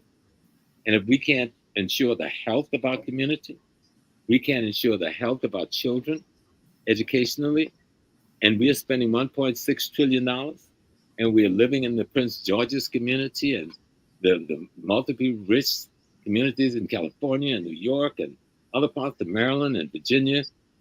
What are we talking about? There is a definition of a traitor. And we don't have to, it doesn't have to be coon, it could be anything else. Every society have a definition of those who will betray the ancestors and the group the ancestors produce that is in need of survival help. And we have to be very clear when we start talking labels are not an identity. Identity comes from history, not from labeling. We've been called a lot of things, Negro, this goes, that goes. Those are not identities, those are labels. And only the label that can define your historical experience that allow you to arrive at where you've arrived should be appropriate if the people as a mass accept that as their label. And so I don't know what else to say about it, except I listened to the elders like Dessalines in Haiti, and he said, freedom or death. I listened to Malcolm X, who gave his life for us, as Dessalines did. They were both young men. And he said, secret to life is to have no fear. I watched the people like a Patrice Lumumba, who knew they were coming after him. He didn't back down. He could have sold out like Kasavubu did or Mobutu did, but he didn't do that. And so we study history to see what is the best model, what is the best example of how I should behave. What are the principles they use? What are the principles we should stand on to build the next generation? Because we're going to all die. Knowing that, what do we leave for tomorrow? What do we leave as a blueprint for how to go forward? You know, Black community in California burned to the ground. Most people didn't know that Black community was there until that fire came. And it's an old Black community that's been there since the 1920s. And they're trying to build their community back. How many of us are looking to see how can we help them? How old is that community? Who settled there? Was the Blacks who came from Mississippi and Louisiana, after the Great Depression mainly, that built that community. And there's multiple communities like that around this country. So let's do some assessing and appraising of what we have on the ground and see how we can build better relationships. And the word pan simply means unity, unite, to unite. And we should stop fighting about foolishness. And our young people are fighting about foolishness simply because they're ignorant. They don't know the history. It took Sister Diane Wright to teach us that Booker T. Washington went with the boys to England and helped set up that first Pan-African Conference. And yet Booker T. Washington is treated like garbage by most Black people because they don't know who he is. But he's the one that brought Marcus Garvey to America, but they don't know who he was. Most Black men, I don't know whether you men can do it, can tell you where and when Booker T. Washington died. You know, he died on a train in Baltimore on the way back to Tuskegee after having been poisoned in New York. And so there's so much history can teach us about what we need to do to go forward now and today. And you got scholars. Ankh, I consider you an extraordinary scholar. I consider Reggie an extraordinary scholar. I've now met Brother Logic, and you impressed me, Logic, and you're strong. And Brother Reggie, I beat up on him a little bit, but my new way. But he's a strong brother. And those questions I hear on a lot of other programs that I do with the young people. And I try to get them to at least understand what is our situation now, economically, politically, and culturally. How are we going to get out of this? Not for our generation, because most of us have gotten out. Most of us here probably been to college. We've got good incomes and so forth. But what about my children's children? What am I going to leave as an assurance that they will have the opportunity to provide food, clothing, and shelter for themselves and their family? That's the key discussion. Then it comes down to methodology and approaches. You know? So I thank you, brothers. My throat is tired. Yeah, thank you very much. I didn't. Because sometimes they get to arguing. The two of you had a long time visually. So, how's your cash app? How's your they cash? got you. Yeah, they got you. Oh, yeah, we got them. They got them. Yes, the brothers took my cash app, but I appreciate you, brothers. I appreciate the gift that you send beforehand. So just keep doing the teaching. The thing is, we just have to remember, we're not 1,000 people. We are nearly 50 or 60 million. They say 45 million, but they always lie. So almost at 60 million that we have an obligation to inform and instruct and teach. So just keep doing the work. Reach as many people as you can. Inform as many people as you can. Because it is information that gives people opportunity to make change and to grow themselves. So I'm going to say, Hotep. I'm going to say, Good evening. And then I'm going to say, Good evening. I appreciate you again. Like I told a man in Mecca when I was in trouble years ago, and he spoke to me in Yoruba, and I was like in really bad shape, and I didn't know what he was saying. And he said it again, and I said, "Oh, sir, I speak only English." He said, "I speak English too." And so, good night, my brothers. Y'all stay strong, stay blessed. All right, appreciate you. Definitely appreciate you. Now we can fight. Now we can fight. Yeah, I was gonna say that's what I was gonna say before we get into this. That community that he was talking about was Altadena. I could put some links in the chat. That community, yeah, that was it's funny that he even, not funny, but it's poignant that he brought that up. But that's Altadena, California he was talking about. So all right, Reggie. So we're not Pan-Africans. Let me catch up. We're not Pan-Africans. And while we may have our disagreements, I was really trying to make sure that Professor Small's conversation and logic, you handled that well. Because I know ideologically y'all don't agree on a lot of things, but the fact that you played it with class and some grace, I think that's a good example to set, especially when we have someone who, I mean, the man, he bodyguarded Malcolm X. That's the end of the Collins' bodyguard. He learned from Malcolm X. Oh, learned from Malcolm X. Collins' bodyguard. Okay, right? Cool. He came after Malcolm got murdered, and he came to New York, and he decided that he is going to continue the movement. Okay, cool. So I don't want to say anything wrong, and then they no. I agree with that. But no, my main point is, I mean, while it's cool to disagree and it's entertaining, sometimes it is good to, like I said, I mean that we do not treat the people in prison and we do not treat our elderly well in the United States, in all communities. So I think it's best sometimes just to show some reverence and listen to the legacy of Professor James Smalls while we still have him. We're losing people like this 40 going west. All right, before everybody speaks, right? Jose been very quiet. He hasn't unmuted his mic, hasn't said a word. Jose, take a minute or so and say what you thought about what we discussed and then what you joined the panel for. And the link is in the chat. Join the conversation if you'd like. James, you could definitely join the conversation. I see you are typing away. So you're more than welcome to join the conversation. We're going to have a short conversation. Go ahead, Jose. I want to know if you heard what he said and you're listening to what he said. Yeah, we did the show, but go ahead. That's what I want to know. That's what I want to know, because I realize sometimes we fight for no reason. Who? I would fight, but since the professor was on, I'm not going to do that tonight. Who fights for no reason? Be specific. Yeah, say it, because they can cut this video and split it. Yeah. Tonight, now you can go. Now you can go. And he didn't come in that spirit. I don't want the show to go that route. No. Say what? The interview is over. This is the after party where the drinks get served. This is a different conversation. So now, don't pause. Say what you want to say before, but Ankh would be familiar with me and know that I have a pseudo understanding of the world. No, sure do. Not at all. Not at all. And a terrible camera. I know. Right. I wipe off the lenses. And a terrible camera. Hey, we in the after party. There's no holds barred. How you gonna understand Egypt? You can't even get a good like. Come on, man.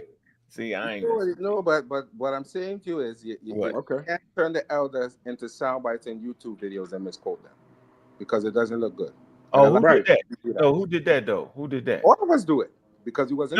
No, who did that though? I ain't never did that with none of the elders. All of us do that. No, speak for yourself. I mean, I know you're doing the absolutes, but part of the reason why we brought him on here to speak for himself is because the one thing about the YouTube videos people don't understand is we don't really care. If you're really doing shows, you might have a baseline of how many people watch you live, but these shows will be on YouTube forever.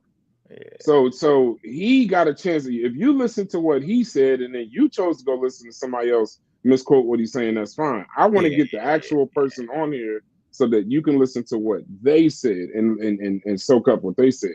There's not a concern about comprehension. But what about the ones who are no longer here to defend themselves? He is here. The other ones that we talk about are not here. Some of them are not here anymore. Well, then it mean they did. It mean they did. Yeah, it just means they're not here. But a lot of the other ones that we quote are dead. They can't defend themselves any longer. But they words and they work is out there. So it is what it is. That's why I don't be sued up. And you ain't gotta worry about it when you dead. I know when I die, I'm be good. When I'm dead, they're gonna say that nigga was at least up to par with the scientific and academic standard of that day. Although it may have changed since he's dead, we know this nigga was solid right there. See, I ain't gotta never worry about it. See, let me say something. I worry about that, bro. Let me say something to you, Uncle. I said it. You heard me though, right? You had to hear what I said. No, I hear you. No, what did I actually say? I heard you. They're gonna say this man was with the academic standard and the scientific rigor and consensus of the day. I agree. That's what they're gonna say. All right. And all of it could have been wrong.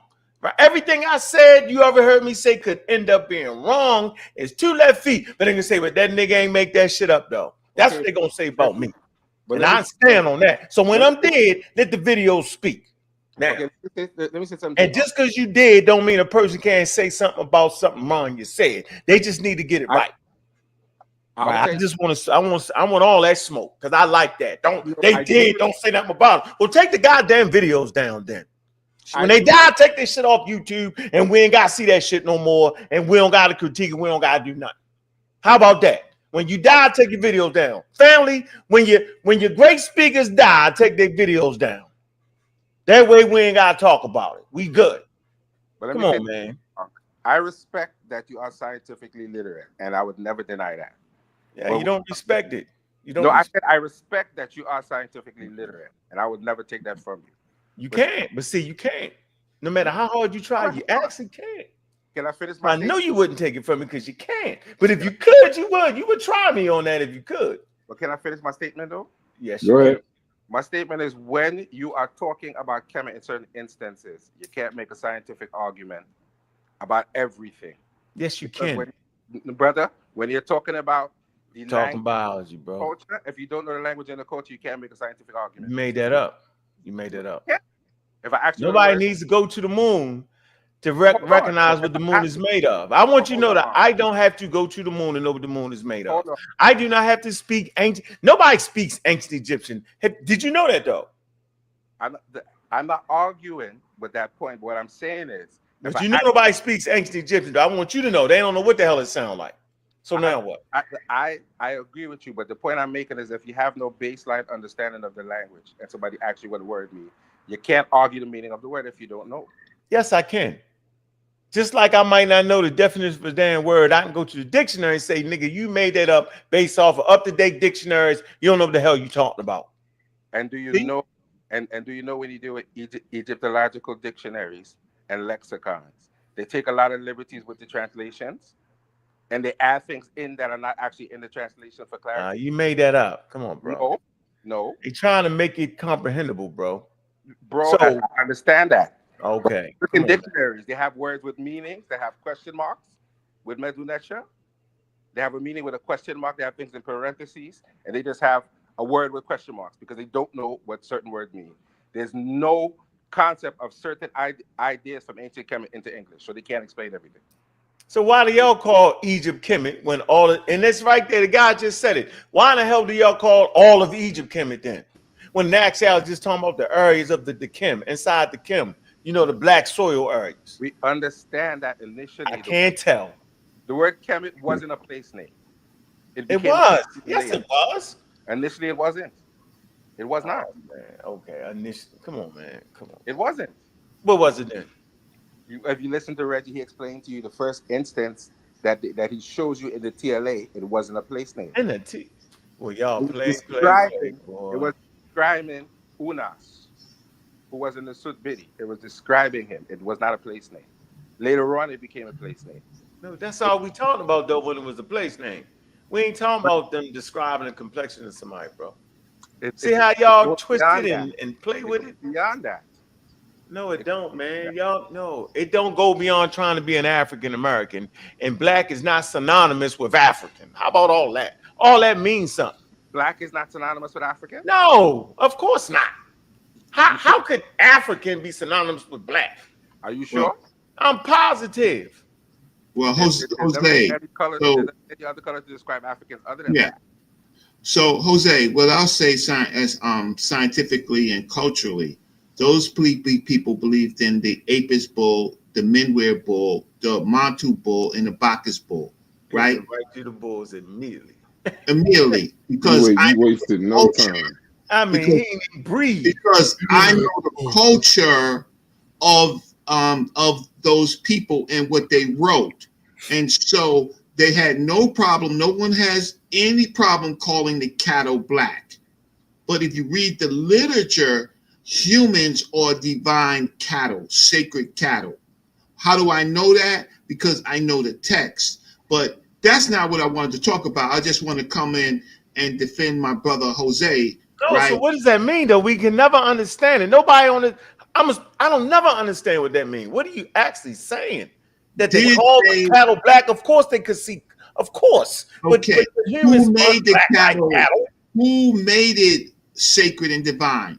The people, because they made themselves akin to that cattle. So when it says that he is the Sai Kim, Sa Sit Kemet, he is the black ram born of the black sheep.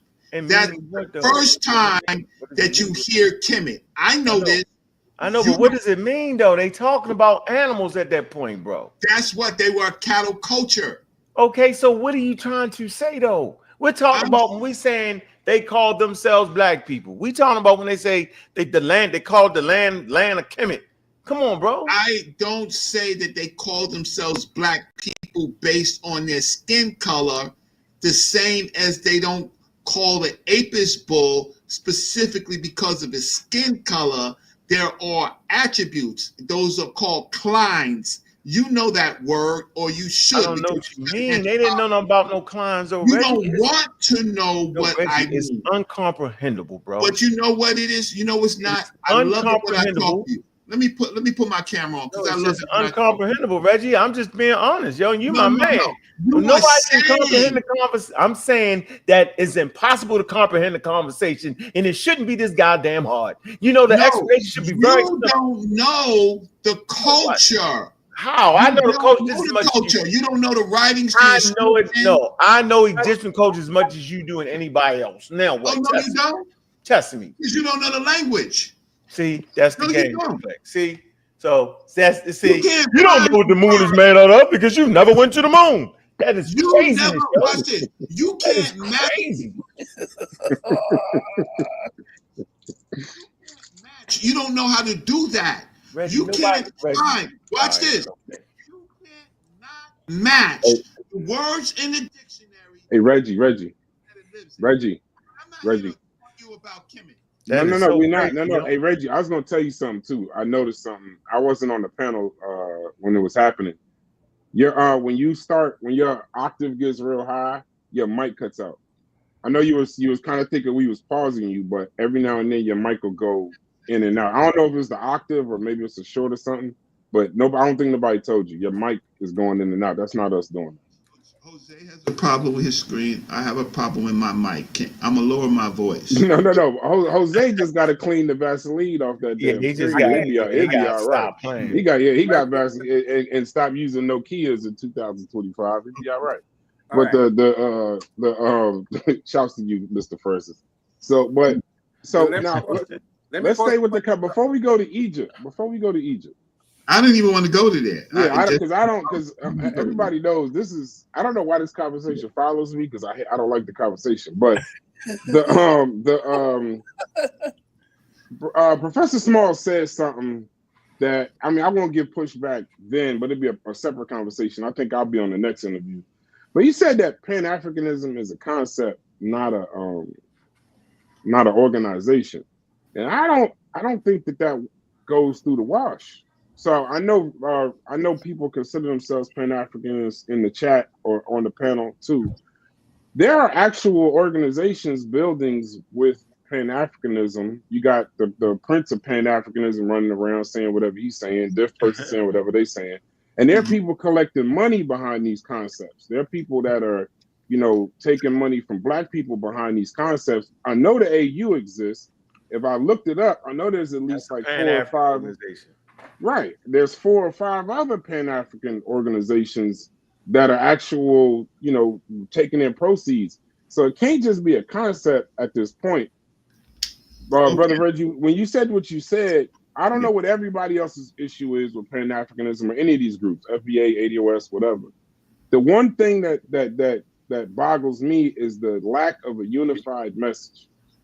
So when the message isn't unified, and I'm hearing from Professor Smalls that it's a concept, and then I could easily look up and see it's not a concept. It's not just a concept, but maybe that's what it is to him, or maybe that's what it is. What is the actual tagline? Is it an organization? Is it a movement? Is it a concept? You're a Pan-Africanist, I think. I don't want to put that jacket on you, but I think so.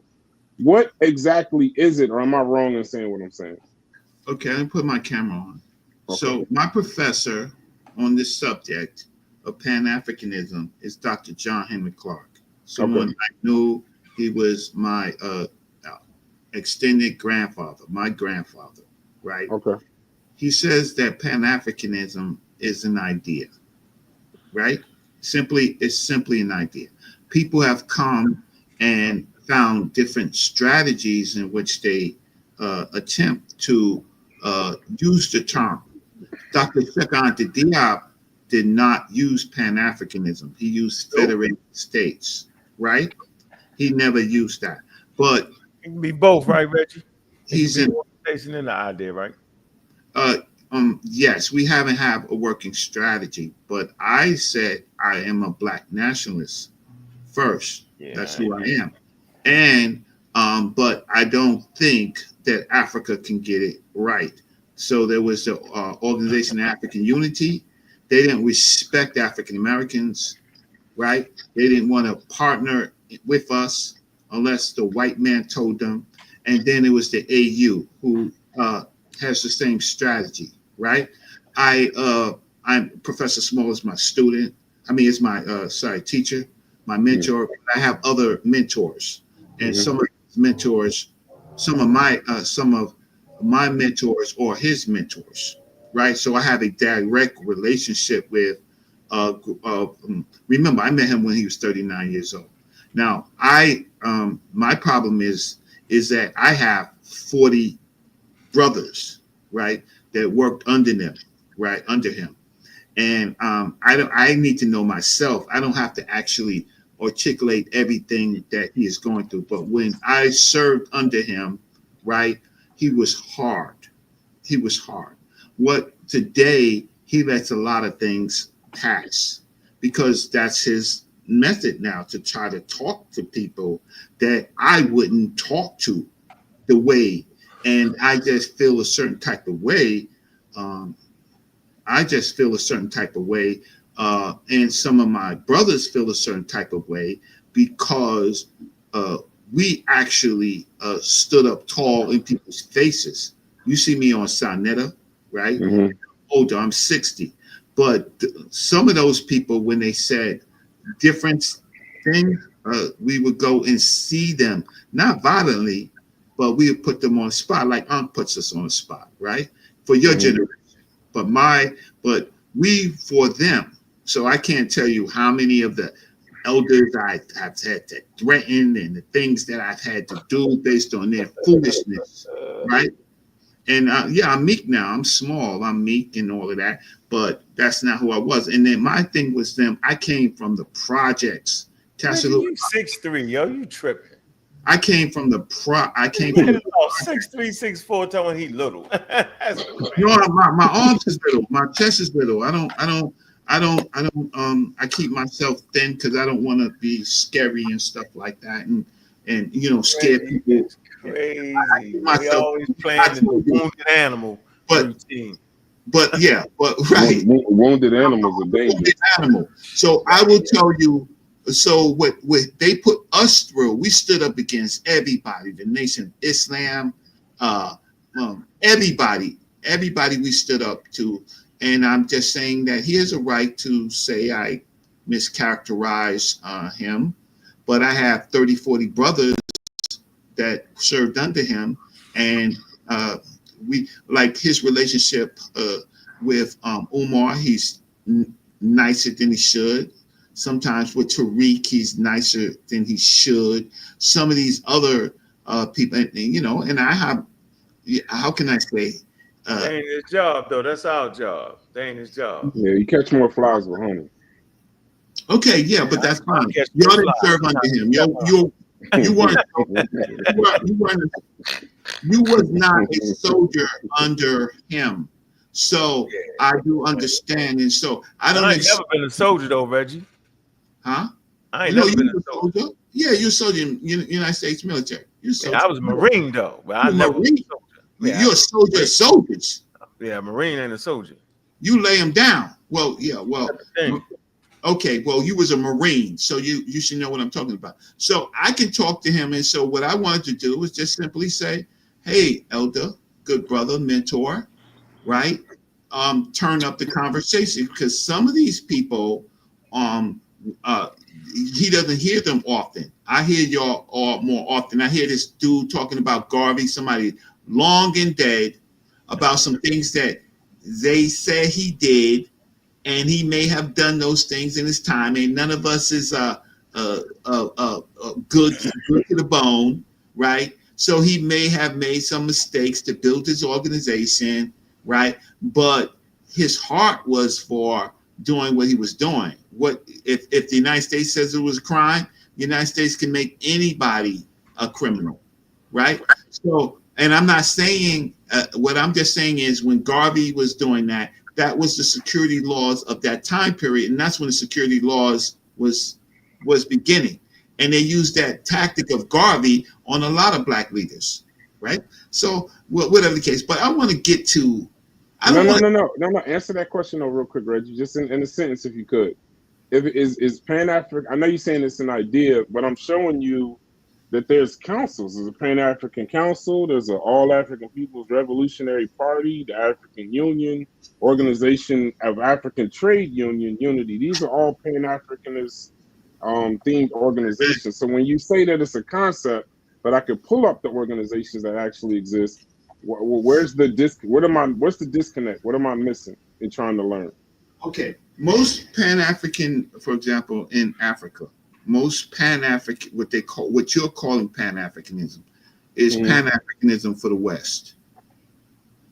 It's not Pan-Africanism for the African. It's Pan-Africanism. They want to send their kids to these schools. They want the dollar, right? They want the crypto. They want access to oil, access to Gucci, Fucci, right? They want that, right? And so they will make partnerships. And so most of the people, most of the early leaders, and Professor Small talked about those people who died. they wouldn't partner with the West. Thomas Sankara, we saw Thomas Sankara before he died. He wouldn't partner with the West, but his friend who killed him partnered with the West, right? And was protected by the West, right? So we can go down a whole list of African leaders who did not partner with the West, and then there is people who partnered with the West. So I don't disagree with you. There are organizations calling themselves Pan-Africanists, but they're Pan-Africanists for the West. They will sell their yellow cake, they will sell their oil and diamonds, right, to the West, and then get mad like South Africa when Elon Musk puts kind of like sanctions on them, right? And they're like, well, you are a friend, and Elon Musk and them is saying, no, you're not a friend. You're a hoe. You're a hoe, right? You're a hoe, and you're a slave, and keep sending me those diamonds and keep sending me those gold. How could America and the rest of the people have a gold reserve? Most of their gold comes from Africa.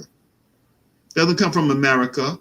Doesn't come from anywhere else but Africa. How they got it? Because of Africans partnered with them.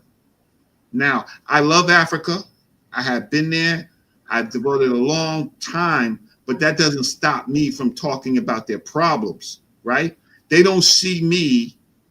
They don't see me like they see themselves. They don't come to Co-op City where I'm presiding at and say, I found you, my long lost brother. I found you. No, we do that for them. What right? are you talking about, Reggie?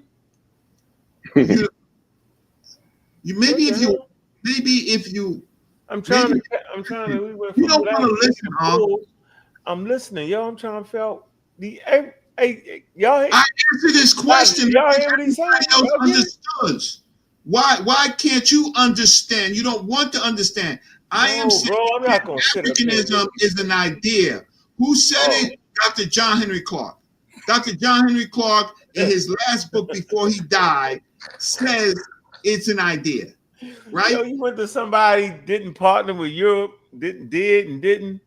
No, because I'm explaining to you that the modern day Pan-African, the countries that are saying that they're Pan-African, they are not. I can give you a in bunch Africa. Do they say they Pan-African? No, they say that what they say is they're the Organization of Afro Unity. They say that they're the African Unity, the AU. They say what's wrong with that? They're Pan-Africanists. What's wrong with that? They're in their country. Why can't they say that?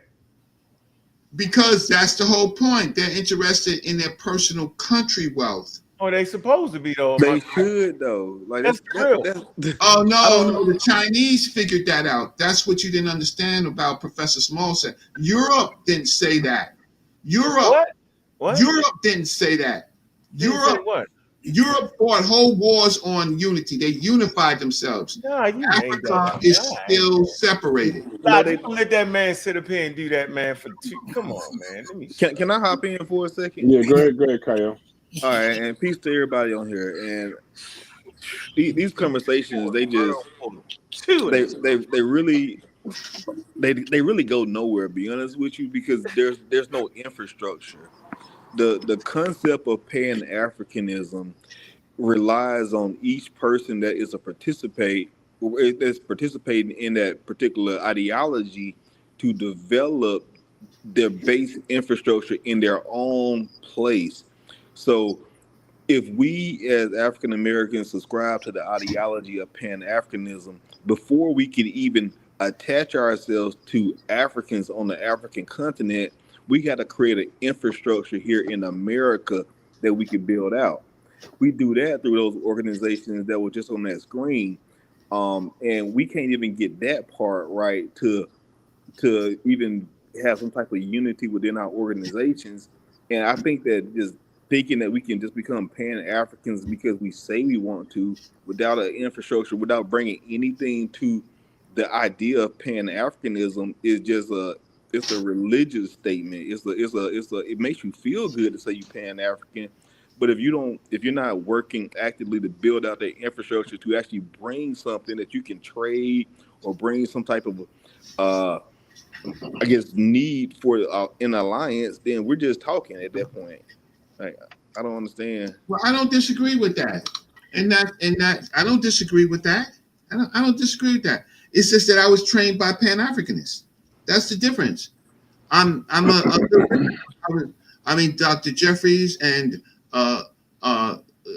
Wadu, right? They which I worked under them. They had what they thought was a working framework of Pan-Africanism. Oh no, I'm not going against what you're saying, Reggie. I was just making a statement to add that to the conversation. Okay, I agree with you. I think that a lot of times we talk about Pan-Africanism and we go and we revere these Africans that are Pan-African, that are on the continent, that have established things within their nation, and then say that we're Pan-Africans and why are we not reaching out to them? And the main reason is because we let the accountability, just being 100 with you, in America to do things, to have that liberation or whatever it is. A lot of us collectively lack that inspiration or motivation to do those things, and we're not being held accountable because in the system of Pan-Africanism, it's just simply a belief or an ideology, and it doesn't require you to do anything. And not you, but like it doesn't require people.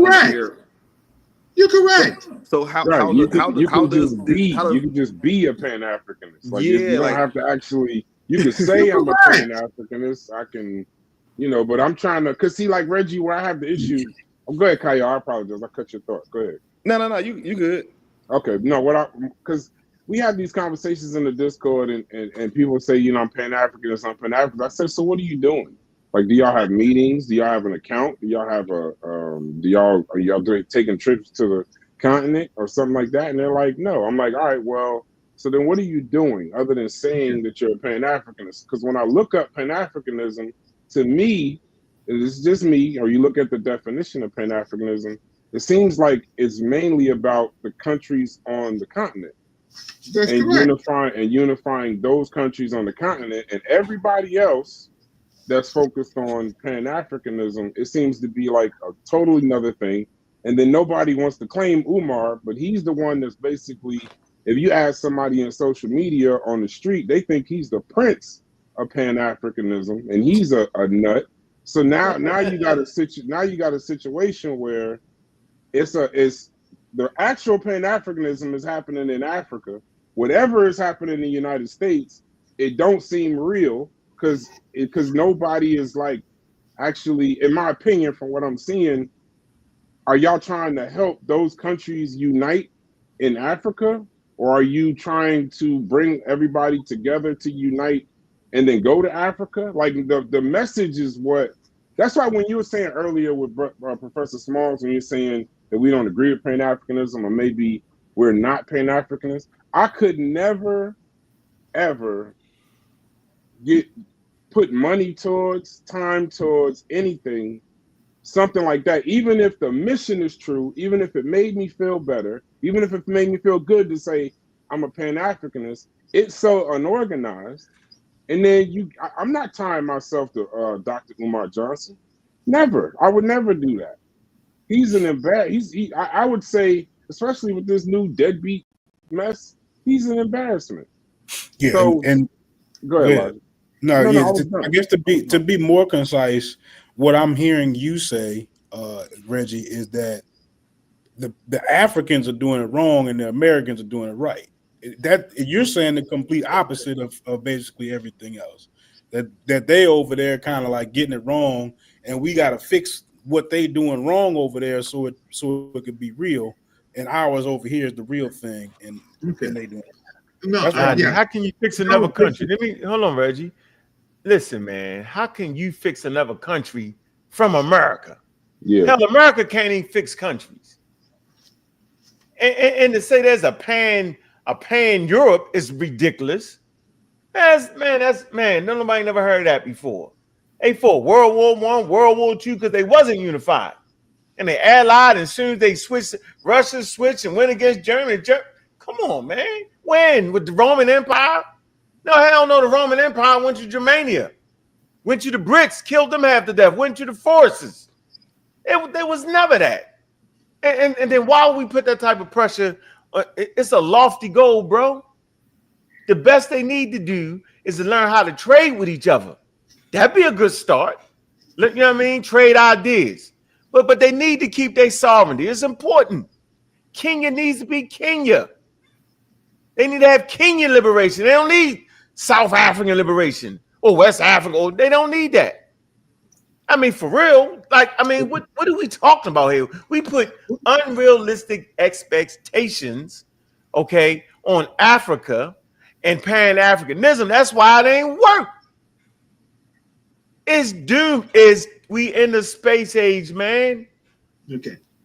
The Europeans learned something about Africa. They can divide and conquer, right? And they conquered Africa, right? And the Arabs conquered Africa for the same reason, right? Why you letting me do it, Logic? Wait. So Europeans why do you keep cutting me off? Because you just right? It's not fair, bro. You got people listening to this thinking they actually. You know why I can talk? Because I got college. You know why I can talk? Because I've been in Black Studies classes with the best of them. I just wanted to hear you say that. I know I get you mad. You can start putting off your resume. I like that. Yeah. So that's why I can talk. That's why I can talk to Professor Small, and he can say whatever he wants to say about I mischaracterize him. Yeah, that's what he said. Fine. Yeah, and he did say that. And I said my situation is with that is that I knew him since he was 39 years old, right? And they taught me how to study. That doesn't mean that I'm going to be agreeable with everything that they say. I understand what he is saying, but let me get to Dr. Clark, right? Dr. Clark said, in addition to a need for a total reconsideration of Pan-Africanism. So he called for a need for a total reconsideration of Pan-Africanism, right? He wants, or his understanding is, it should be a cultural revolution is needed for the whole of the African world, right? So we must undergo a cultural revolution, right? That means African people must learn to love each other and do things in our best interest, right? Now, that I'm not making that up. I'm going to one of the last Pan-Africans. So that's going to leave African Americans out. No. He says, see, this is listening comprehension. He said a cultural revolution is needed for the whole of the African world. Yeah, but what? Man, African Americans. Dr. Clark. I don't get that. Yo, what you talking about? Argue with Dr. John Henry Clark. Don't argue with me. We can't I'm just reading what he says. Don't argue with me. Don't say you don't understand Reggie, because Reggie's reading. No, I understand what you're saying now, Reggie. I'm just saying, but so you got continental Africans and then you got African Americans. We developed a whole nother culture, bro. We're not culturally Africans at all. Nowhere near remotely close. And we should not be. Them days is gone, bro. We connect back there, and then half the people mess that up. We trying to connect back and get some semblance to try to piece together some shit, and niggas make that up. So how can you piece together anything if you're lying just like the white people did? It makes no sense to me, bro. I'm gonna say this. If we're looking back to the future, if we're looking back to the past, Reggie, think about this, Reggie. Let's just be real, man to man. If we're looking to the past to help us move forward, right? Then when you look to the past, there has to be some type of accuracy to it. If not, if it can just be any goddamn thing you make up, then it don't matter anyway. Let's just make this shit up. Stop getting on my damn nerves then about the Africa, because you just make it up. I'm not making anything up, my dude. I'm reading from Dr. John Henry Clark, one of the last Pan-Africanists. So you're going to put him in it? That's not what I just said, Reggie. No, then argue with Dr. John Henry Clark. He's not living for me to argue with him. Dr. John Henry Clark was wrong. Wrong about Go on the record without reading his book and say that Dr. John Henry Clark. You read it, Reggie. You just said, read the passage again. I'm asking you, did it include African Americans? Because I didn't hear it. I didn't hear Africans, right? Which would mean continental Africans and continental Africans that went abroad. You can't be talking about us because we African Americans. we're culturally and socially African Americans. We Black African power, we hip hop, we all that. We definitely not continental Africans. We don't need act the same. So let me read the passage again. Read it again. I'm listening to the African Americans. Go ahead. Read it again. All right. I can get you right. It says, in addition to a need for a total reconsideration of Pan-Africanism, we need to reconsider it. So he knew back then. You got to read. Let me finish reading the passage. I'm get it. Go ahead, bro. I'm just trying to get it. He says a cultural revolution is needed within the whole of the African world. Now, what's the African world, bro? What is the African world? That includes Black America. That includes the Caribbean. That includes Africans in the Caribbean, Africans in Europe, Africans on the continent. So anywhere people, yeah, man, I don't know. No, the difference is you heard it. You don't have to know, right? So I'm reading with I didn't know he was talking about African Americans too, guys. Oh, yeah. First of all, Pan-Africanism. So anywhere African go is their world, basically. No. That you have to be based off what you said. Anywhere Africans go, it's their world, right? It's part anywhere where the people of Africa have went, right? We need to reconsider what Pan-Africanism is. We need to reconsider it, right? What it means. On our side, though, Red. So that means that it's an idea. Yeah. That means it's an idea. That means if you need to reconsider it, that means it's only an idea. But why did you throw up the book? Why you throw up the book when I made the point on accuracy? Am I the only one saying this? This is the first time you used the word accuracy.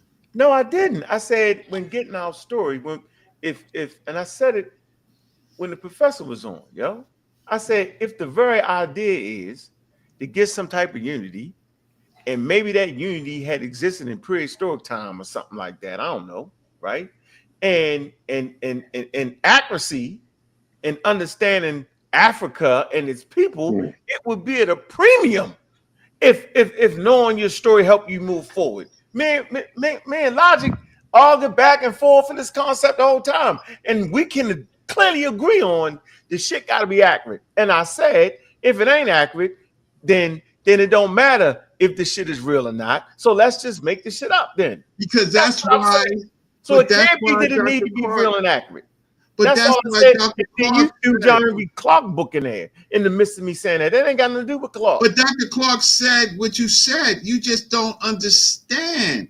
He says it has to be a reconsideration. That means to make it accurate. He says. Well, then I said he's fighting on my side. Then didn't I say that? No, I said it sounded like he's on my side.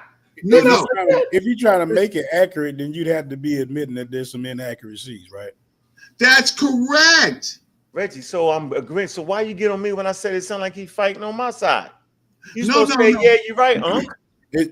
What I'm saying is we got to this point of an agreement. I said that Pan-Africanism is an idea.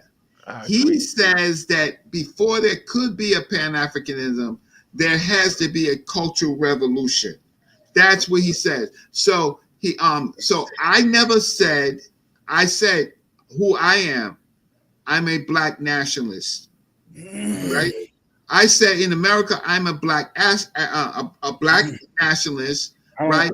But I do know that you're a scholar. I don't know what a cultural revolution is. If I had to just be complete, I don't know what that would look like as a whole for the entire African world. I don't know what that means. Does that mean we all? Well, you know what? That's because you never took a Black studies class. Culture, right? Dr. Clark taught me that you have to understand history to understand African history. Understand history first.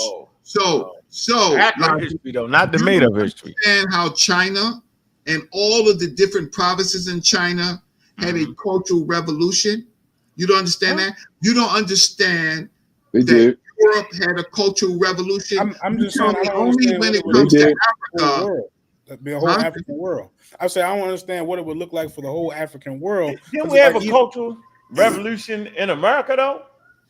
Yes, we have cultural revolution. No, we did. We did. What are you talking about? Right? So we went through the same thing. We do. We're literally in the midst. Okay, I'm gonna give you an example. Yeah, I'm gonna give you an example. And it's your fault, Raz, because it's your man you got in the office. Hey, Reggie, let's move it. Let's go get you stayed on too Let's long. move to Trump right now, Reggie. Let's get him, Reggie. All I want to do is say, does Israel, does those that call themselves Jews, right? Okay. They went through a cultural revolution after the World War II, where every Jewish person, no matter what, will defend Israel. They had a it was not a continent, bro. See, that's the difference you keep missing. I get your point. No, it don't have to be a continent. Obviously, because we need an example then. You've given me a great example. Hold on. You've given me a great example of the Jewish people. That could absolutely be the African Americans could do that. But you're talking about a whole damn continent, bro. That's never gonna happen. I don't understand that. Yeah, Europe. I ain't never seen it in what you call Europe. What's the favorite book? Let me talk to Logic for a second. Okay, what's your favorite books that you have read on Pan-Africanism and African studies? I ain't gonna lie to you. I'm telling you, that's not that we shouldn't do that right now. So you illiterate. So Logic, you illiterate, but the name is Logic. So you haven't. I'm just asking. How about if that stuff that you was talking about and you was reading was so cold, you would have fixed goddamn Africa by now. How about that? How about all them books that all y'all read and wrote? He just came on here and told me for 4 hours that we still gotta revamp it. So I'm a That's what Dr. Clark said. I gotta go back and read something 30, 40 years ago just so I can adjust it today. Why don't I just adjust it? I can lay out my own goddamn plan. Like at the same, I'm trying to tell you, like you trying to escalate it, and I'm trying not to escalate it. See, and I'm like you trying to. No, I want you to escalate it. You ain't that slick. Come on, brother. No, he said escalate. No Logic. He said escalate. Yeah, he's being very clear. I don't want to escalate. I'm trying to talk to you on a real level. Like no, hey, Logic. If somebody trying to escalate it, you cannot talk to them on a cool level. And get all of them on the same page. Come on, now that me reading them books is not gonna get all of Africa on the same page, right? You can't get all of the Africans to read that same goddamn book, but I gotta read the book. What kind of shit is that, bro? If they all read it, are they all gonna agree with you? Right? Now they published that same book over there in Africa. Your microphone. What does it gotta do with it? We can't hear you. What does it gotta do with it? We can't hear you. The fact that I ain't reading, what they gotta do with it? No, it has everything to do with it because I want to see your competency. What did I miss? See, you can't. What did I miss? Hold up. What did I miss that I need to go? Have you read Umar Johnson's book? Like they the ones need to read it. Have you read Umar Johnson's book? He's the prince. I ain't reading the Prince of Pan-Africanism. He needs to go read it. You got to understand the prince now. That man can't even read the mail in the child support letter. I ain't reading his damn book. Fuck Umar Johnson. He's a Hey, you know what's the funniest part of all this? Everything we up here arguing about, we already have all of this stuff, man. I know, yeah. Like that's the craziest part. Like when you have this idea of something in your head, the idea becomes so grand and it's so romanced out to so many different levels that you can't even put it into words. But then when you look at your reality, the things that we complain about, we already have. I don't. You can go right now, brother Reggie. You can fly to Ghana and you can link up with somebody and they'll do business with you. Yeah, you can buy land, you can buy houses. Hey, listen.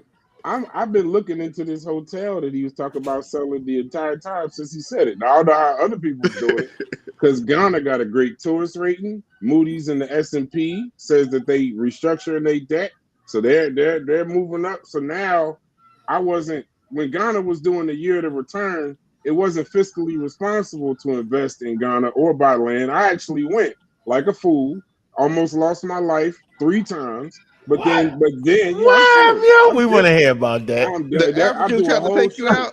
No, I do a whole show on it. I Say it do ain't an so. entire show on that. But now, Moody's, Hold on, Brad. They S&P, tried to what? they tried to listen. They thought you was an American. They ain't know you was. They ain't know you was a Ghanaian, yo. They You didn't didn't know know I you had was Pan-African? They didn't know I had security. That's what they didn't know. They didn't know that my security had guns, and that you could attempt to rob this African from Ohio, but you gonna die in your homeland, and I'm gonna go home.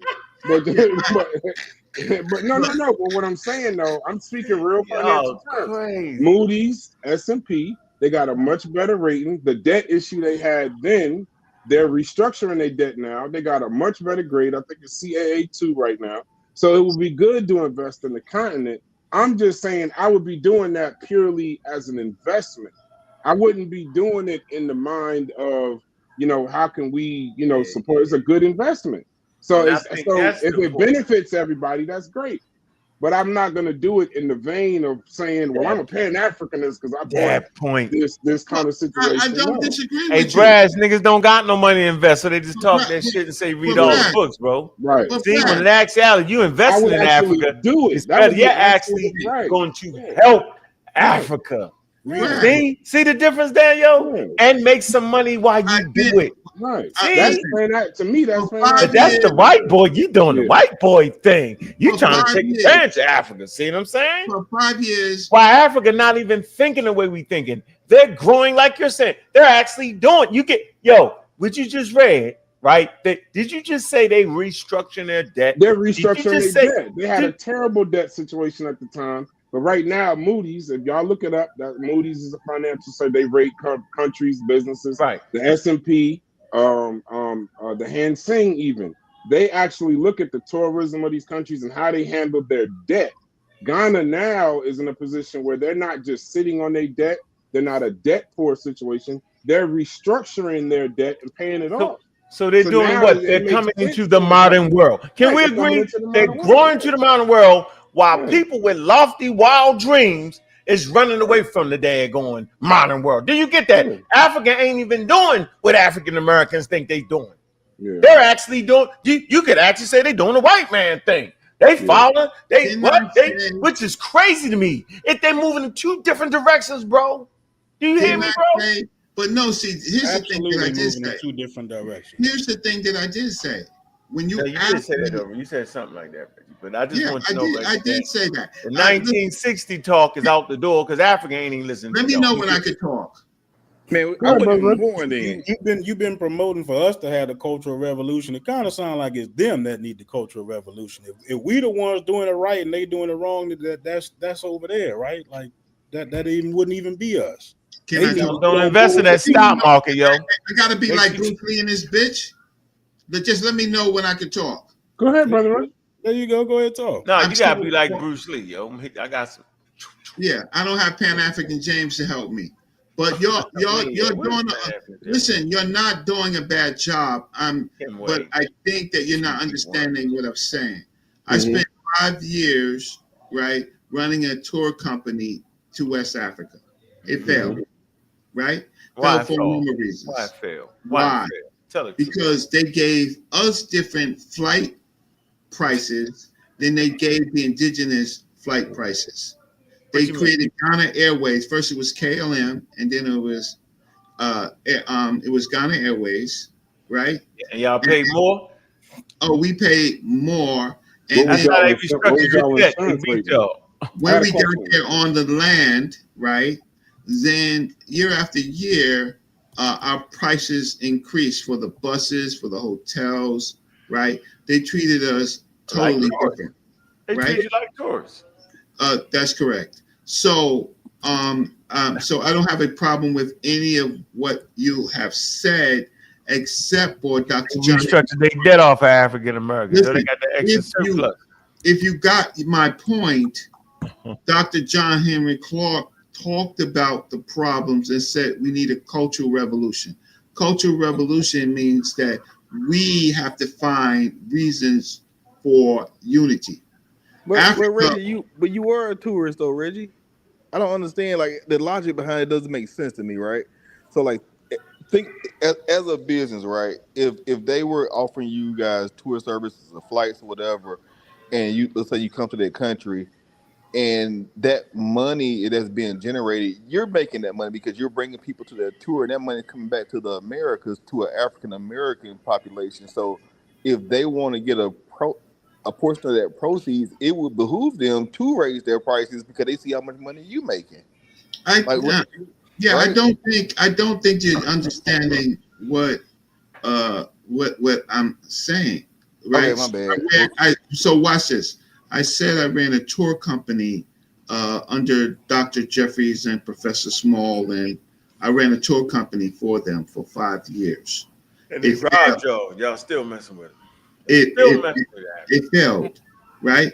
So I'm and I know why. Why did it fail though? I know. I just I said they raised the prices. They robbed you. Say what they did, man. That way you can learn. You got robbed, yo. So they raised the prices, and so what? So that goes back to Dr. John Clark's thinking of a reconsideration and a cultural revolution. So they need to fix themselves. So I do not disagree with that. I talked about the OU, the AU. I talked about the Organization Afro Unity, right? But one thing I do know is that many of the things that I have in what we have in our homes, right?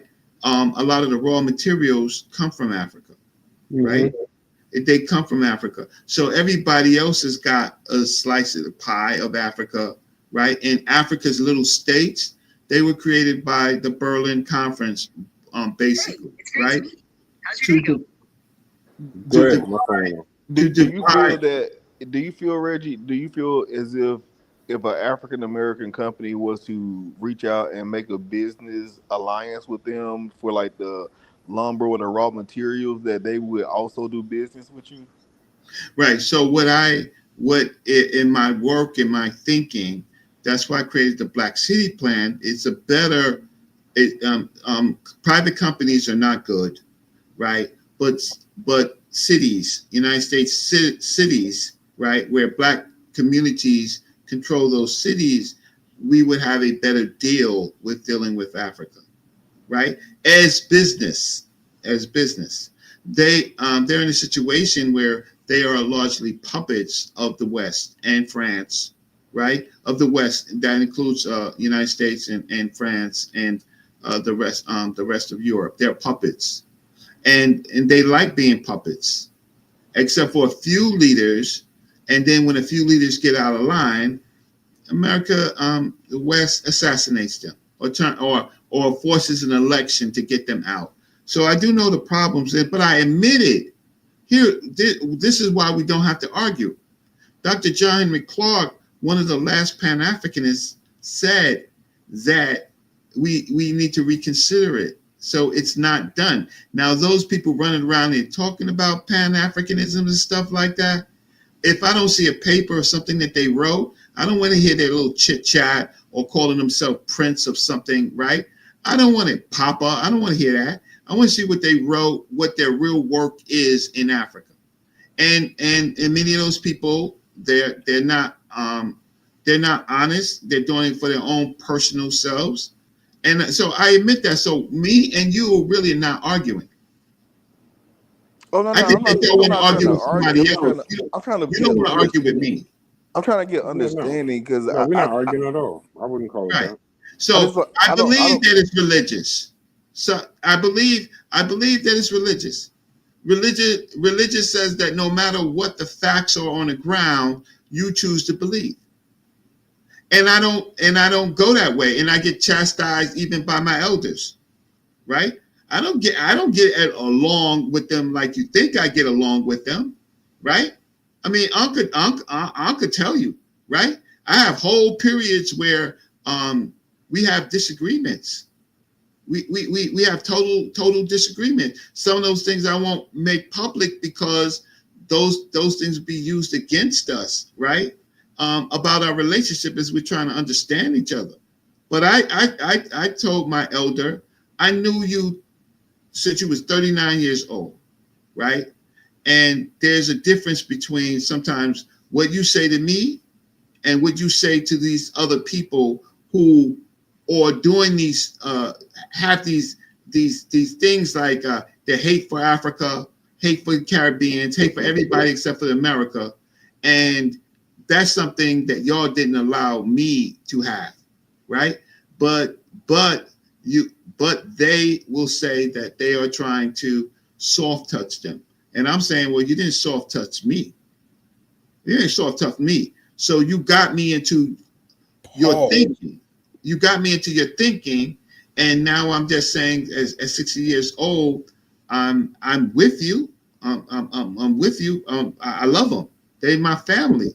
But at the same time, it's like even with your father, your grandfather, you may not agree on certain things. So I don't agree with over romancing Africa. I don't. I am a Black American. I am a Black American. I'm a Black nationalist, right? That's who I am. So we are not having argument. We're just having discussion. The problem is Professor Small, Dr. Leonard Jeffries, right? Dr. Clark these are some of the last Pan-Africanists. Everyone else is just talking. Yeah. Let me say this, Reggie. Go ahead, Kyle. Yeah, that soft touch was wild. Hey, Logic. Hey, Logic. I'm about to go, my brother. Yeah. Hey, I appreciate you. Right? It don't gotta end. It's just I gotta go. I don't like to just leave the channel. Shouts to you, my brother. Shouts to Hey, we would not have had this show without you, my brother. And no matter whatever it goes, you have been a resource to us. You have been a benefit to us. And I'm gonna give you your flowers while you're still here. I appreciate you for helping us have that conversation with Professor Smalls. Kyle, you know you're my guy. Jose Francis, clean your camera. And everybody, y'all have a good evening. I got to get out of here. Love y'all. Yeah, hey, I appreciate y'all. I'm out of here too. Hey, Reggie, you checked your phone? No, I did not. Check your phone. Check your phone, Reggie. Okay, I'm gonna check my phone. I would say, I mean, I'm in all seriousness, right? Like the way I see what you just said, like not holding the people who raised those prices responsible, that's far worse than romanticizing, right? Like the fact that's almost like saying that you are you never expect Africa to be mature enough to be responsible for their own actions, right? Like at that point we're almost, when does it stop? Does it stop at atrocities, right? Are we now we're gonna take atrocities and maybe move the benchmark and say it wasn't necessarily atrocity, it was just necessary? Like how do you reconcile that? Or when are we actually starting to tell the real story, right? When we're actually starting to talk about the real adversities of trying to unite with Africa, right? It might be true that it's difficult to get elites in Africa to see African Americans as a part of them. Like that just might be what it is. And if we're like acting as if that's not what it is, well, that's got to be beyond romanticizing, right? Like we're talking about modern day relationships that we hope exist in one way and they really exist in another way.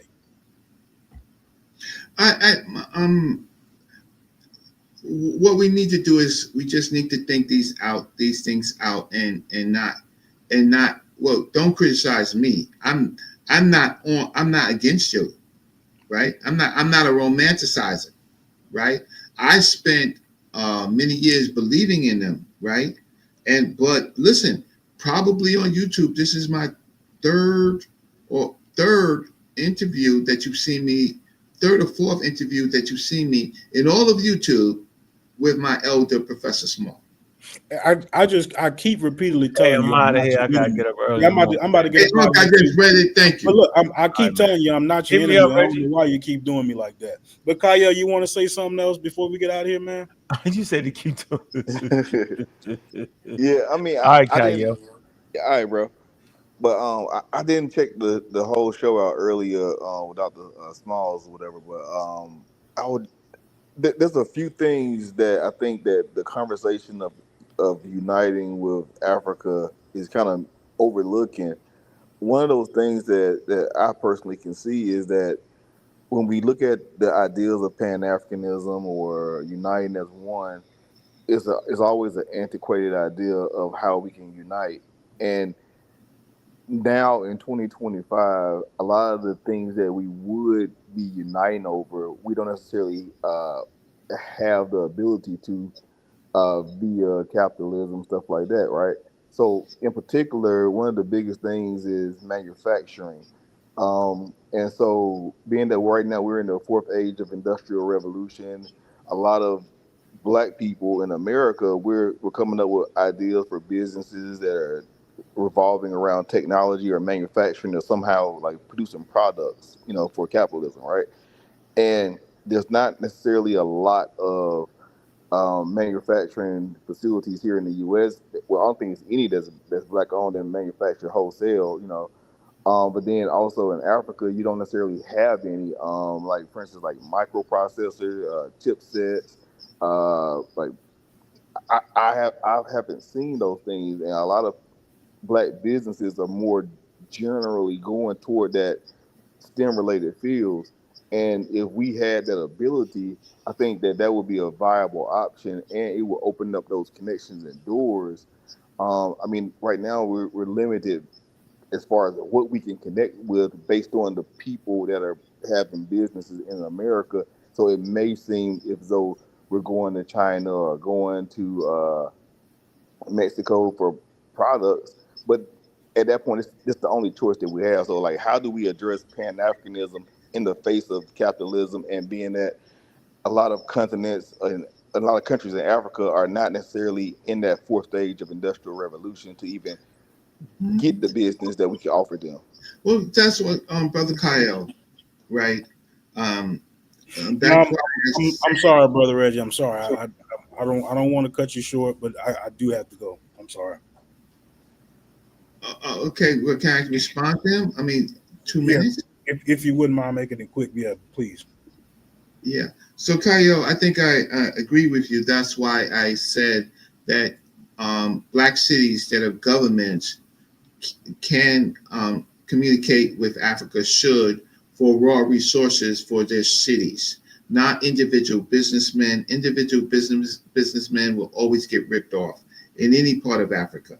But once you have a city which is part of the United States government interacting, then you have a better deal. So if you're a entrepreneur, they're gonna get you. Thank you. Appreciate y'all coming out, man.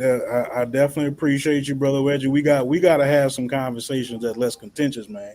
Because I'm like I said, I'm definitely not your enemy. I'm really looking for understanding. I hope my questions aren't I guess that inflammatory, but I certainly don't intend for them to be. But good night, y'all. I appreciate y'all coming by.